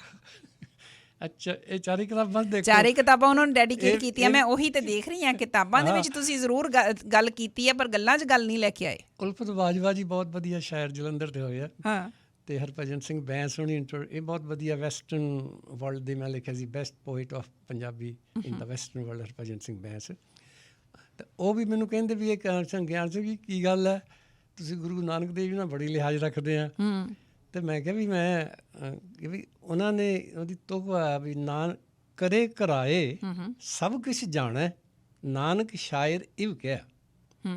ਗੁਰੂ ਨਾਨਕ ਦੇਵ ਜੀ ਨੇ ਮੈਂ ਕਿਹਾ 2 ਜਗ੍ਹਾ ਆਪਣੇ ਆਪ ਨੂੰ ਸ਼ਾਇਰ ਰਖਵਾਇਆ ਜੀ। ਹੁਣ ਇੱਥੇ ਆ ਜਿਹੜੀ ਮੈਂ ਅੱਗੇ ਤੁਹਾਨੂੰ ਮੰਨੋ ਘੜਤਾ ਬਣਾ ਕੇ ਦੱਸਿਆ ਵੀ ਗਜ਼ਲ ਗੋ ਪੈਦਾ ਹੋਈ ਜਾ ਰਿਹਾ, ਉਹ ਤੁਕਬੰਦੀ ਜੀ ਕਰ ਲੈਂਦੇ ਕੁਛ, ਅਤੇ ਉਹ ਸ਼ੌਕ ਤਾਂ ਹੁੰਦਾ ਹੀ ਆ, ਚਲੋ ਸ਼ੌਕ ਆਪਣਾ ਪੂਰਾ ਕਰ ਲਿਆ ਸੋ ਕਰ ਲਿਆ, ਪਰ ਉਹਦੇ ਨਾਲ ਉਨਾ ਕੁ ਚਿਰ ਨਹੀਂ ਹੋਣਾ ਚਾਹੀਦਾ ਬਹੁਤਾ ਉਹ ਹੰਕਾਰ 'ਚ ਵੀ ਮੈਂ ਵੀ ਗਜ਼ਲ ਗੋਆ ਜਿਵੇਂ ਕਵਿਤਾ ਲਿਖਦਾ। ਉਲਫਤ ਬਾਜਵਾ ਉਹਨਾਂ ਦਾ ਕੁਛ ਕਹਿਣ ਲੱਗੇ ਸੀ ਤੁਸੀਂ? ਉਹਦਾ ਤਾਂ ਉਹ ਫਿਰ ਕਹਿਣ ਲੱਗੇ ਵੀ ਆਹ ਤੁਸੀਂ ਵਧੀਆ ਕੀਤਾ, ਵੀ ਕਿੰਨੇ ਸਾਲਾਂ ਬਾਅਦ ਤੁਸੀਂ ਕਦੋਂ ਦੀਆਂ ਤੁਹਾਡੀਆਂ ਕਵਿਤਾਵਾਂ ਛਪਦੀਆਂ ਅਤੇ ਹੁਣ ਕਿਤਾਬ ਛਪਾਉਣ ਲੱਗੇ ਆ। ਮੈਂ ਕਿਹਾ ਮੈਂ ਤਾਂ ਹੁਣ ਵੀ ਛਪਾਉਂਦਾ ਨਹੀਂ ਸੀ, ਲੰਡਨ ਕਵੀ ਦਰਬਾਰ 'ਤੇ ਗਏ ਸੀ, ਉੱਥੇ ਮੇਰੇ ਤੋਂ ਨਹੀਂ ਵਾਅਦਾ ਲਿਆ ਸੀਗਾ ਵੀ ਅਸੀਂ ਤੁਹਾਡੀਆਂ ਕਵਿਤਾਵਾਂ ਛਾਪਦੇ ਹਾਂ। ਇਹ 2003-4 ਦੀ ਗੱਲ ਹੈ। ਅਤੇ ਤੁਸੀਂ ਵਾਅਦਾ ਕਰੋ ਵੀ ਕਿਤਾਬ ਛਪਾਓਗੇ। ਅੱਛਾ, ਤਾਂ ਮੈਂ ਕਿਹਾ ਵੀ ਠੀਕ ਹੈ। ਫਿਰ ਮੈਂ ਕੀਤੀਆਂ ਅਤੇ ਮੈਂ ਫਿਰ ਸੋਚਿਆ ਵੀ ਡੈਡੀਕੇਟ ਕਿਹਨੂੰ ਕਰਾਂ। ਅੱਛਾ, ਫਿਰ ਮੈਂ ਸੋਚਿਆ ਵੀ ਮੈਂ ਆਪਣੀ ਕਿਤਾਬ ਦੇ ਵਿੱਚ ਲਿਖਿਆ ਵੀ ਮੈਂ ਵੀ MA ਕੀਤੀ ਆ, ਉਰਾ ਪਰਾ ਕੀਤਾ, ਅਤੇ ਮੇਰੀ ਘਰ ਵਾਲੀ ਨਾਲੇ ਤਾਂ ਉਹ ਵੀ ਪੜ੍ਹਾਉਂਦੀ ਸੀਗੀ ਅਤੇ ਆਪ ਵੀ ਪੜ੍ਹ ਰਹੀ ਸੀ, ਅਤੇ ਵੀ ਪਲ ਪਲ ਮੇਰੀ ਚਾਹ ਪਿਲਾਉਣ ਦਾ, ਵੀ ਚਾਹ ਹੀ ਪੀਣੀ ਹੁੰਦੀ ਪੜ੍ਹਨ ਵੇਲੇ, ਖਿਆਲ ਰੱਖਦੀ ਸੀ। ਪਰ ਮੈਂ ਉਹਦੇ ਵਿੱਚ ਲਿਖਿਆ ਕਿਤਾਬ ਦੀ ਇੰਟਰੋਡਕਸ਼ਨ ਵੀ MA ਉਹਨੇ ਵੀ ਕੀਤੀ ਆ, ਪੜ੍ਹਾਈ ਕਰਵਾਉਂਦੇ ਆ, ਪਰ ਮੈਂ ਉਹਨੂੰ ਕਦੀ ਚਾਹ ਨਹੀਂ ਬਣਾ ਕੇ ਦਿੱਤੀ ਕਦੇ। ਅਤੇ ਵੀ ਇਸਤਰੀ ਕਿੰਨੀ ਮਹਾਨ ਹੋ ਸਕਦੀ ਹੈ ਨਾ। ਬਿਲਕੁਲ। ਅਤੇ ਕਹਿਣ ਦਾ ਮਤਲਬ ਇਹ ਹੈ ਵੀ ਇਸ ਕਰਕੇ ਉਹਨੇ ਆਪ ਨਹੀਂ ਪਛਲ ਕਰੇ ਨਾ ਕਰੇ, ਮੇਰੇ ਆਲੇ ਦੁਆਲੇ ਘੁੰਮੀ ਜਾਣਾ ਵੀ ਆਹ ਬਣਾਤਾ, ਆਹ ਰੱਖ ਦੇਣਾ, ਆਹ ਰੱਖ ਦੇਣਾ, ਅਤੇ ਮੈਂ ਨਹੀਂ ਕਦੀ ਪੁੱਛਿਆ। ਅਤੇ ਇਸ ਕਰਕੇ ਆ ਵੀ ਉਹ ਮੈਂ ਹਮੇਸ਼ਾ ਹੀ ਕਹਿੰਦਾ ਹੁੰਦਾ ਵੀ ਜਿਵੇਂ ਬਾਣੀ 'ਚ ਕਹਿੰਦੇ ਆ ਵੀ ਗੁਰੂ ਸਾਹਿਬ ਦੀ ਗੱਲ ਕਰਕੇ ਵੀ ਇਨੀ ਕੀ ਕਿਰਪਾ ਕੇ ਸਜੇ ਹਮ। ਅੱਛਾ, ਹਾਂਜੀ। ਤਾਂ ਮੈਂ ਕਹਿੰਦਾ ਹੁੰਦਾ ਵੀ ਉਹ ਗੁੱਡੀ ਦੀ ਕਿਰਪਾ ਸੇ ਸਜੇ ਹਮ, ਵੀ ਸਾਰਾ ਕੁਝ ਉਹੀ ਕਰਦੀ ਹੈ। ਠੀਕ ਹੈ। ਅੱਛਾ, ਅਤੇ ਮੈਂ ਤਾਂ ਅੱਜ ਹੁਣ ਹੈਰਾਨੀ ਦੀ ਗੱਲ ਹੈ, ਮੈਂ ਇੱਥੇ ਆਉਣਾ ਸੀਗਾ ਨਵਜੋਤ ਦੇ, ਅਤੇ ਮੈਂ ਉਹ ਖਾਣਾ ਪੀਣਾ ਹੀ ਭੁੱਲ ਗਿਆ ਕਾਫੀ ਜਿਹੜਾ। ਹਾਂਜੀ, ਤਾਂ ਉਹਨੂੰ ਜੇ ਆਦਮੀ ਉਹਨੂੰ ਪੁੱਛ ਲਿਆ ਮੈਂ ਕਿਹਾ ਵੀ ਮੈਂ ਖਾਧਾ ਕਿ ਨਹੀਂ ਖਾਧਾ, ਕਹਿੰਦੇ ਨਹੀਂ ਖਾਧਾ। ਇੱਕ ਕੀ ਆ ਵੀ ਮੈਨੂੰ ਕੱਢ ਕੇ ਦੇ ਦਿੱਤਾ, ਕੀ ਵੀ ਖਾਣਾ ਸ਼ੁਰੂ ਹੋ ਗਿਆ। ਸੋ ਕਹਿਣ ਦਾ ਮਤਲਬ ਹੈ ਵੀ ਚਾਰੇ ਕਿਤਾਬਾਂ ਮੈਂ ਇਸ ਕਰਕੇ ਗੁੱਡੀ ਨੂੰ ਹੀ ਸਮਰਪਿਤ ਕੀਤੀਆਂ। ਤਾਂ ਮੈਂ ਕਿਹਾ ਨਹੀਂ ਤਾਂ ਆਪਣੇ ਉਸਤਾਦ ਨੂੰ, ਕੋਈ ਮਿਨਿਸਟਰ ਨੂੰ, ਵੱਡਿਆਂ ਨੂੰ ਕੁਛ ਕਰਦੇ ਆ। ਅਤੇ ਉਲਫਤ ਬਾਜਵਾ ਜੀ ਇਸ ਕਰਕੇ ਵੀ ਹੈਰਾਨ ਹੋਏ, ਕਹਿੰਦੇ ਦੋ ਗੱਲਾਂ ਤੋਂ ਮੈਂ ਬਹੁਤ ਤੁਹਾਡੇ 'ਤੇ ਖੁਸ਼ ਹਾਂ। ਇੱਕ ਤਾਂ ਕਿਤਾਬਾਂ ਦੇ ਨਾਂ ਤੁਸੀਂ ਗੁਰੂ ਸਾਹਿਬ ਦੇ ਨਾਂ 'ਤੇ ਰੱਖੇ। ਠੀਕ ਹੈ। ਧੰਨ ਲਿਖਾਰੀ ਨਾਨਕਾ ਹੁਣ ਵੀ ਆ। ਹਾਂਜੀ, ਅਤੇ ਨਾਨਕ ਦੁਨੀਆ ਕੈਸੀ ਹੋਈ, ਨਾਨਕ ਸ਼ਾਇਰ ਏਵ ਕਿਹਾ। ਹਾਂਜੀ, ਅਤੇ ਵੀ ਚਾਰੇ ਉਹਨਾਂ ਦੇ ਰੱਖੇ। ਚਾਰੇ ਕਿਤਾਬਾਂ ਤੁਸੀਂ ਆਪਣੇ ਸੁਰਿੰਦਰ ਕੌਰ ਗੁੱਡੀ ਨੂੰ ਸਮਰਪਿਤ ਕਰਤੀਆਂ। ਹਾਂਜੀ, ਚਾਰ ਤੁਸੀਂ ਕਹਿੰਦੇ ਖਵਾਉਂਦੇ ਲੀਡਰਾਂ ਨੂੰ ਖੁਸ਼ ਕਰ ਸਕਦੇ ਸੀ। ਬਿਲਕੁਲ ਬਿਲਕੁਲ ਕਰ ਸਕਦੇ, ਨੂੰ ਖੁਸ਼ ਕੀਤਾ। ਸੋ ਇਹ ਹਾਂ ਗੱਲ ਹੈ ਜੀ, ਉਹ ਗੁੱਡੀ ਬਾਰੇ ਮੈਂ ਦੱਸਤਾ। ਜੇ 30 ਸੈਕਿੰਡ ਦੇ ਵਿੱਚ 30 ਸੈਕਿੰਡ ਦੇ ਵਿੱਚ ਇੱਕ ਗੱਲ ਹੋਰ ਤੁਸੀਂ, ਮੈਂ ਬਹੁਤ ਜ਼ਰੂਰੀ ਸੀ ਪੁੱਛਣੀ ਸੀ, ਸਮਾਂ ਘੱਟ ਆ, ਤੁਸੀਂ ਕਿਉਂਕਿ ਟਰਾਂਸਲੇਟਰ ਵੀ ਹੋ, ਇਸ ਵੇਲੇ ਜਿਹੜੀ ਪੰਜਾਬੀ ਦੀ ਸਥਿਤੀ ਹੈ, ਪੰਜਾਬੀ ਭਾਸ਼ਾ ਦੀ, ਪੰਜਾਬੀ ਬੋਲੀ ਦੀ, ਉਹਦੇ ਤੋਂ ਤੁਸੀਂ ਕਿੰਨਾ ਕੁ ਸੰਤੁਸ਼ਟ ਹੈਗੇ ਹੋ? ਮੈਨੂੰ ਤਾਂ ਕੁਝ ਤਰੱਕੀ ਤੁਰਕੀ ਲਈ ਤਾਂ ਕੁਝ ਨਹੀਂ ਲੱਗਦਾ, ਮੀਟਿੰਗ ਹੋ ਜਾਂਦੀ ਪੰਜਾਬੀ। ਫਿਊਚਰ ਕੀ ਲੱਗਦਾ? ਫਿਊਚਰ ਕੀ ਲੱਗਦਾ? ਮੈਨੂੰ ਤਾਂ ਚੰਗਾ ਨਹੀਂ ਲੱਗ ਰਿਹਾ, ਸੱਚੀ ਗੱਲ। ਨਹੀਂ ਚੰਗਾ ਲੱਗ ਰਿਹਾ? ਨਹੀਂ ਲੱਗ ਰਿਹਾ ਕੋਈ ਪੰਜਾਬੀ ਦੀ ਗੱਲ ਤਾਂ ਕੋਈ ਹੋ ਨਹੀਂ ਰਹੀ ਕਿਤੇ। ਮੀਟਿੰਗ ਭਾਵੇਂ ਹੋ ਜਾਏ, ਖਬਰਾਂ ਛਪ ਜਾਂਦੀਆਂ, ਫੋਟੋ ਛਪ ਜਾਂਦੀਆਂ, ਨਾ ਪੰਜਾਬੀ ਵੱਧਦੀ ਦੇਖਦੇ ਆ, ਨਾ ਕਿਸੇ ਦਾ ਲੇਖ ਹੀ ਚੰਗਾ ਹੁੰਦਾ, ਨਾ ਕੋਈ ਲਿਖਦਾ ਹੀ ਹੈ। ਹਾਂ ਇੰਨੀ ਜ਼ਰੂਰ ਹੈ ਵੀ ਡਾਲਰਾਂ ਦੇ ਮਗਰ ਜ਼ਰੂਰ ਲੱਗੇ ਹੋਏ ਨੇ, ਡਾਲਰ ਦੇ ਨਾਂ 'ਤੇ ਕੋਈ ਮੀਟਿੰਗ ਬਣ ਜਾਏ ਵੀ ਕੋਈ ਕਿਤੇ ਕੁਛ ਨਾ ਕੁਛ ਗਰਾਂਟ ਗਰੂਟ ਲੈ ਲਾਂਗੇ ਜਾਂ ਕੁਛ ਹੈ। ਅਤੇ ਇਸ ਕਰਕੇ ਹੁਣ ਸੱਚੀ ਗੱਲ ਹੈ ਡਿਸਹਾਰਟਨਡ ਇਸ ਕਰਕੇ ਹੋਏ ਆ ਵੀ ਮੀਟਿੰਗਾਂ 'ਚ ਜਾ ਕੇ ਟਾਈਮ ਹੀ ਹਰਜਾ ਹੁੰਦਾ। ਜਿਹੜੀਆਂ ਸਹਿਜ ਸੁਭਾਵਾਂ ਬਣੀਆਂ ਹਨ ਨਾ ਤਾਂ ਕੋਈ ਕਵਿਤਾ ਨੂੰ ਸੁਣਨ ਵਾਲੀ ਗੱਲ ਹੈ, ਨਾ ਕੋਈ ਹੋਰ ਹੀ ਪੋਜ਼ੀਟਿਵ ਕੋਈ ਗੱਲ ਹੁੰਦੀ ਆ। ਉਹ ਇਹ ਜ਼ਰੂਰ ਹੁੰਦਾ ਜੀ ਵੀ ਉਹ ਨਵਜੋਤ ਕੌਰ ਨੇ ਆਹ ਕਿਹਾ, ਗਿਆਨ ਸਾਹ ਨੇ ਆਹ ਕਿਹਾ, ਚਲੋ ਕਿਹਾ ਕੀ ਆ ਉਹ ਕਦੀ ਨਹੀਂ ਲਿਖਿਆ ਪੜ੍ਹਿਆ। ਮੈਂ ਸਮਝਦੀ ਹਾਂ ਤੁਹਾਡੀ ਗੱਲ ਬਿਲਕੁਲ। ਜੋ ਤੁਸੀਂ ਕਹਿ ਰਹੇ ਹੋ ਕਿ ਨਾਵਾਂ ਦੀ ਭਰਮਾਰ ਹੁੰਦੀ ਹੈ ਕਿ ਫਲਾਨਾ ਵੀ ਸ਼ਾਮਲ ਹੋਇਆ, ਫਲਾਨਾ ਵੀ ਸ਼ਾਮਲ ਹੋਇਆ, ਫਲਾਣੇ ਨੇ ਸ਼ਾਮਲ ਹੋ ਕੇ ਕੀ ਕਿਹਾ, ਇਹ ਕੁਝ ਨਹੀਂ ਪਤਾ। ਉਹ ਪ੍ਰਧਾਨ ਸੈਕਟਰੀ ਜਿਹੜੇ ਵਿਹਲੇ ਟਾਈਮ ਉੱਥੇ ਟਾਈਮ ਲਾਈ ਜਾਂਦੇ ਆ, ਹਾਂਜੀ ਹਾਜ਼ਰੀ ਲਾਈ ਜਾਂਦੇ ਕਿ ਹਾਜ਼ਰੀ ਦੇ ਹਿਸਾਬ ਨਾਲ ਇਲੈਕਸ਼ਨ ਹੋਣੀ ਆ ਜੀ। ਕੋਟਲੀ ਸਾਹਿਬ ਸਮਾਂ ਆਪਣਾ ਖਤਮ ਹੋ ਗਿਆ ਲਗਭਗ, ਪਰ ਇੱਕ ਤੁਹਾਡੇ ਦੋਸਤ ਹੋਰ ਕੁਇਕਲੀ ਆਪਾਂ 2 ਸੈਕਿੰਡ ਲਈ ਸ਼ਾਮਿਲ ਕਰਾਂਗੇ। ਹਾਂਜੀ, ਇਕਬਾਲ ਸਿੰਘ ਬਰਾੜ ਜੀ। ਹਾਂਜੀ ਹਾਂਜੀ, ਸਤਿ ਸ਼੍ਰੀ ਅਕਾਲ ਜੀ। ਸਤਿ ਸ਼੍ਰੀ ਅਕਾਲ ਜੀ। ਅਸਲੀ ਹਾਈਕਰ ਆ ਗਏ। ਅੱਛਾ, ਇਹ ਤੁਹਾਡੇ ਹਾਈਕਰ ਸਾਥੀ ਨੇ? ਇਹ ਆ ਜੀ, ਬਹੁਤ ਇੱਕ ਨੰਬਰ ਹੀ ਹਾਈਕਰ ਜੀ। ਹਾਂਜੀ, ਇਕਬਾਲ ਸਿੰਘ ਜੀ ਕੀ ਕਹੋਗੇ? ਠੀਕ ਹੈ ਜੀ, ਫਸਟ ਕਲਾਸ। ਜਿਸ ਤਰ੍ਹਾਂ ਤੁਹਾਡੀਆਂ ਗੱਲਾਂ ਦੇ ਕੁਐਸਚਨ ਸੁਣੇ ਵੀ ਹੈ, ਜਿਹੜੀਆਂ ਗੱਲਾਂ ਤੁਸੀਂ ਕਰ ਰਹੇ ਸੀਗੇ, ਤੇ ਮੈਨੂੰ ਤਾਂ ਬੜੀ ਇੱਕ ਸੁਭਾਗ ਆ ਮੇਰਾ ਵੀ ਮੈਨੂੰ ਇਹਨਾਂ ਦੀ ਸੰਗਤ ਮਿਲੀ ਹੈ ਪਿਛਲੇ 6-7 ਸਾਲ ਤੋਂ। ਅੱਛਾ। ਤੇ ਇਹਨਾਂ ਦੇ ਨਾਲ ਜਾਣ ਦੀ ਬਾਹਰ ਅਸੀਂ ਪਹਾੜਾਂ ਤੇ ਸਮੁੰਦਰ ਦੇ ਕਿਨਾਰੇ ਬਾਕੀ ਸਾਰੇ ਘੁੰਮਦੇ ਫਿਰਦੇ ਰਹਿੰਦੇ ਆ, ਕੁਦਰਤ ਦਾ ਆਨੰਦ ਮਾਣਦੇ ਰਹਿੰਦੇ ਆ। ਤੇ ਬਾਕੀ ਇਹ ਜੇ ਬੋਨਸ ਫਿਰ ਧਾਰਮਿਕ ਪੱਖੋਂ ਵੀ ਜਾਣ ਦੀ ਕਾਫੀ ਇਹਨਾਂ ਤੋਂ ਮੈਨੂੰ ਕੁਛ ਸਿੱਖਣ ਨੂੰ ਮਿਲਦਾ ਰਹਿੰਦਾ, ਜਿਹੜੀਆਂ ਕਈ ਗੱਲਾਂ ਦਾ ਨਹੀਂ ਆਪਾਂ ਨੂੰ ਪਤਾ ਹੁੰਦਾ ਜੀ। ਤੇ ਜਿਸ ਤਰ੍ਹਾਂ ਇਹਨਾਂ ਨੇ ਉਹ ਸਿਆਸਤੀ ਬਾਬਤ ਗੱਲਾਂ ਕੀਤੀਆਂ ਵੀ ਇਹਨਾਂ ਦੇ ਵਿਚਾਰ ਬਹੁਤ ਚੰਗੇ ਆ, ਪਰ ਮੈਂ ਆਮ ਕਹਿਣਾ ਹੁੰਦਾ ਵੀ ਅੱਜ ਕੱਲ੍ਹ ਕੋਈ ਸੁਣ ਕੇ ਰਾਜੀ ਨਹੀਂ ਹੈ। ਜਿਹੜੀ ਤੁਸੀਂ ਸਹੀ ਗੱਲ ਕਹਿੰਦੇ, ਸੱਚ ਦੀ ਗੱਲ ਕਰਦੇ ਆ, ਚੰਗੀ ਗੱਲ ਕਰਦੇ ਆ, ਤੇ ਉਹਦੇ ਸੁਣਨੀ ਤਾਂ ਕੀ ਹੁਣ ਤਾਂ ਬਹੁਤ ਦੂਰ ਦੀ ਗੱਲ ਹੁੰਦੀ ਹੈ। ਬਿਲਕੁਲ। ਤੇ ਇਹਨਾਂ ਦੀਆਂ ਗੱਲਾਂ ਤੋਂ ਬਸ ਜੋ ਵੀ ਸਹੀ ਸੋਚ ਵਾਲੇ ਬੰਦੇ ਉਹ ਬਿਲਕੁਲ ਇਹਨਾਂ ਦੀਆਂ ਗੱਲਾਂ ਨਾਲ ਸਹਿਮਤ, ਮੈਂ ਬਹੁਤ ਸਹਿਮਤ ਹੁੰਦਾ। ਪਰ ਮੈਂ ਕਹਿੰਦਾ ਹੁੰਦਾ ਜੀ ਹੁਣ ਜ਼ਮਾਨਾ ਇਸ ਤਰ੍ਹਾਂ ਚੱਲਦਾ ਹੈ ਬਈ ਹੁਣ ਤਾਂ ਝੂਠ ਦੀ ਦੁਕਾਨ ਹੈ, ਜਿੱਥੇ ਮਰਜ਼ੀ ਖੁੱਲੀ ਉੱਥੇ ਜਿੰਨਾ ਮਰਜ਼ੀ ਵੇਚ ਲਓ। ਤੇ ਜੇ ਤੁਸੀਂ ਕੋਈ ਸਹੀ ਗੱਲ ਕਰਦੇ ਆ, ਕਿਸੇ ਨੂੰ ਚੰਗੀ ਸਲਾਹ ਦਿੰਦੇ ਆ, ਤੇ ਕੋਈ ਸੁਣ ਕੇ ਰਾਜੀ ਨਹੀਂ ਤਾਂ ਮੰਨਣੀ ਤਾਂ ਬਹੁਤ ਦੂਰ ਦੀ ਗੱਲ ਆ। ਜ਼ਮਾਨਾ ਕੁਛ ਇਸ ਤਰ੍ਹਾਂ ਚੱਲਦਾ। ਸ਼ੁਕਰੀਆ ਇਕਬਾਲ ਸਿੰਘ ਜੀ, ਬਹੁਤ ਬਹੁਤ ਧੰਨਵਾਦ ਤੁਹਾਡਾ ਕਾਲ ਕਰਨ ਦੇ ਲਈ।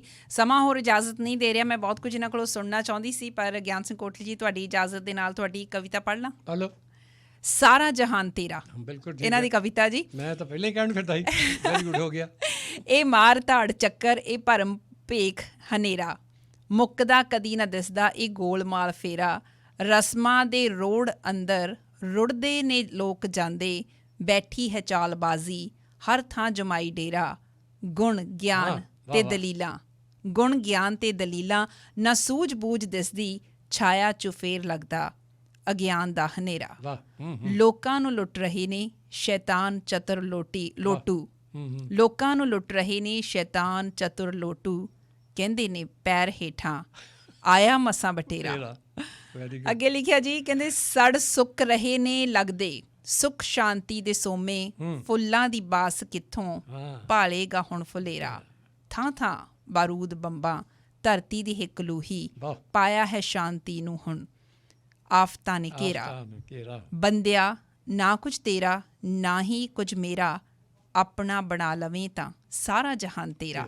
ਬਹੁਤ ਖੂਬ। ਇਹ ਤੁਸੀਂ ਦੱਸੋ ਕਿ ਤੁਸੀਂ ਜਿਹੜੀ ਦਾਤ ਦਿੱਤੀ ਮੈਨੂੰ ਬਹੁਤ ਪਸੰਦ ਆਈ, ਤੁਹਾਡੀ ਹੀ ਕਵਿਤਾ ਸੀ ਪਰ ਪੜ੍ਹੀ ਮੈਂ ਅੱਜ ਪਹਿਲੀ ਵਾਰੀ। ਇਹ ਵੀ ਮੌਕਾ ਮਿਲਿਆ ਕਿ ਆਪਣੀ ਲਿਖੀ ਹੋਈ ਕਵਿਤਾ ਕਿਸੇ ਦੇ ਮੂੰਹੋਂ ਸੁਣ ਕੇ ਉਹਦੀ ਦਾਤ ਦਿੱਤੀ ਤੁਸੀਂ। ਮੈਂ ਹੈਰਾਨ ਹੈ, ਮੈਨੂੰ ਤਾਂ ਉਮੀਦ ਨਹੀਂ ਸੀ ਤੂੰ ਪੜ੍ਹ ਸਕਦੀ ਐ, ਤੂੰ ਤਾਂ ਬਹੁਤ ਹੁਸ਼ਿਆਰ ਕੁੜੀਆਂ ਵੀ ਸਿਆਣੀਆਂ, ਨਹੀਂ ਤਾਂ ਆ ਕਿੱਥੇ ਇੱਦਾਂ ਪੜ੍ਹ ਹੁੰਦੀ ਆ ਜਿੱਦਾਂ ਤੂੰ ਪੜ੍ਹ ਗਈ ਹੈ। ਅੱਛਾ ਜੀ, ਹਾਂ ਸ਼ੁਕਰੀਆ। ਇੱਕ ਤਾਂ ਕਰੈਕਟ ਪੜ੍ਹ ਦਿੱਤੀ ਤੇ ਇੱਕ ਥੋੜਾ ਜਿਹੜਾ ਹਾਵੀ ਜਿਹੜਾ ਹੈ ਨਾ, ਮੈਂ ਤਾਂ ਉਹ ਥੋੜੀ ਜਿਹੀ ਦਾਤ ਦਿੱਤੀ ਹੈ ਵੀ ਉਹ ਠੀਕ ਸੀਗਾ। Thank you. ਹਾਂ, ਬਹੁਤ ਬਹੁਤ ਸ਼ੁਕਰੀਆ ਸਮਾਂ ਕੱਢਣ ਲਈ। ਆਪਣਾ ਸਮਾਂ ਖਤਮ ਹੋ ਚੁੱਕਾ ਲਗਭਗ। ਧੰਨਵਾਦ ਸਮਾਂ ਕੱਢਣ ਲਈ। ਤੁਹਾਡਾ ਵੀ ਬਹੁਤ ਧੰਨਵਾਦ ਜੀ। ਸ਼ੁਕਰੀਆ। ਗਿਆਨ ਸਿੰਘ ਕੋਟਲੀ ਜੀ ਦੇ ਨਾਲ ਇੰਨੀ ਹੀ ਗੱਲਬਾਤ।